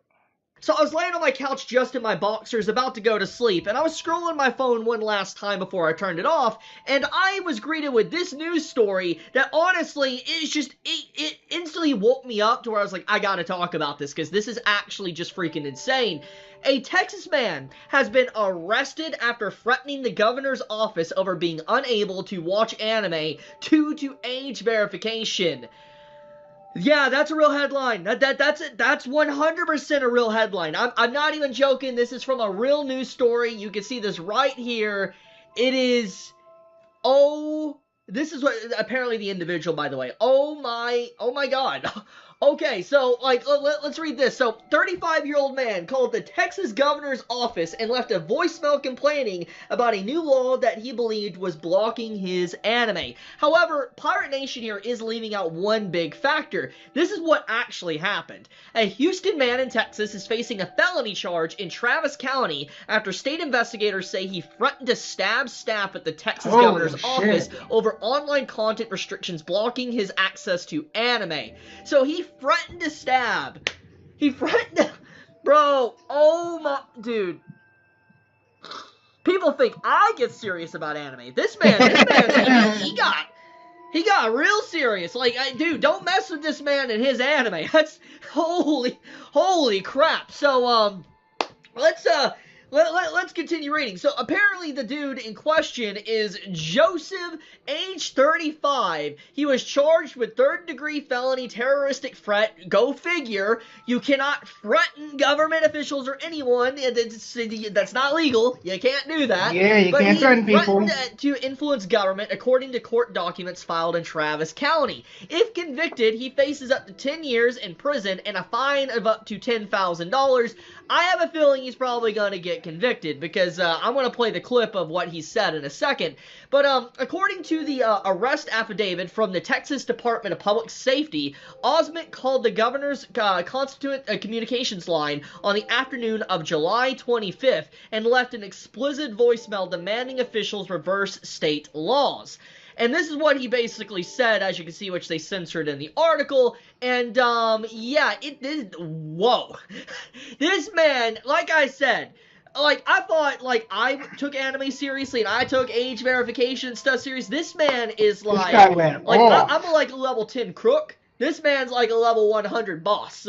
That's what this dude is. Like, what a batshit insane thing to come out late tonight. Like, this is actually insane.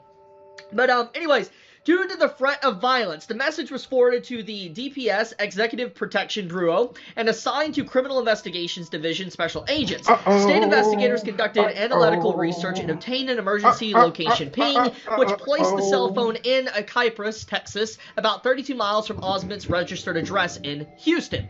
The staff member who reviewed the voicemail told investigators the threat created genuine fear for his safety. Yeah, I understand that one. His co-workers and the public at the Capitol complex. So, here is the clip of what someone says, which I'm just gonna play. I don't know which one of you passed this bill to get this blocking my anime, but you need to unpass this. Y'all are ridiculous. My Google account says I'm over the age of 18, and you're passing these dumb laws. I'ma stab every one of you, unlock my anime, end quote. Due to the threat of violence, What a maniac. So, I'm just gonna say, guys, don't Do this. Don't do this. government officials. Don't fucking do not this. how you handle this. This is completely This won't work well. insane. This will not end well for you. Batshit insane.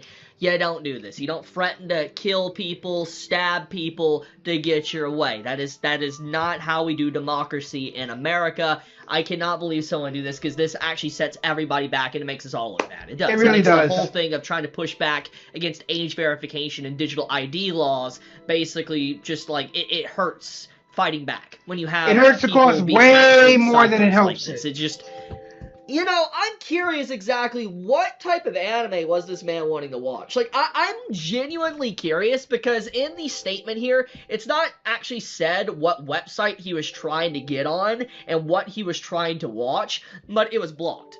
And I am legitimately curious what this man legit was willing to commit a felony that could wind him up where his life is ruined now. But, like, I wonder what he was really that desperate to watch. What anime really is the cause of this? Will we ever find out? I doubt it.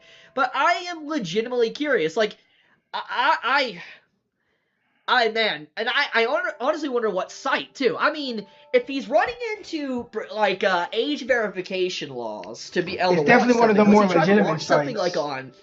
like on Pornhub or something? Because, unironically, there is episodes of anime on there. So, Yeah, I forgot there was some woman who like uploads her science lectures to like YouTube and Pornhub, and YouTube pays more, but Pornhub pays like a pretty good amount too. So like, there's some people who are going to Pornhub to watch a chick's science lectures. That's kind of funny.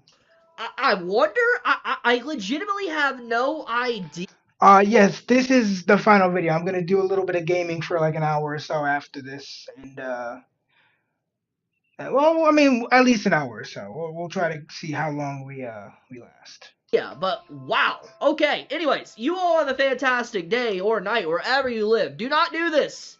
Don't Yes. do this. Do not do this. This is stupid. Okay, I don't think I need to say that, but it's still, just don't do this. Insane stuff. But okay, I love you guys. Chibi out. All right. We are gonna do a quick little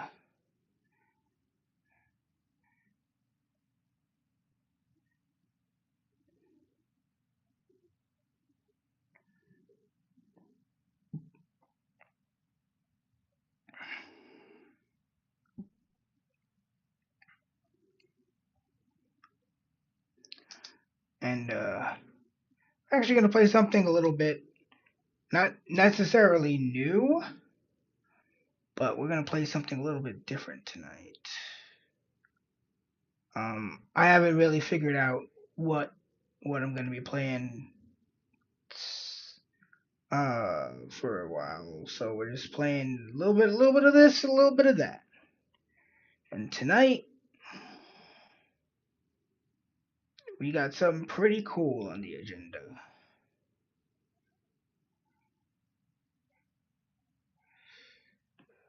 we got ourselves something pretty cool on the agenda. And that. All right.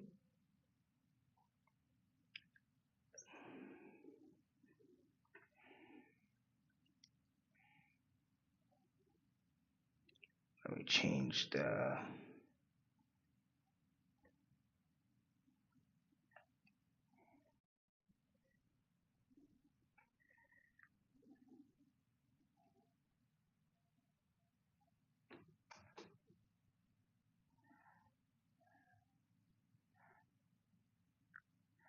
All right. What do you call? I will see you tomorrow night, man. Thanks for stopping by.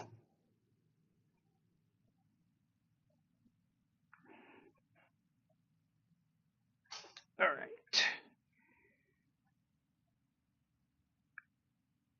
Oh, shit. Oh, here it is.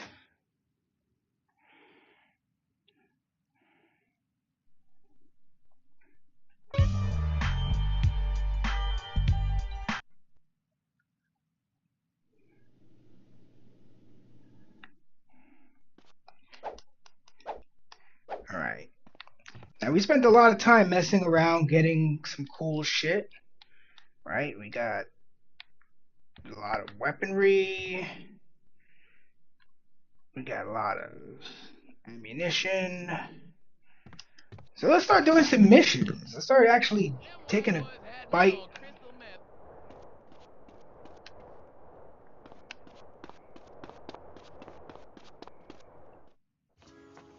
I'm tired of you not listening to me, girl. And I'm tired of you acting like you own me. I can see who I want to see. It just ain't right you seeing some cholo motherfucker. Oh, what? A no-good, narrow-minded hypocrite?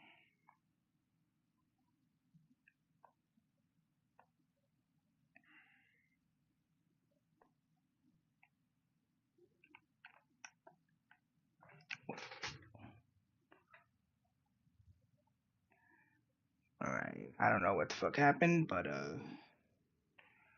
let's try that again. And I'll actually turn off these extra things.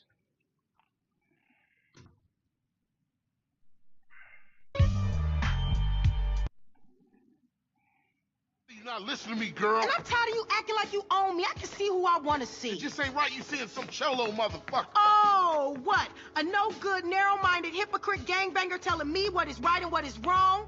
Let me guess, sweet. Senseless killing right, but a boyfriend from the south side wrong? Some things ain't just meant to happen. I mean, what if y'all have kids? Leroy Hernandez? That don't sound good, girl. His name ain't Hernandez. Well, Leroy Lopez or then. Lopez either, you racist fuck. That ain't how you raised us. I ain't racist. I just know how they feel about you. And look at you. You dress like a hooker. Oh, and I guess you two would know what a hooker look like, huh? You say it like it's a bad thing. Shut up, Paul. I'm just trying to what? So I can date one of your mindless friends? I don't think so. Don't say a word, Carl. Just follow your sister before you see another dead sibling. Then you know exactly what my problem is. She's meeting him at some cholo car club.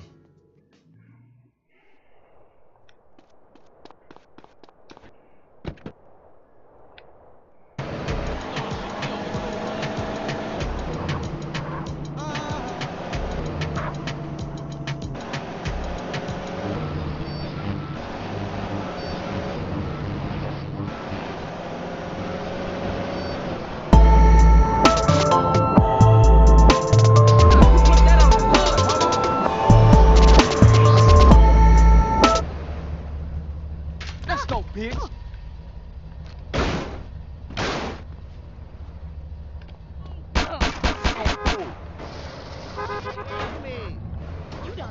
Brown donut eating gangster. Sorry, I'm morally obligated to do that.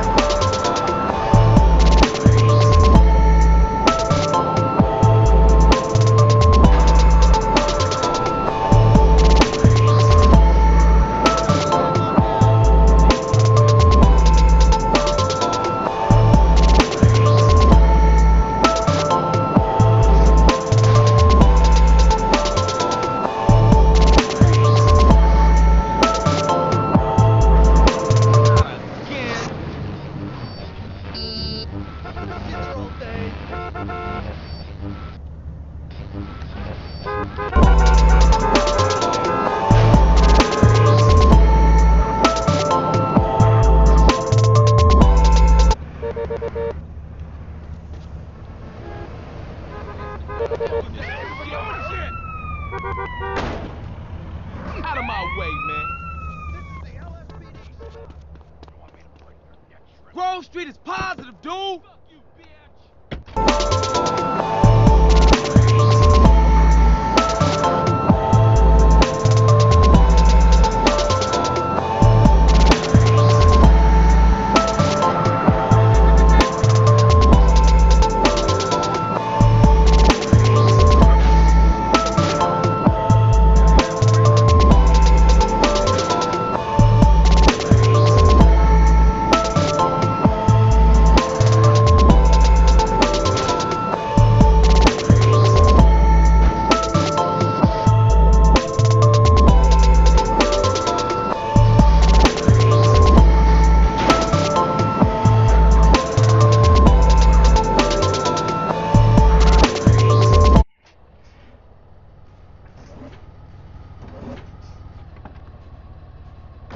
So you must be Sweet's bro, huh? He phoned ahead, said you might be looking for a car that bounces. Well, I owe him big from way back, so here, this should do the trick. Custom Spring should see you hopping all the way home. Try her out. Very popular with the essays. They compete in these things.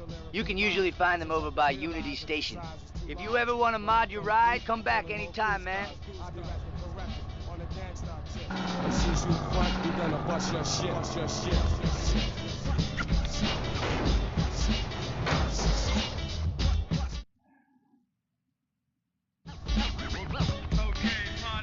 I wonder do you love it enough? I'm stepping rugged and tough, never the front of the bluff. I got the fresh cut balls, brothers call me Guru the man.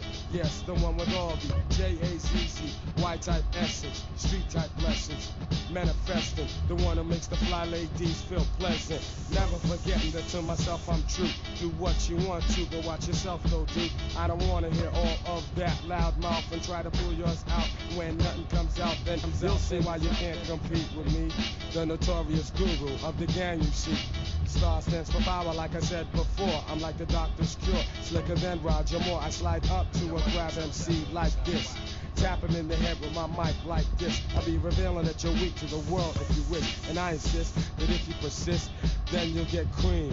Cause I'ma get real steam. So don't you try to flex and try to look all mean. Hey yo, check it, that's dead, that's it. Cause all you phony ass rappers, I'ma bust your shit.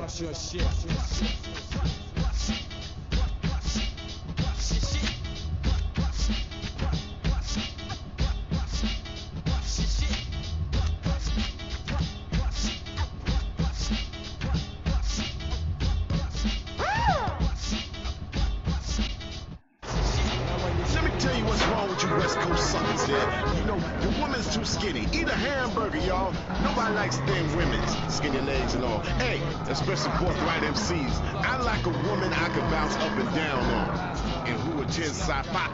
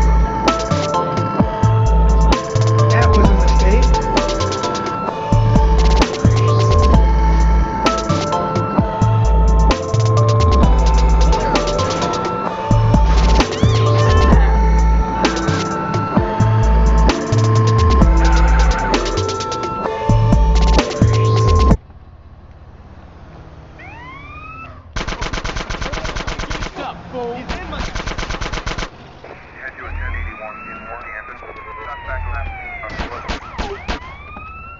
You're going down.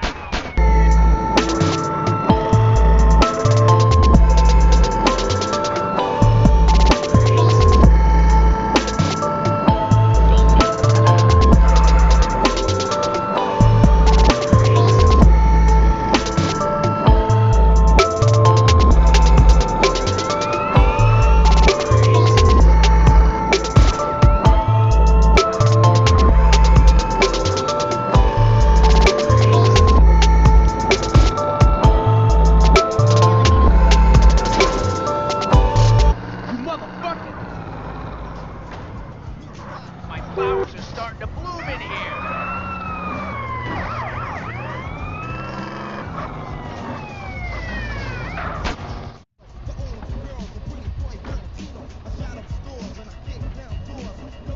So you think you can lowride? Well, let's see what you can do. What up, homie? Hey, homie. I don't like that pizza snack shit. Yeah, chale. You try that new flipping bill? Not a chance, puto. Later, dude. Peace out, homie. Hey, Tom? Yo, what's the deal, man? You ever visited San Fierro? Yeah, show us some promise. Peace, man. Alright, man. Hey, Esther. Hey, yo, what's cracking? I buy everything at 24/7.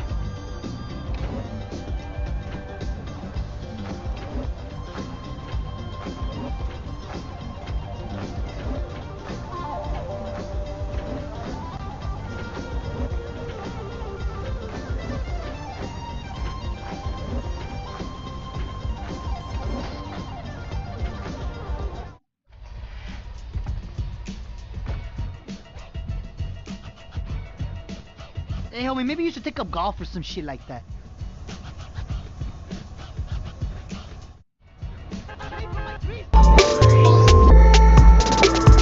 Shit, we gotta try that shit again? Oh, okay, cool. We could start from a checkpoint. Now listen to me, girl. And I'm tired of you acting like...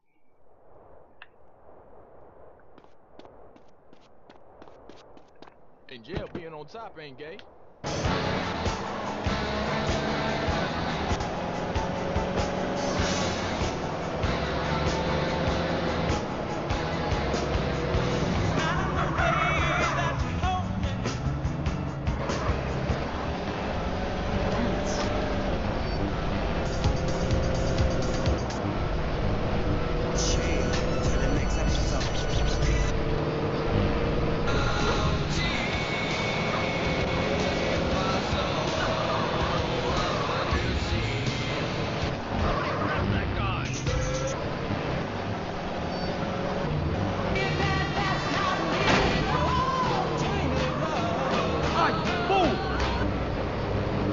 Card to him in an envelope. He liked it so much, he told the police and even the newspaper. Then I burned down his place of business, and now I have a special surprise for him. You have a great week. That's all we have time for. If your heart is lonely, just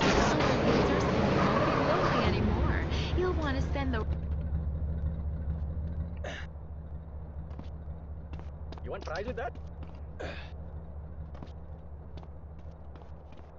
Do I know you? So now.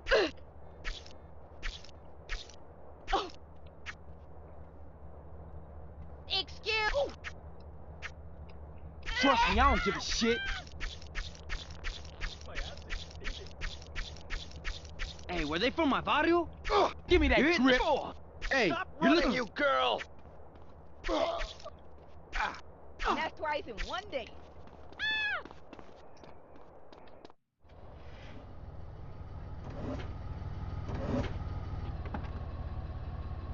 So you must be Sweet's bro, huh? He phoned ahead, said you might be looking for a car that bounces. Well, I owe him big from way back, so here, this should do the trick. Customs.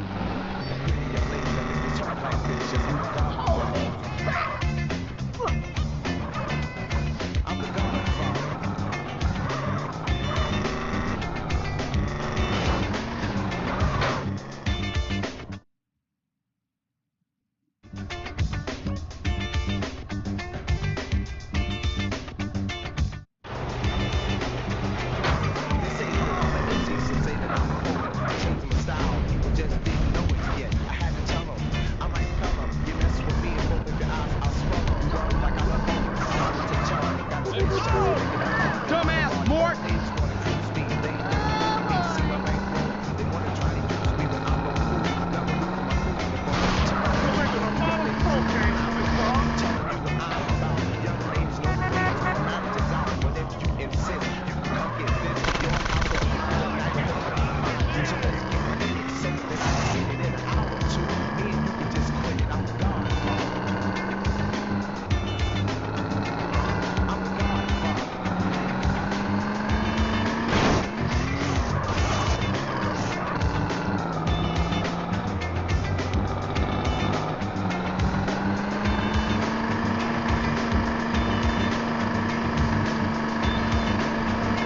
I think I'm going the wrong way.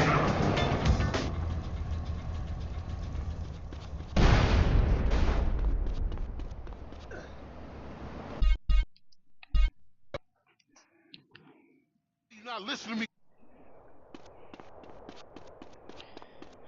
All right.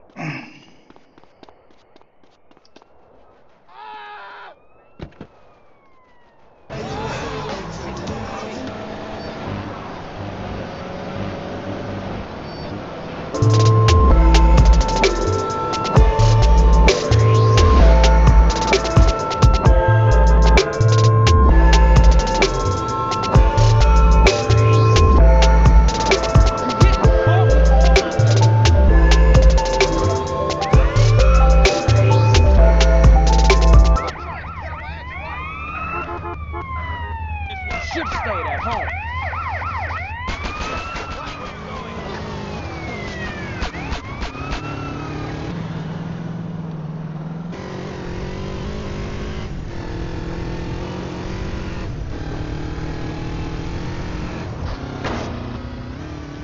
Oh, that was cool.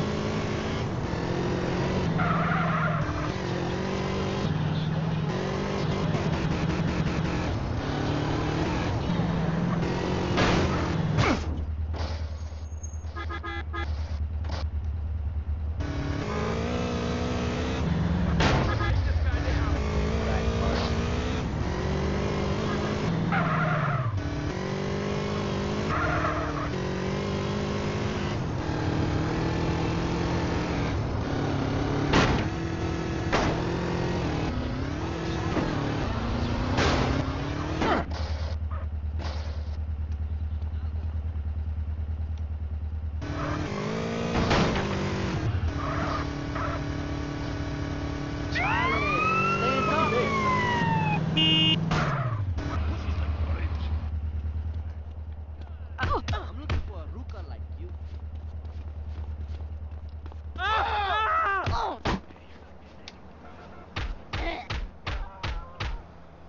Give me them chips.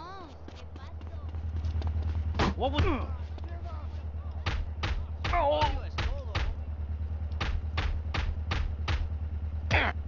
Move, fool! You think you can take me on, punk?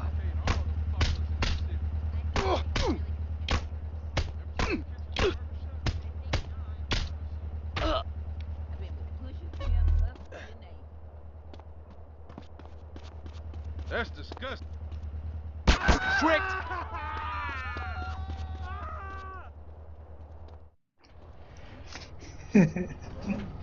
Just wilding out. So you must...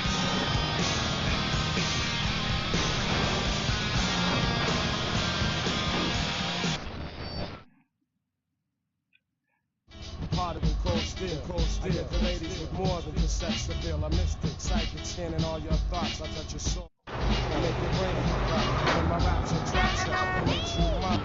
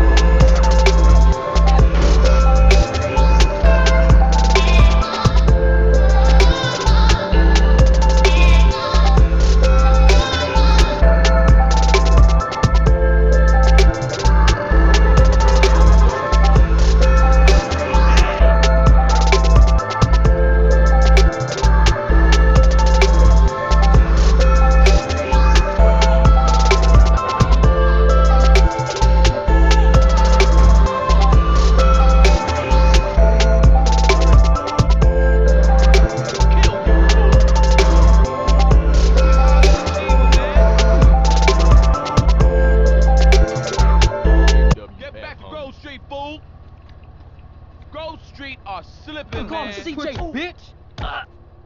Give me that grip.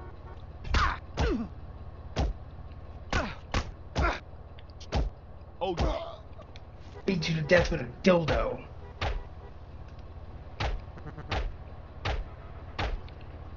Hey, I'll have that now.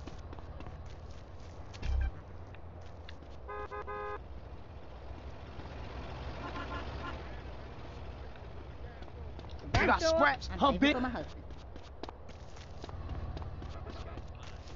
Hey, ooh. We've got a 1037 in Willowfield. Suspect will have to see Come on, then, ass. Watch it.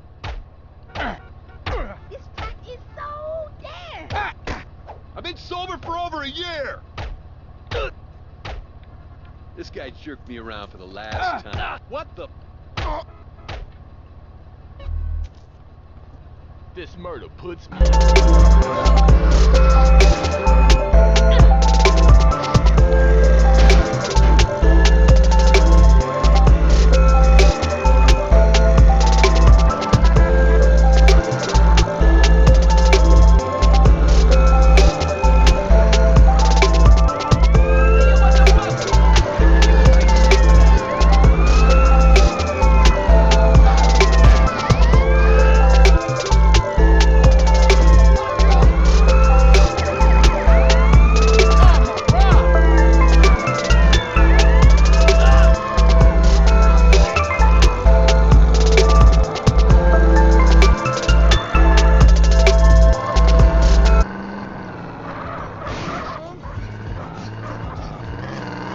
Try this again. So you think you can lowride? Well, let's see what you can do. You've ever taken out a Cristero? Yeah, but it's puro pedo. See you, home. Ahí te guacho ese. Hey, ese. ¿Qué onda, güey?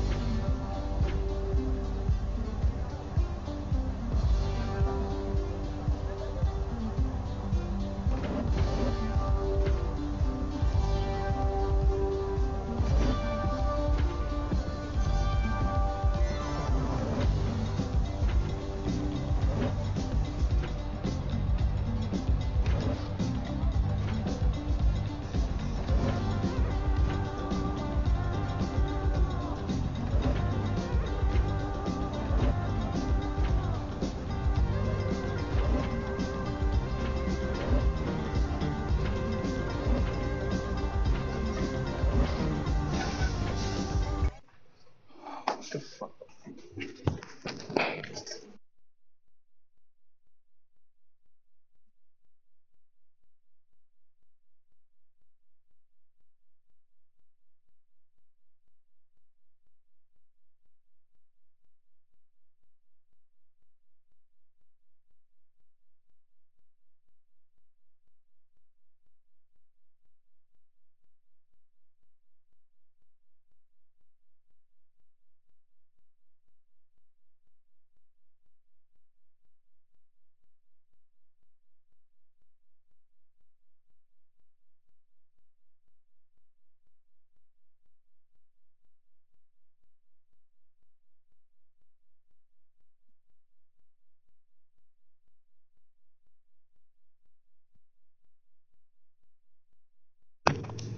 Okay, we back.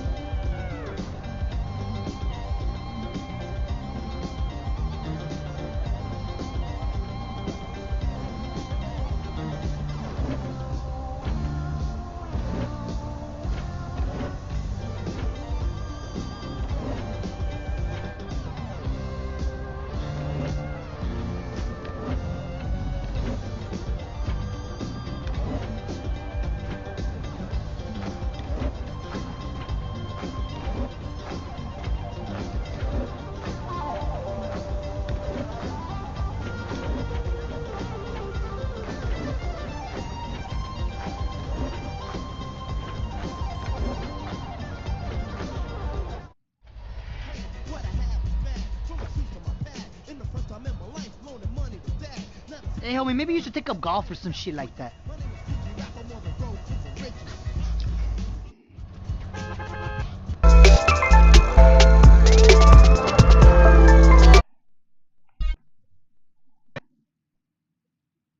You're not listening.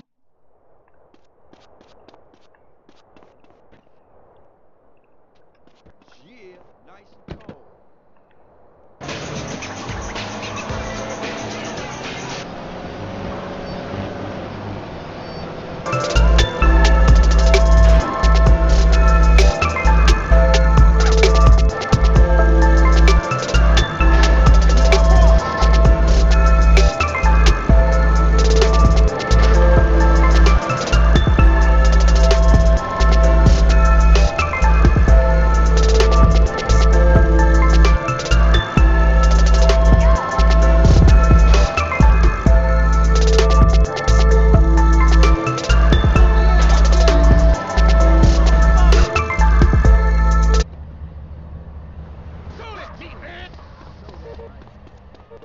My bad. Hey, fool, you bang? Never. Bumping into. You know who I am? Oh,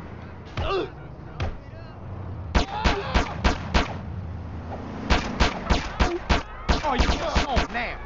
That's one of my top sites.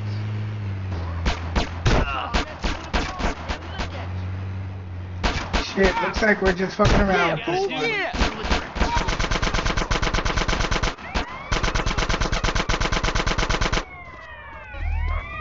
Shouldn't fuck with GSL. GSL.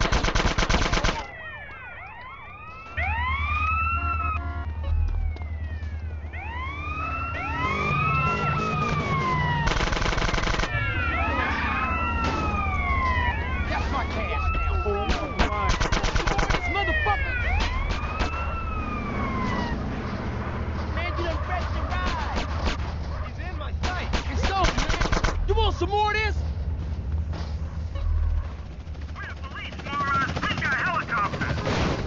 I'm about to break you off.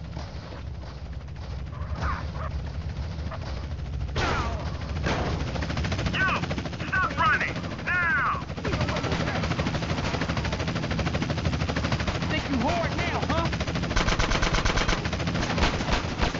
We can fill the sky full of holes! Sleep safe, remember that.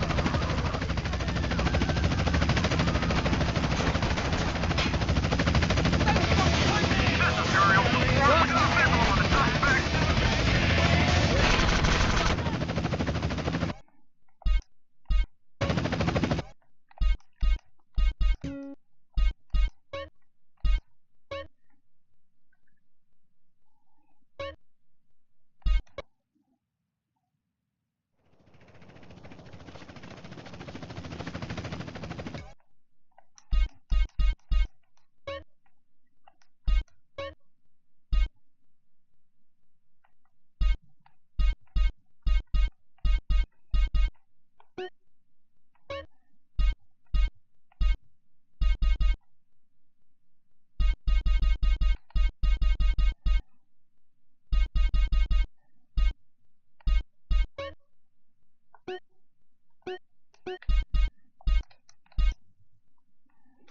Shit. Did we fuck up? Alright. You know what?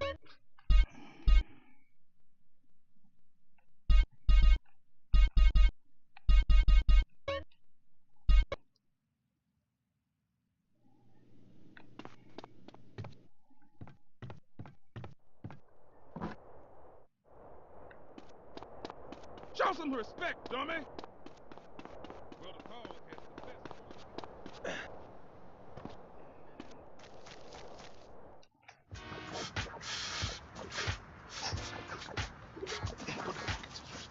Damn.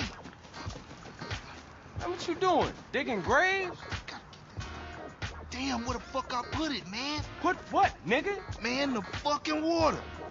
Need a little something before I go deal with things. What things, fool? My homie LB, he told me about this army motherfucker who got all the guns we need. Not that old school Emmett bullshit neither. I'm down. Let's roll. Jill, you always down, homie. Apart from when you ain't around here. Nigga, fuck you. Damn! Man, you want some of this? Nah, man. I'm cool on that. Where we going? This tilt overlooking East Beach. Better yet, you better wait until it's dark. Catch the motherfucker while he in bed. Yeah, I'm feeling that. Yeah, that's it. That's it.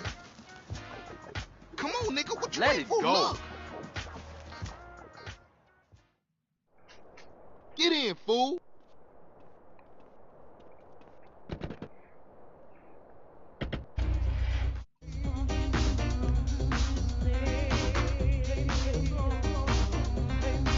Where is this old motherfucker? Where the hell is he? Relax, man. We ain't there yet. Yeah, right, Carl. You always right. That's my homie, Mr. Right. Shut up. You can't stop me. Who can't? Whatever.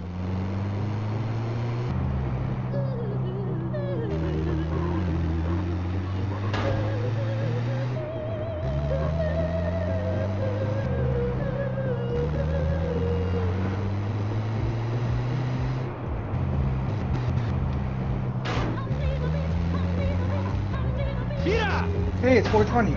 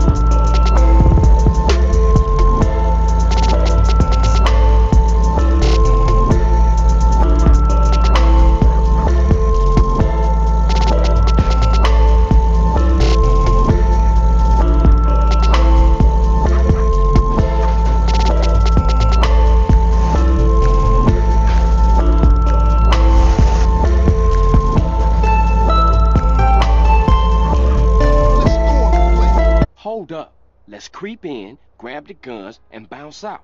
Yeah, I got it ninja style. Right. Come out, you old bastard. Shut up. He can't stop me, you buster Carl. Okay, fool, in you go. I'll keep watch.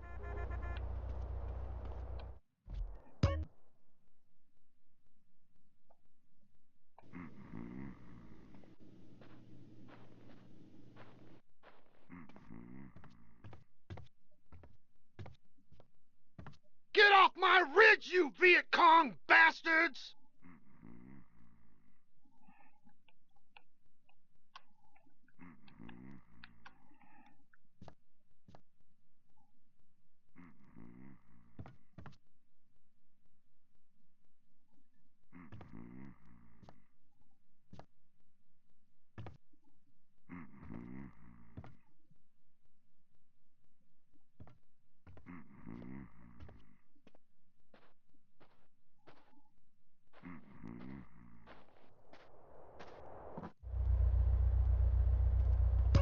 Keep it coming, CJ.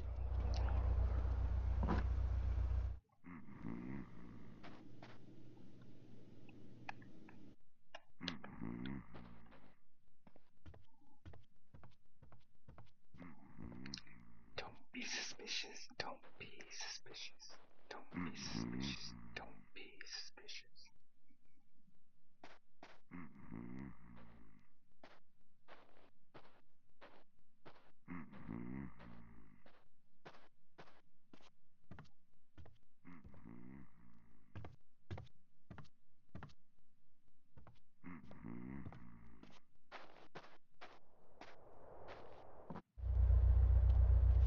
What I tell y'all?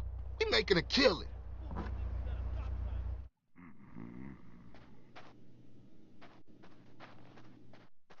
Steve and commie bastards! Let's get up out of here. Ryder, where the hell you at, man?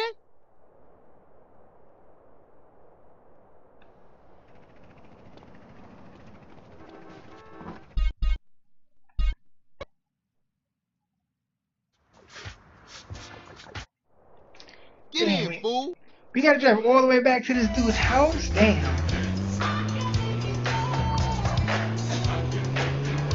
What is this old motherfucker? When the hell is he? Relax, man. We ain't there yet. Yeah, right, Carl. You always right. That's my...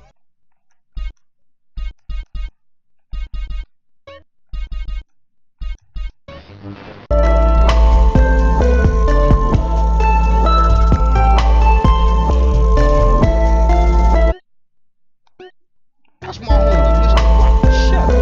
You can't stop me. You can't.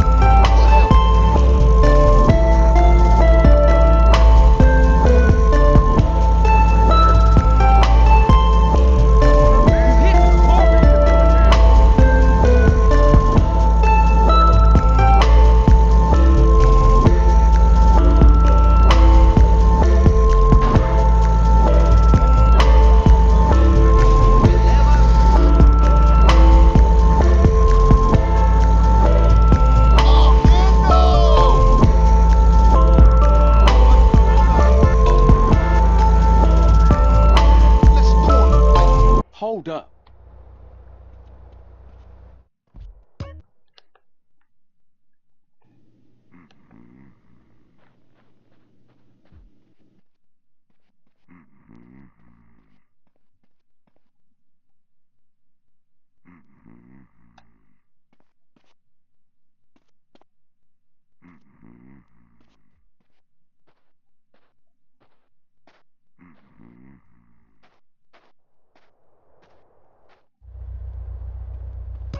Keep it coming, CJ.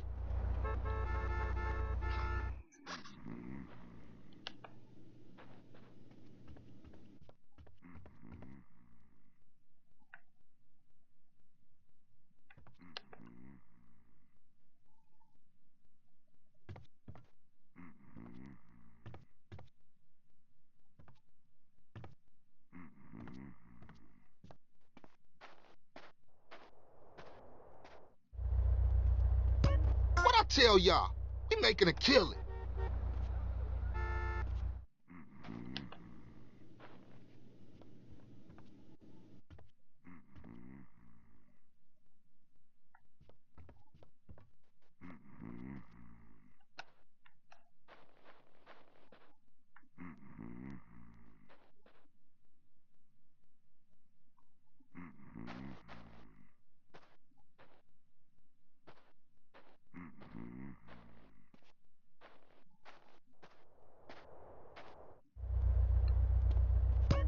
You a natural housebreaker, homie.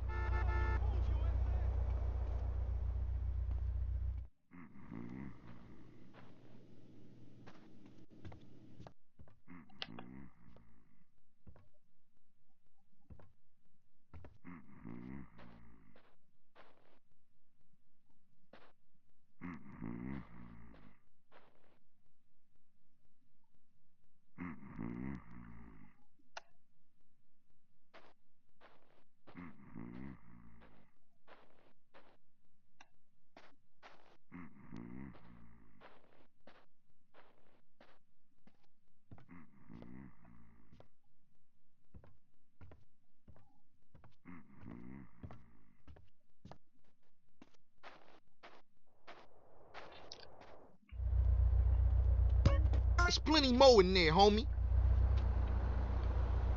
Nah, fuck that, bro. We good. Let's get up out of here.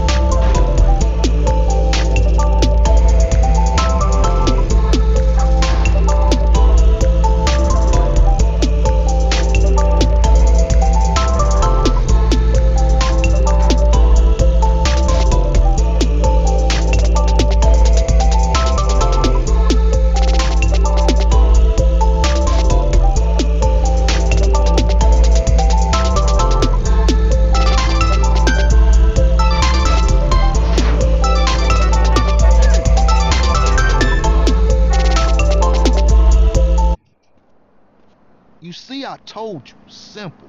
Yeah, that was a real breeze.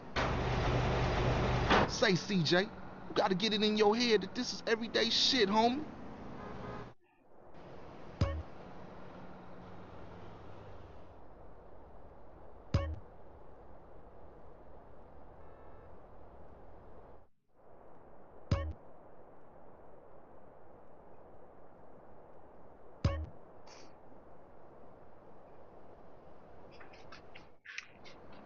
Okay, look, I'm tired. I'll see you later. All right, Holmes. Just think about what I said.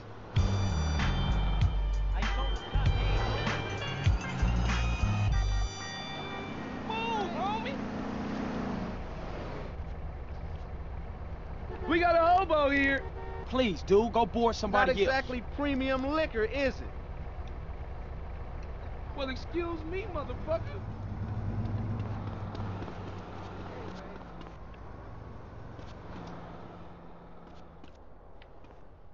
Man, this is so... Sit down, man. What you got in mind?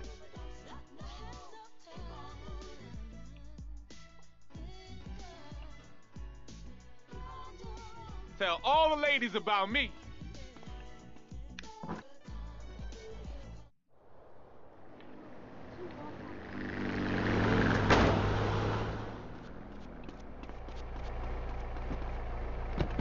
GSF business, your vehicle, please. Drop out of that whack-ass school and listen to Flavor FM. Listen up, y'all. You listen to the man of the hour. From the streets of Los Santos to the back alleys of Las Venturas. As a striking when I'm rocking. Mad chicks be dropping when the G-stops. That's because my word is born. I get much fan when I always respond. Sometimes I like to rap you too. Make sure she gets attention. Mr. Google. Figure out this way the flow she need. must make your mama real proud.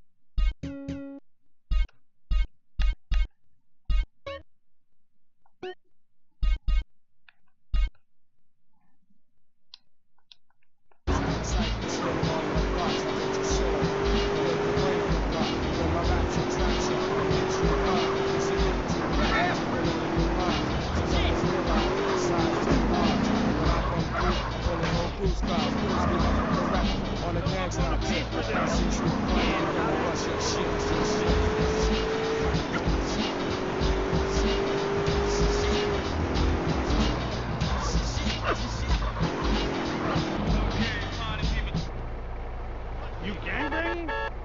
Grocery Yeah, ain't no now real show me gang, some home. respect, bitch. Ah, I feel the blood was right. You stepped on my fucking foot. Nice try, I ain't in the... See, we ain't no bitches, homie. You remember me after all, huh?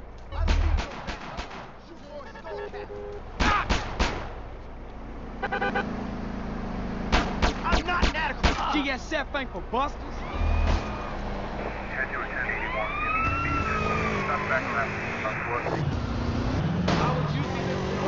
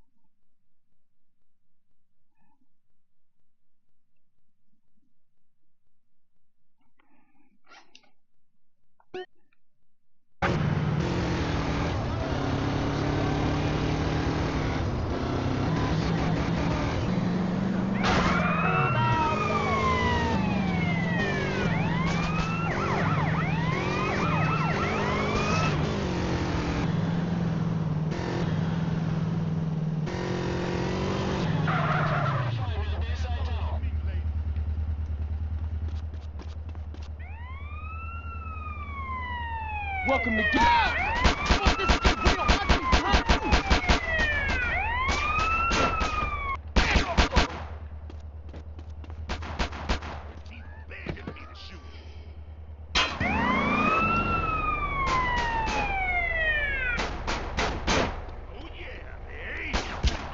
This CJ, fool! We got a 1017 in Central Hampton. Suspect last seen on foot.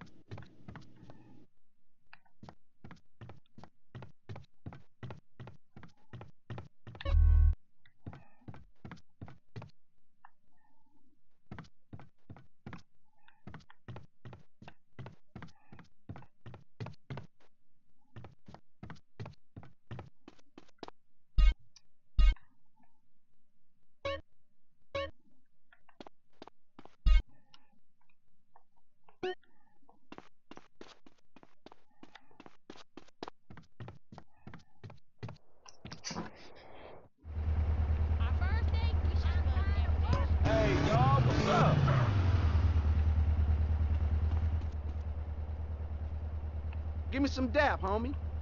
You got buster-ass shoes on, Cole. Yeah, whatever. You looked at yourself recently? Can I get my drink on? What was you saying?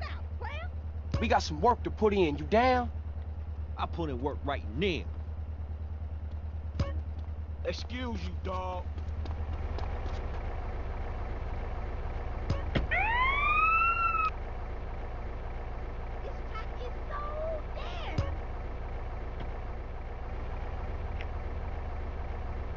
Don't make me sweat you for that reefer, homie. Whatever, little bitch. How you spit on it? He's so down for the hood, he ignored me. Ah! Piece of shit.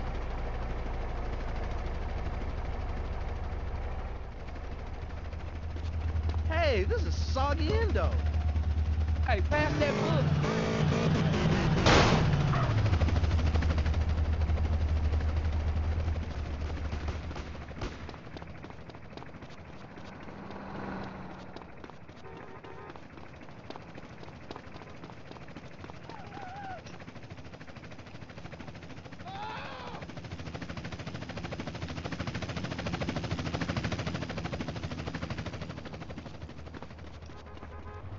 Oh, shit, I got a gat.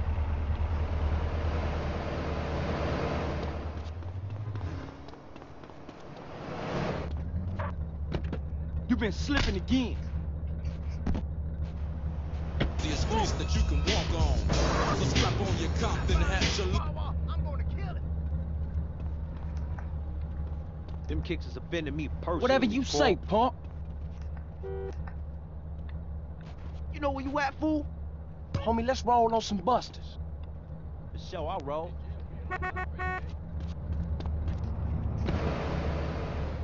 You holding up, and you, little hoe. Oh, you got it. Let you slide. Let me ride. G's up, fool. You never we seen gonna no roll, gangster? homie, or what? We off on the hoorah at the house, homie. Hey, motherfucker. Of course. Whack. Down to the road. Fucking me. That's right. Fucking That's right. That's my man dripping in the top.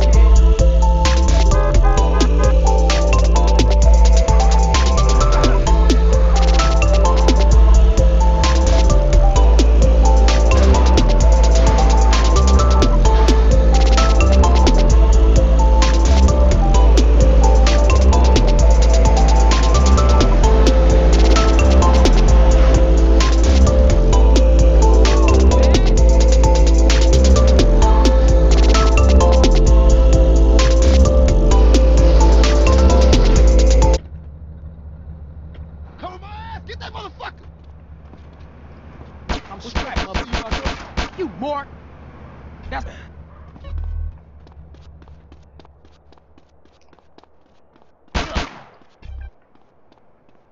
Give me that grip. Damn, homie, get out the way. Oh!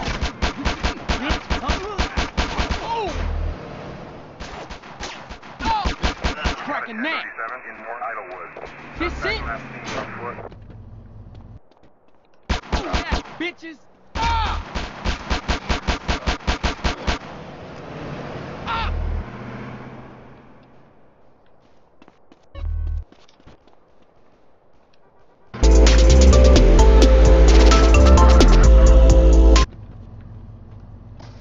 Should've stayed at home.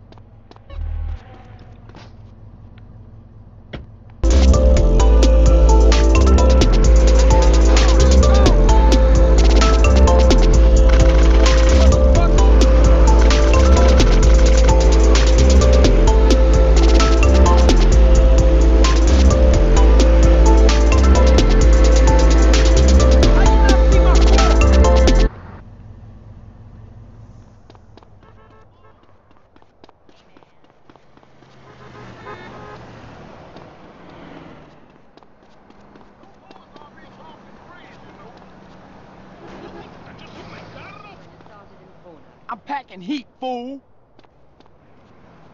Hey, mate, is that real?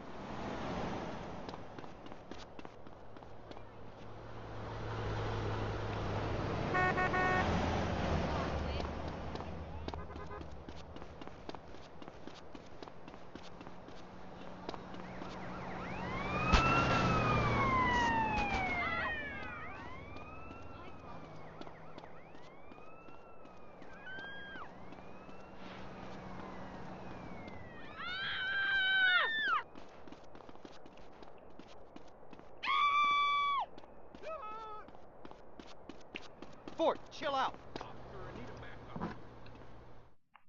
I never got promoted.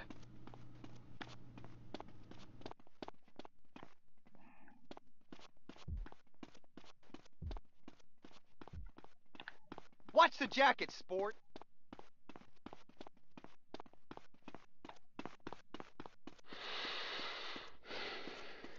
I did so many drugs, I can't even get it up anymore. What the?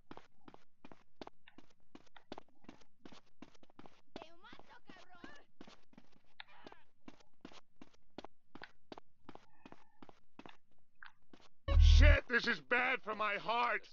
Aim for the heart. Let's do this. I want to shoot Get somebody. back here. Shoot in the crotch, always.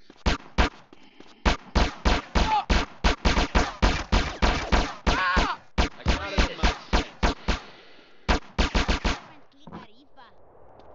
Calling for backup.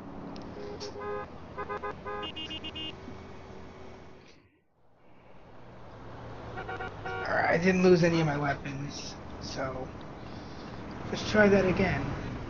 Holding me down. Go tell your mom. We got a 1081 in market. Suspect left on foot.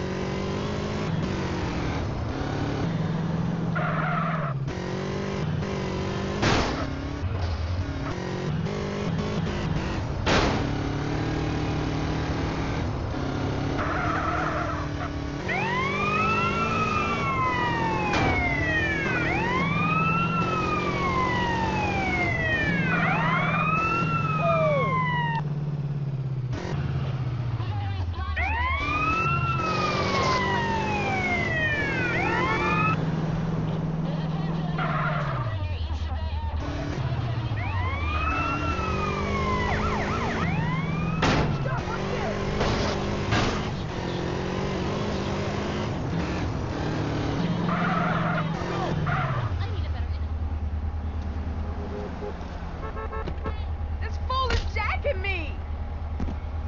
Why did I take this route?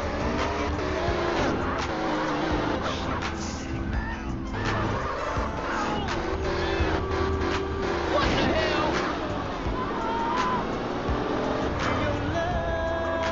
My core!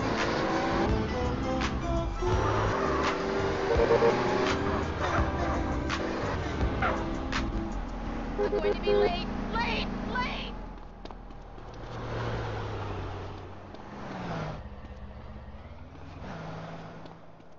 Back off. Pick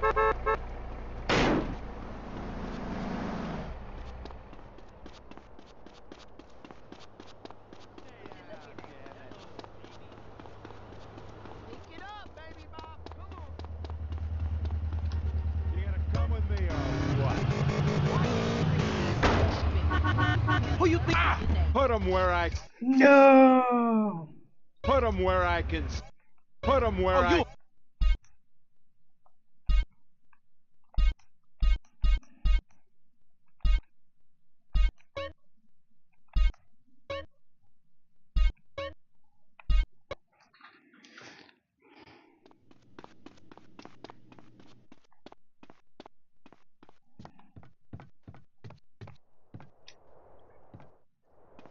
These Santos bitches can't see me.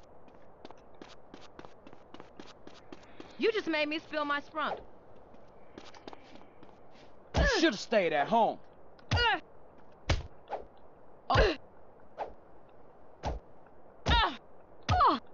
Like I... Give me that grip. That's just a damn shame. We got some work to put in. You down? Yo, we going for a hoorah. You wanna roll with me? We off on the hoorah. You gonna represent the Going set to a now, homo homie? ball, CJ? Whatever you Yeah, say, big bitch. homie. What's going on here? I'm here, CJ. Let's do some dirt. Well, excuse me, motherfucker. Homie, let's roll on some busters. I'm always there.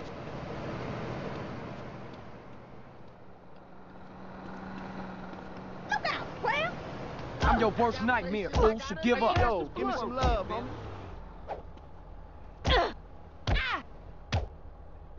Yeah, I had that now.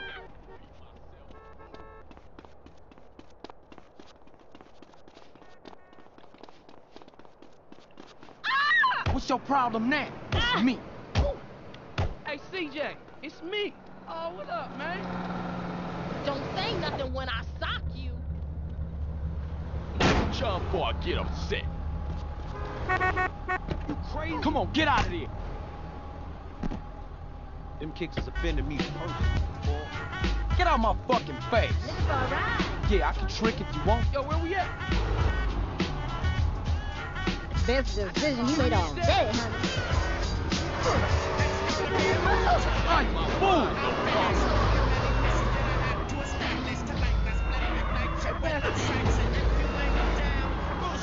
You got on my pants right there.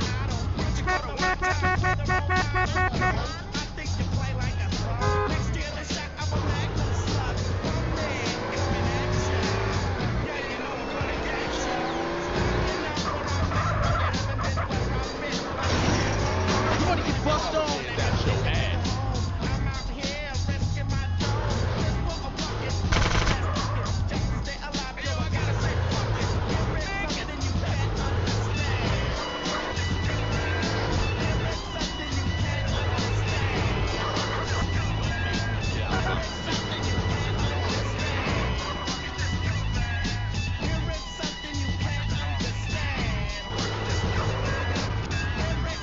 Man, you gotta love that record right there. Cypress Hill. Oh, that was the best sugar ever. On.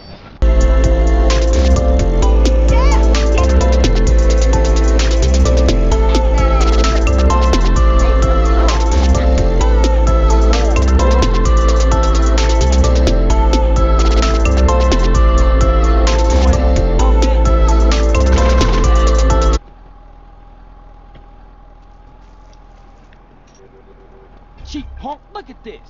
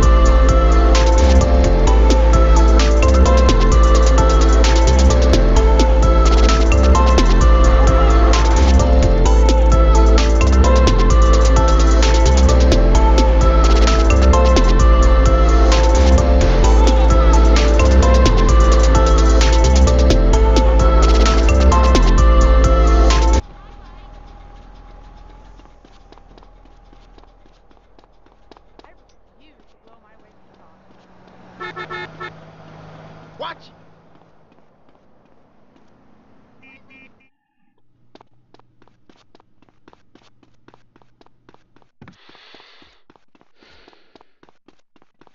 I do so many drugs, I can't even get it up anymore. Careful.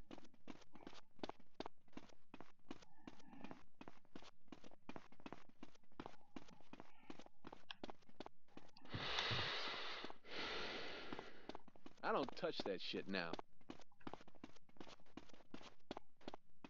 Hey, watch it.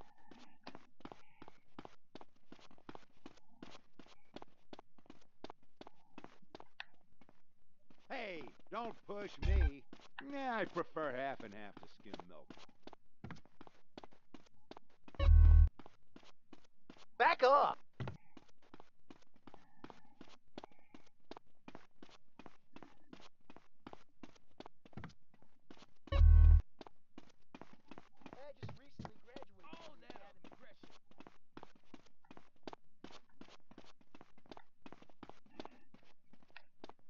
I'm an officer of the law.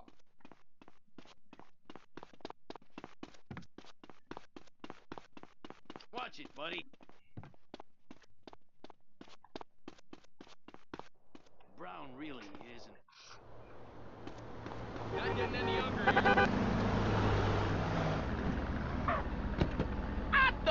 homies.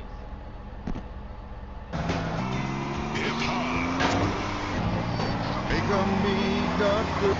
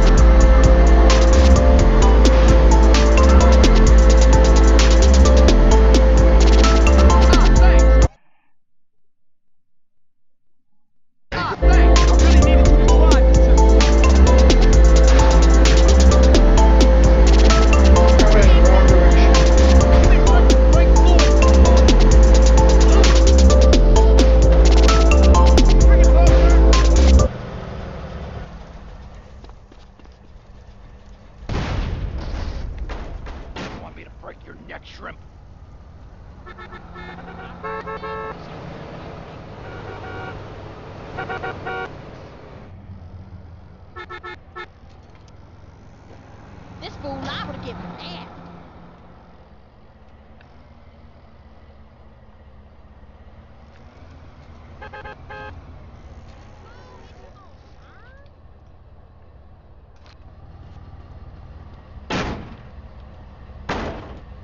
Bring it, dickhead!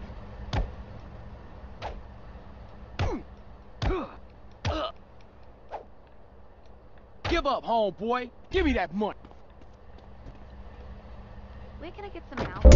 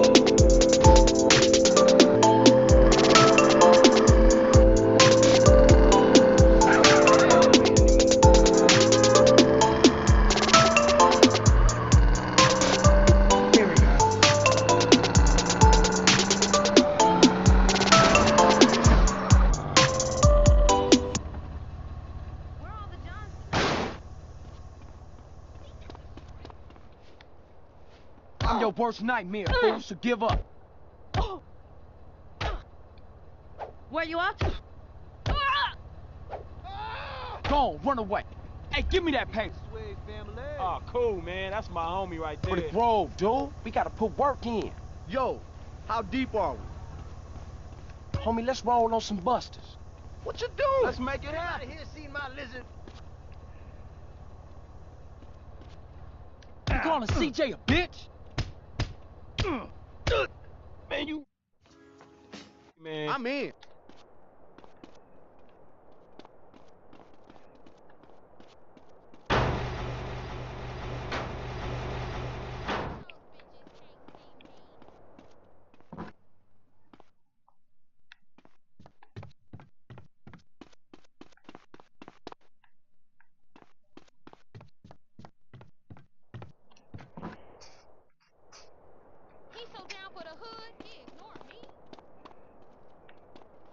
families for life, homie. You down? Grove's got a posse. Come on, dude. Roll with me. Okay, I'm gonna put in some work. You down? Shoes on, Cole. Isn't that really beautiful? That's all we have time for. If you were... Give me some love, man. I heard a lot about your size, man.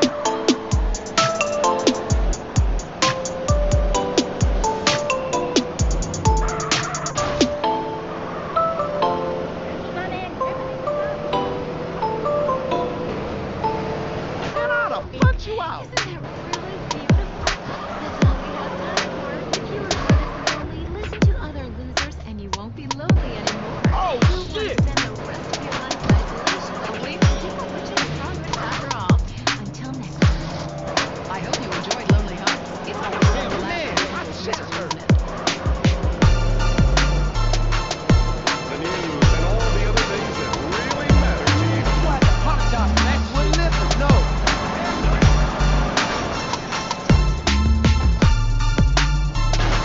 Okay, bitch, blow it.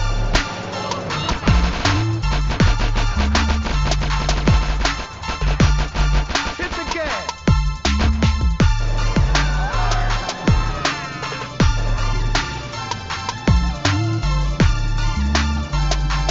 Damn, baby, step to the dash. Keep it fast, DJ.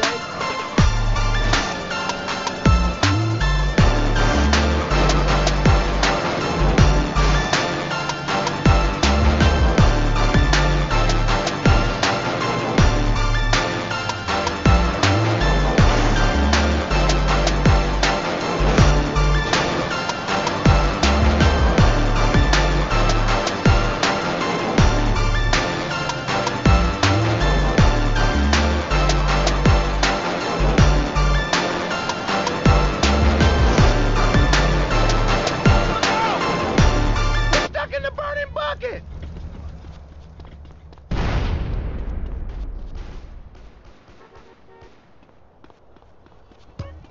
This it? Did all these retards die?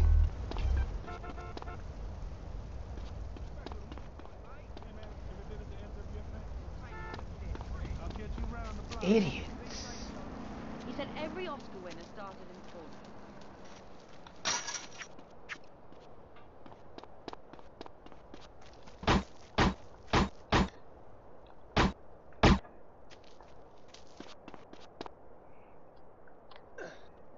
Do my shades make my face look fat?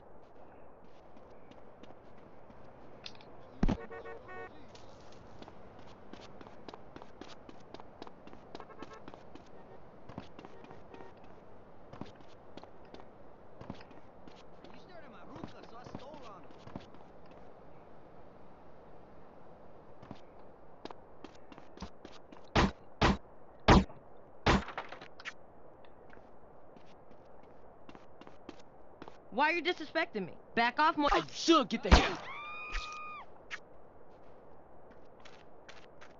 Who do you... So now. Stay the hell away. Yeah, it's on now, punk.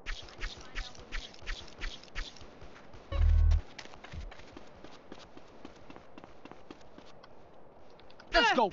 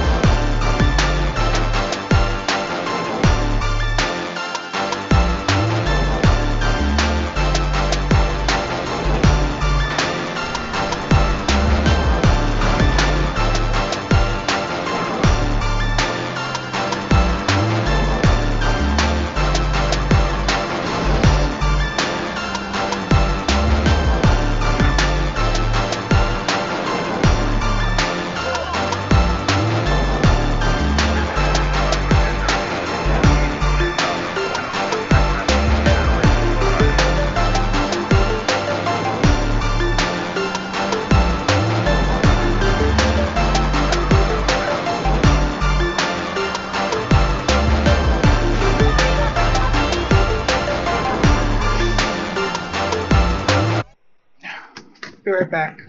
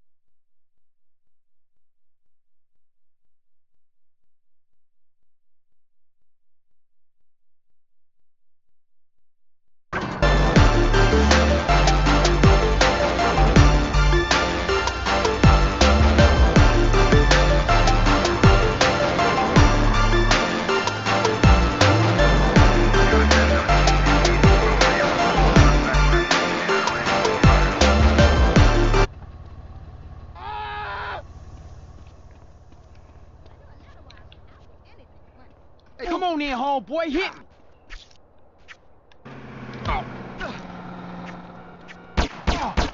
What you in it for life, huh? Oh, you think I'm a bitch?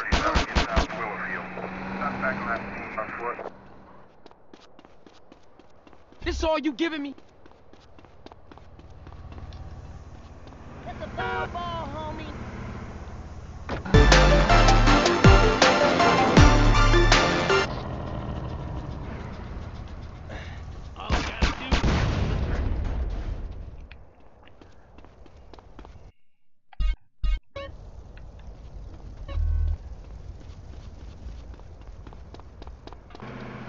Get that raggedy piece of shit off the motherfucker. Just stay at home. Oh, shit, I got a gag.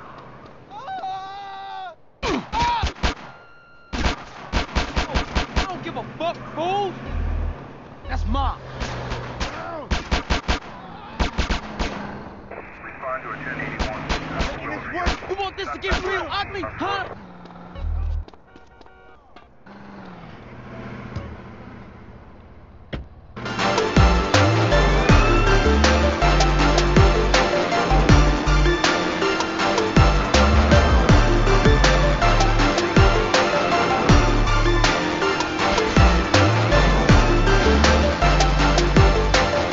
Don't worry, fellas. I got it.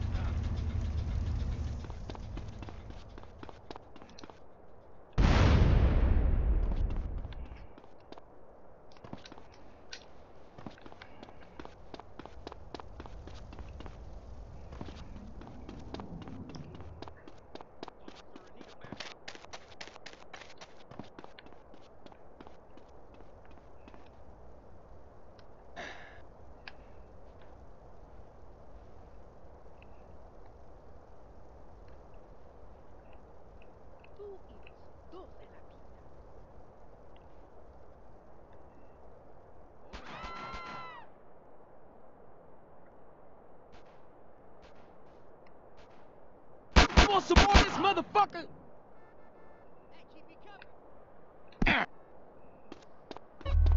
I'm getting this, pendejo. Now call me a bitch. Yeah, fool, yeah.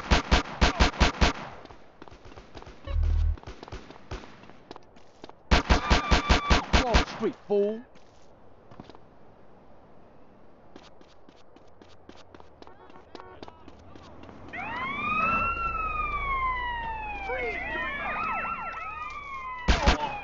It's on now, bitches. Thank you. Now shut up. You want me to blast you? Broad taking asshole.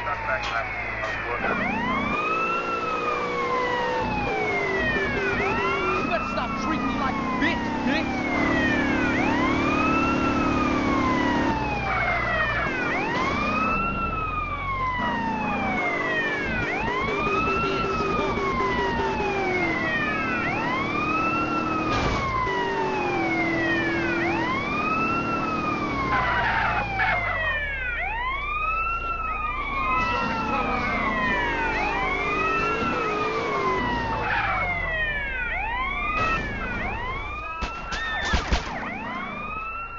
paid your ass off yet, huh? I've been training for this all morning. Come on, guys.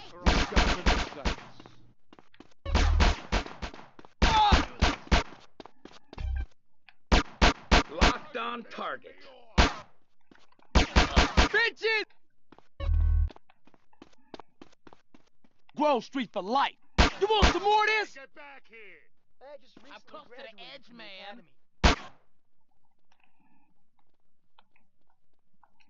Oh, it's on now, fool! Hey, I felt that. Don't fuck with CJ, fool. We ain't busters, fool. Close in on it. You know you fucking with. Stop and drop, asshole. Idiot! Watch where you're going. Aim for the eye. Think you hard, huh?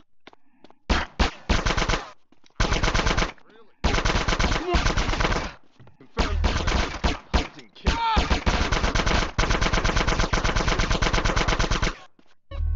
We got you now, punk. That's GSF tax, fool.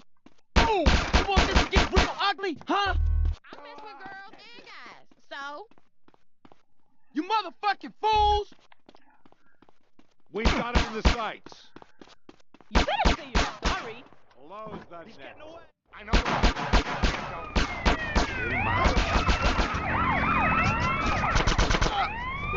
You gutless turd! Stop running away, shiver brain! We got killed.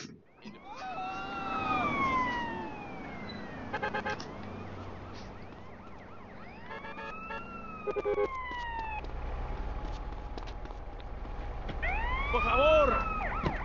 You got caught slipping, G. Oh, you're hard, huh?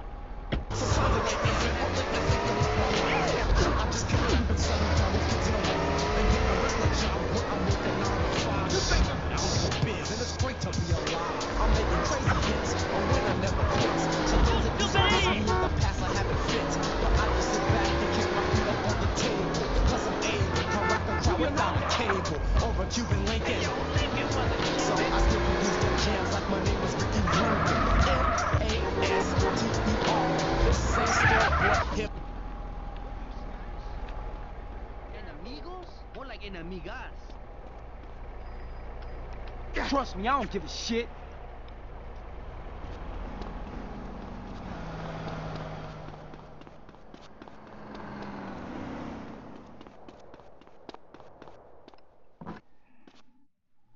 Yeah, I prefer half and half to skim milk.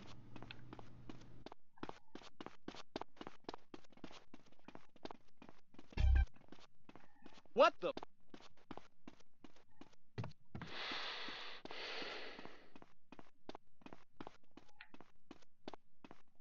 Stop with the running, pal. You can't stop me, dude! Move in. Move. Wall Street families. Don't let him out of your seat.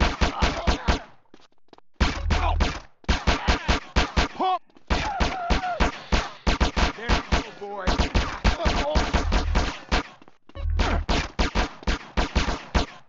Wall Street, fool. I got a beat on you. You want me to blast you, fool?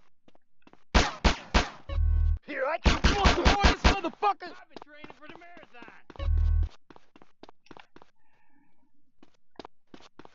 Keep going. Yeah.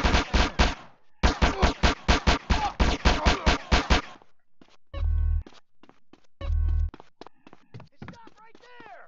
Don't you hate it when you order fried eggs? It's on now, bitches. Sorry. Let's move in. I'm You don't call me bitch.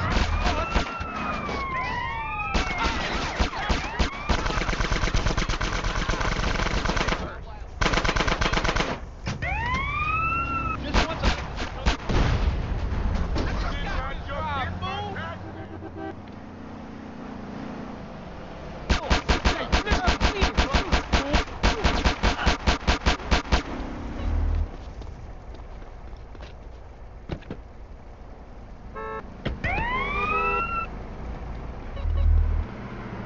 Thank you. Now stay there. Clear the room, damn it!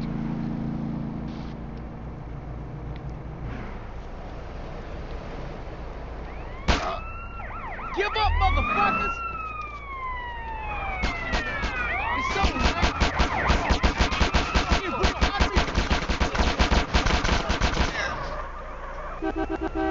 Alright, well, that was another time I got killed, but at least I don't lose my weapons.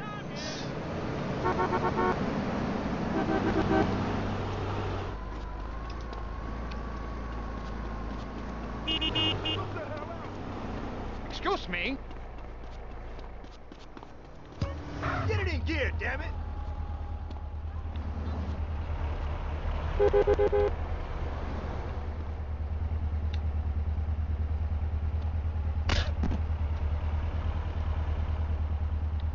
Shipboard Skullcat, I got a license to murder. We're closing in, fellas.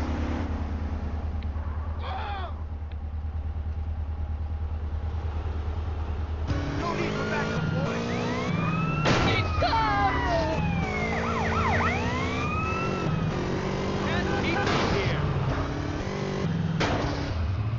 Why does this always happen to me?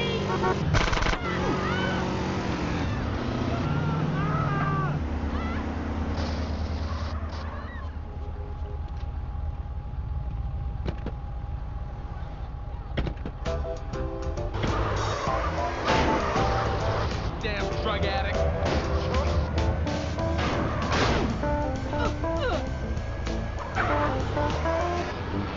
Reckless endangerment.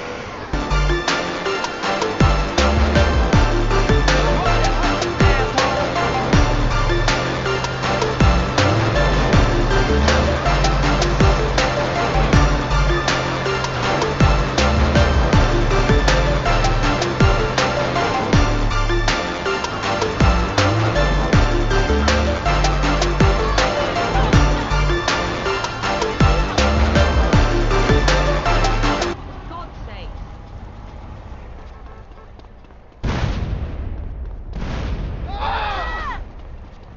Pushing the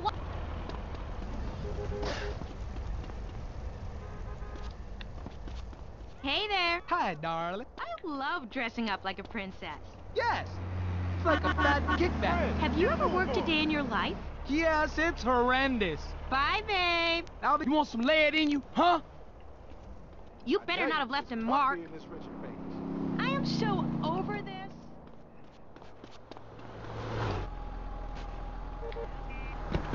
That's a crime!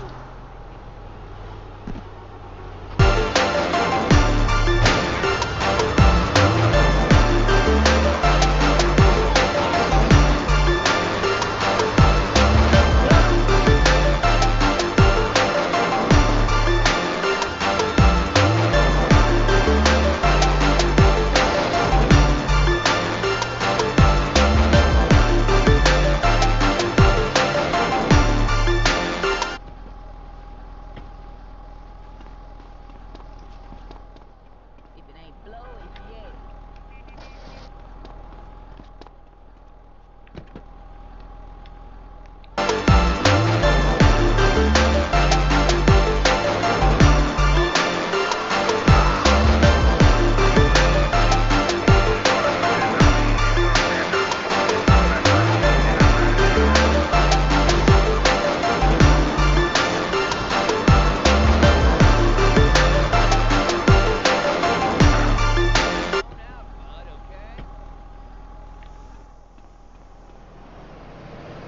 Turn the other cheek, boy! Just trying to get back to my cab. You Mark. We've got a 10-17 in Los Santos. Suspect last seen on foot.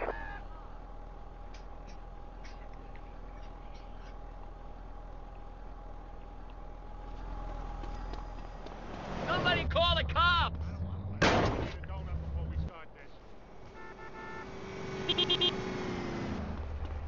I don't know what I'm doing. Remember, I'm calling backup. I ask for Oscar and I get a triple X. I know what I'm doing. Get me a donut. You think you can take me? Who's this? I've been training for this all... busy.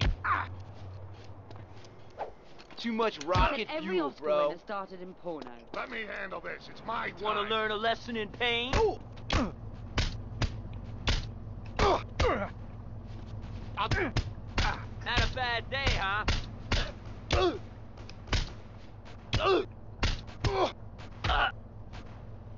Now, Another day in America.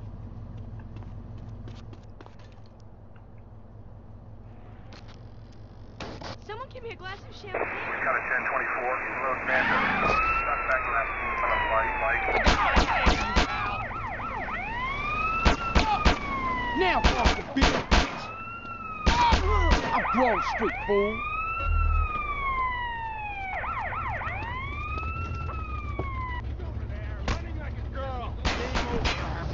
Keep on with this shit, you can do it.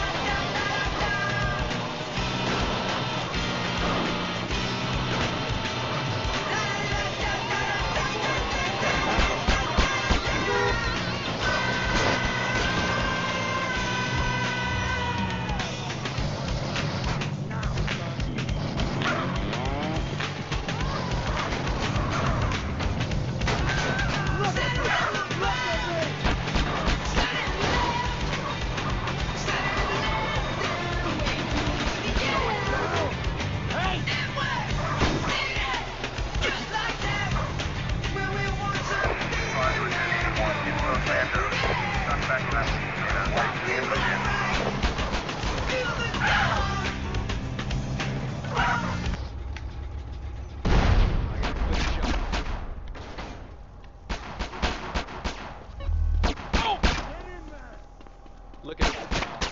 You're dead. Oh, it's not weird, fool. War, huh?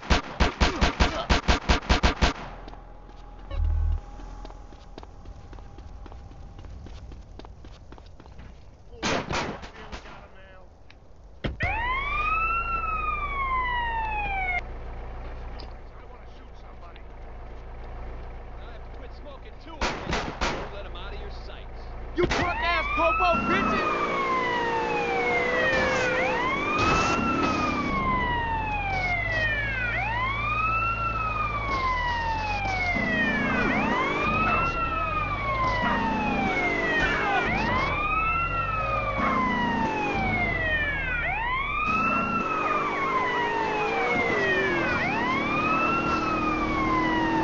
You motherfucker!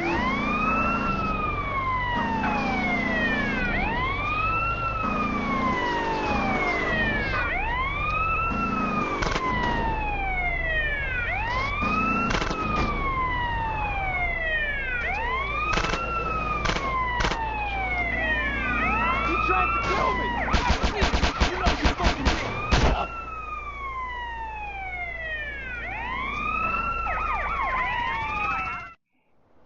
I'm a college graduate, not a drug dealer.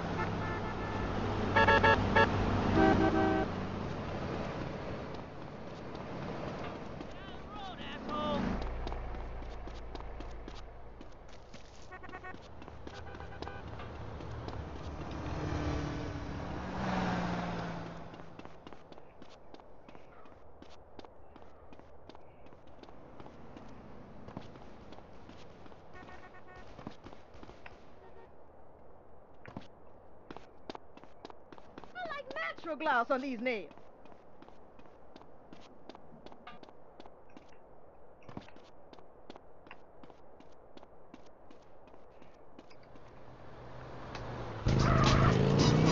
Look out!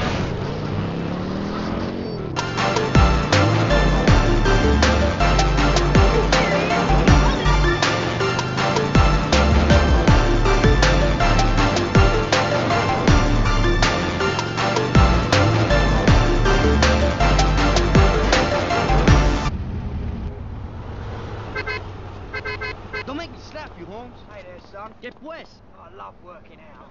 Simone, Holmes, lots of times. Yeah, Granny's back in Samoa. Hey, what are you doing?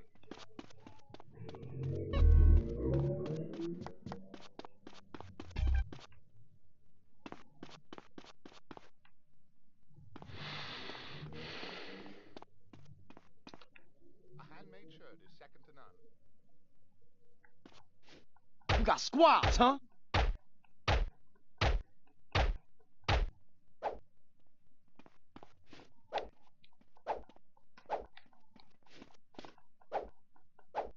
I need a donut or I'll kill my fish. Hey. Hey, you're not gonna get away. Bitches! Hold it right there. Let's go You in think shooting. I'm a bitch? What the hell? Huh? Hey, got nowhere to run. Let's shoot him in the ear. Sorry. For half and half to skim milk. This guy is ours. I see him. I see him. Get the army! Careful. Aim for the head.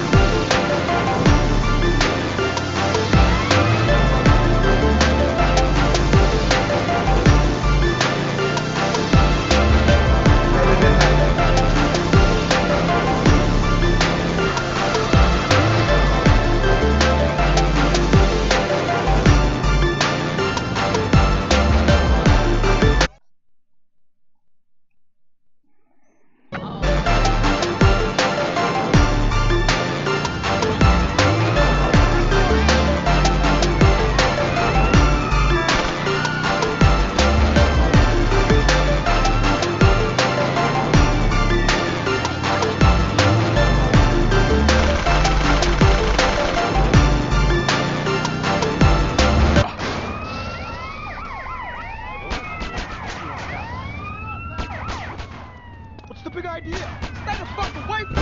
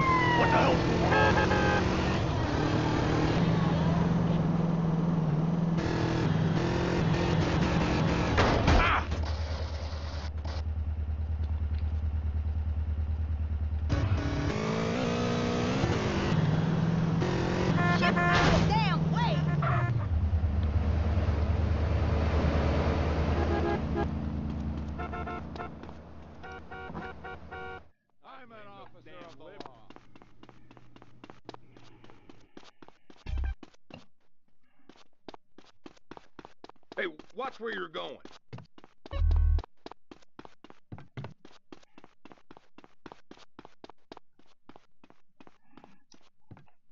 Brown really isn't my color.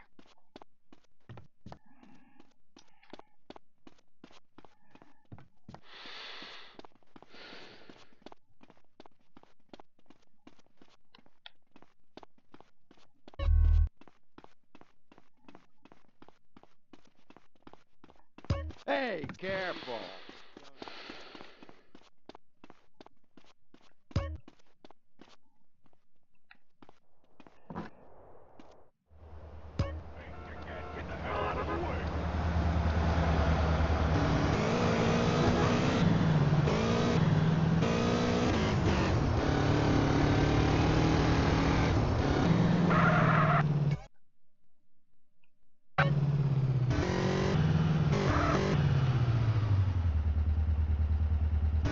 You are such a loser.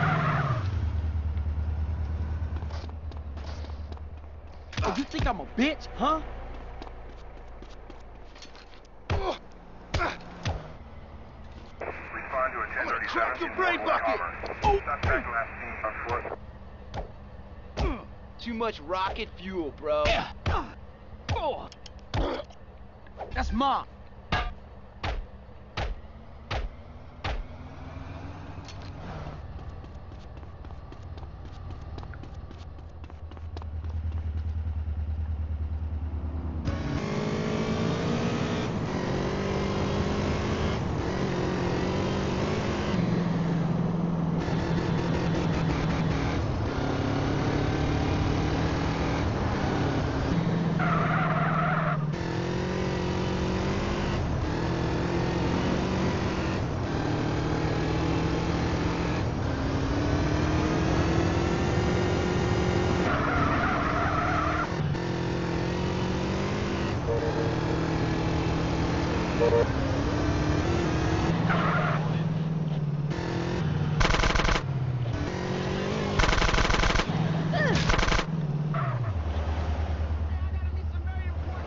People, send them ducats over here.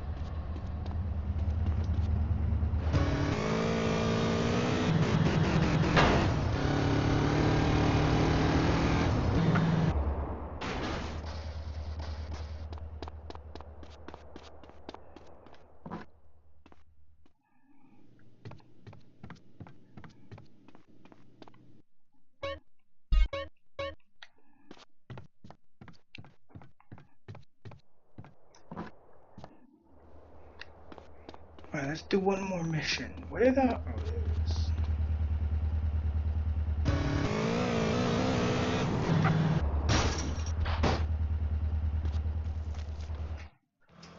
Hey, Ryder, what the hell you doing? Nigga, I couldn't find that wet I buried, so I'm making my own. Strong. It's easy, fool. Man, don't do that. You'll saute the both of us. Morning, boys. Man, who you calling boy, fool? Well, what should I call you, midget? How about prick? Prick. Yeah, prick works. Man, fuck you. Bitch, get out of here. Smells good. What's cooking? Where's mine? Man, just chill out, alright? Move. Yeah, sweat me. My wife loves this stuff, man. Anyway, there's a train gonna make an unscheduled stop just down the way. It's got a, how you say, little something on board for you boys. Square business, man.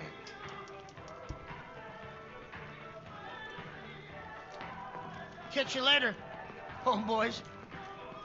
Asshole. Oh, Carl. Try not to kill any more respected police officers. Yeah, I no promises about that. Kid. Just doing my part for the community. Your train's gonna be there in 5.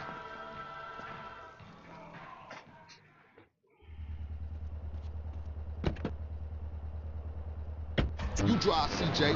Seeing as you missed the driver and all. Not your shit, dude. Don't give me a hard time about my driving. I ain't got the energy for it, man. Well, don't go roll a damn car over and blow us all up in flames then. Nah, I ain't rising to your shit, man. Good. Means you concentrate on the road then. You love to give a homie a hard time. Just trying to keep my soldiers alive, nigga. By nagging them to death? Watch the road, motherfucker. The road.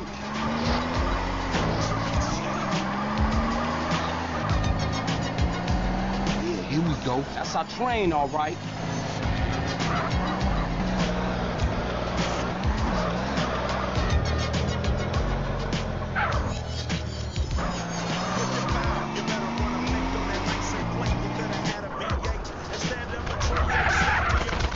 Look like some Northside Vagos got it first.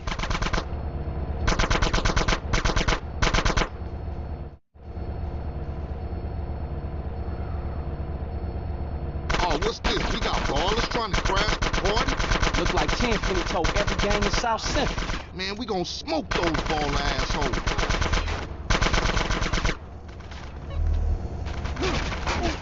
Go check out the train, CJ. Hey, my kicks, motherfucker! Damn, what is that? Chill out, fool. We gonna be right behind you. Throw me some boxes, CJ.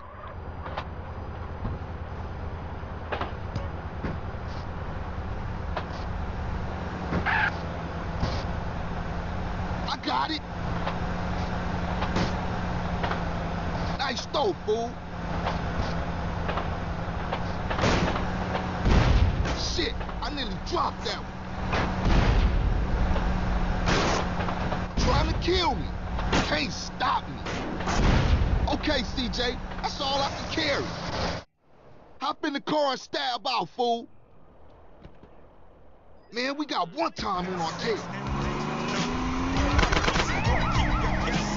Come on, CJ, put your foot down.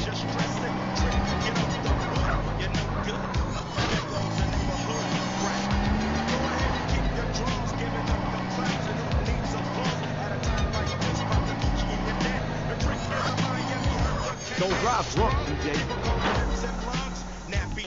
Head back to Grove Street, fool. Stay in your lane, CJ. Check it. We back in the house with the main man, Julio G. Of course, on Radio Los Santos. Put my seatbelt on.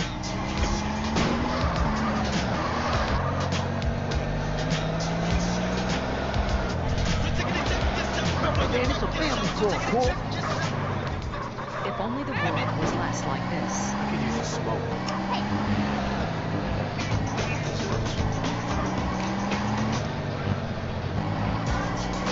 I'm glad it ain't my rod. No, I don't care about the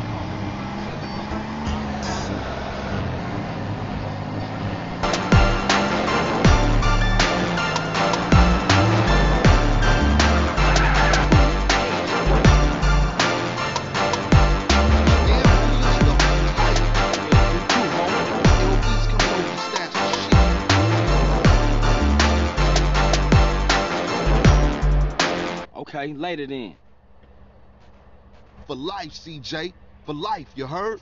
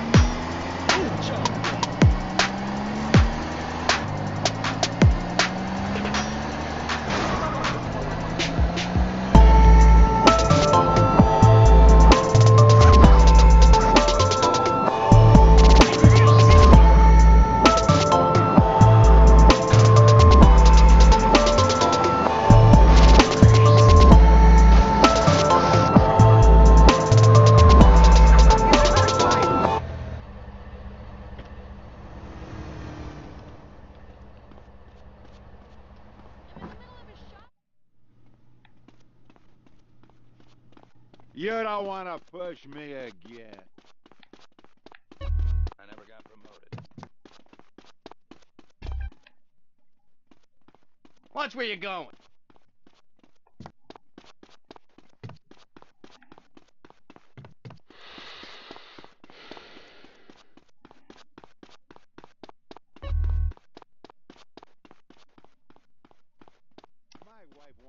Are you drunk?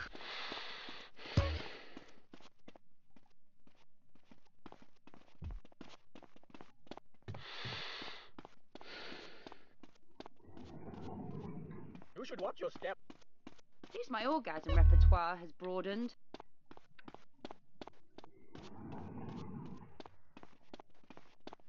Careful.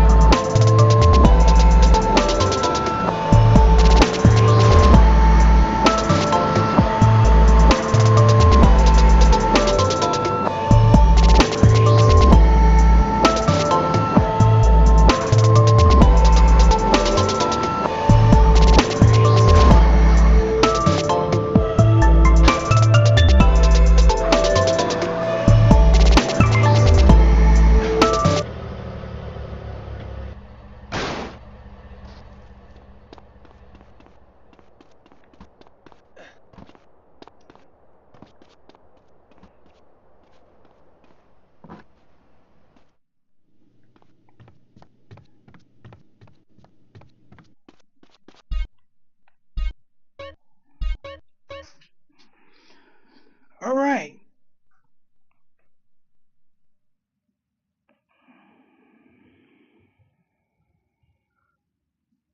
All right. Thank you guys for watching. I will see you guys tomorrow night. Catch you all later.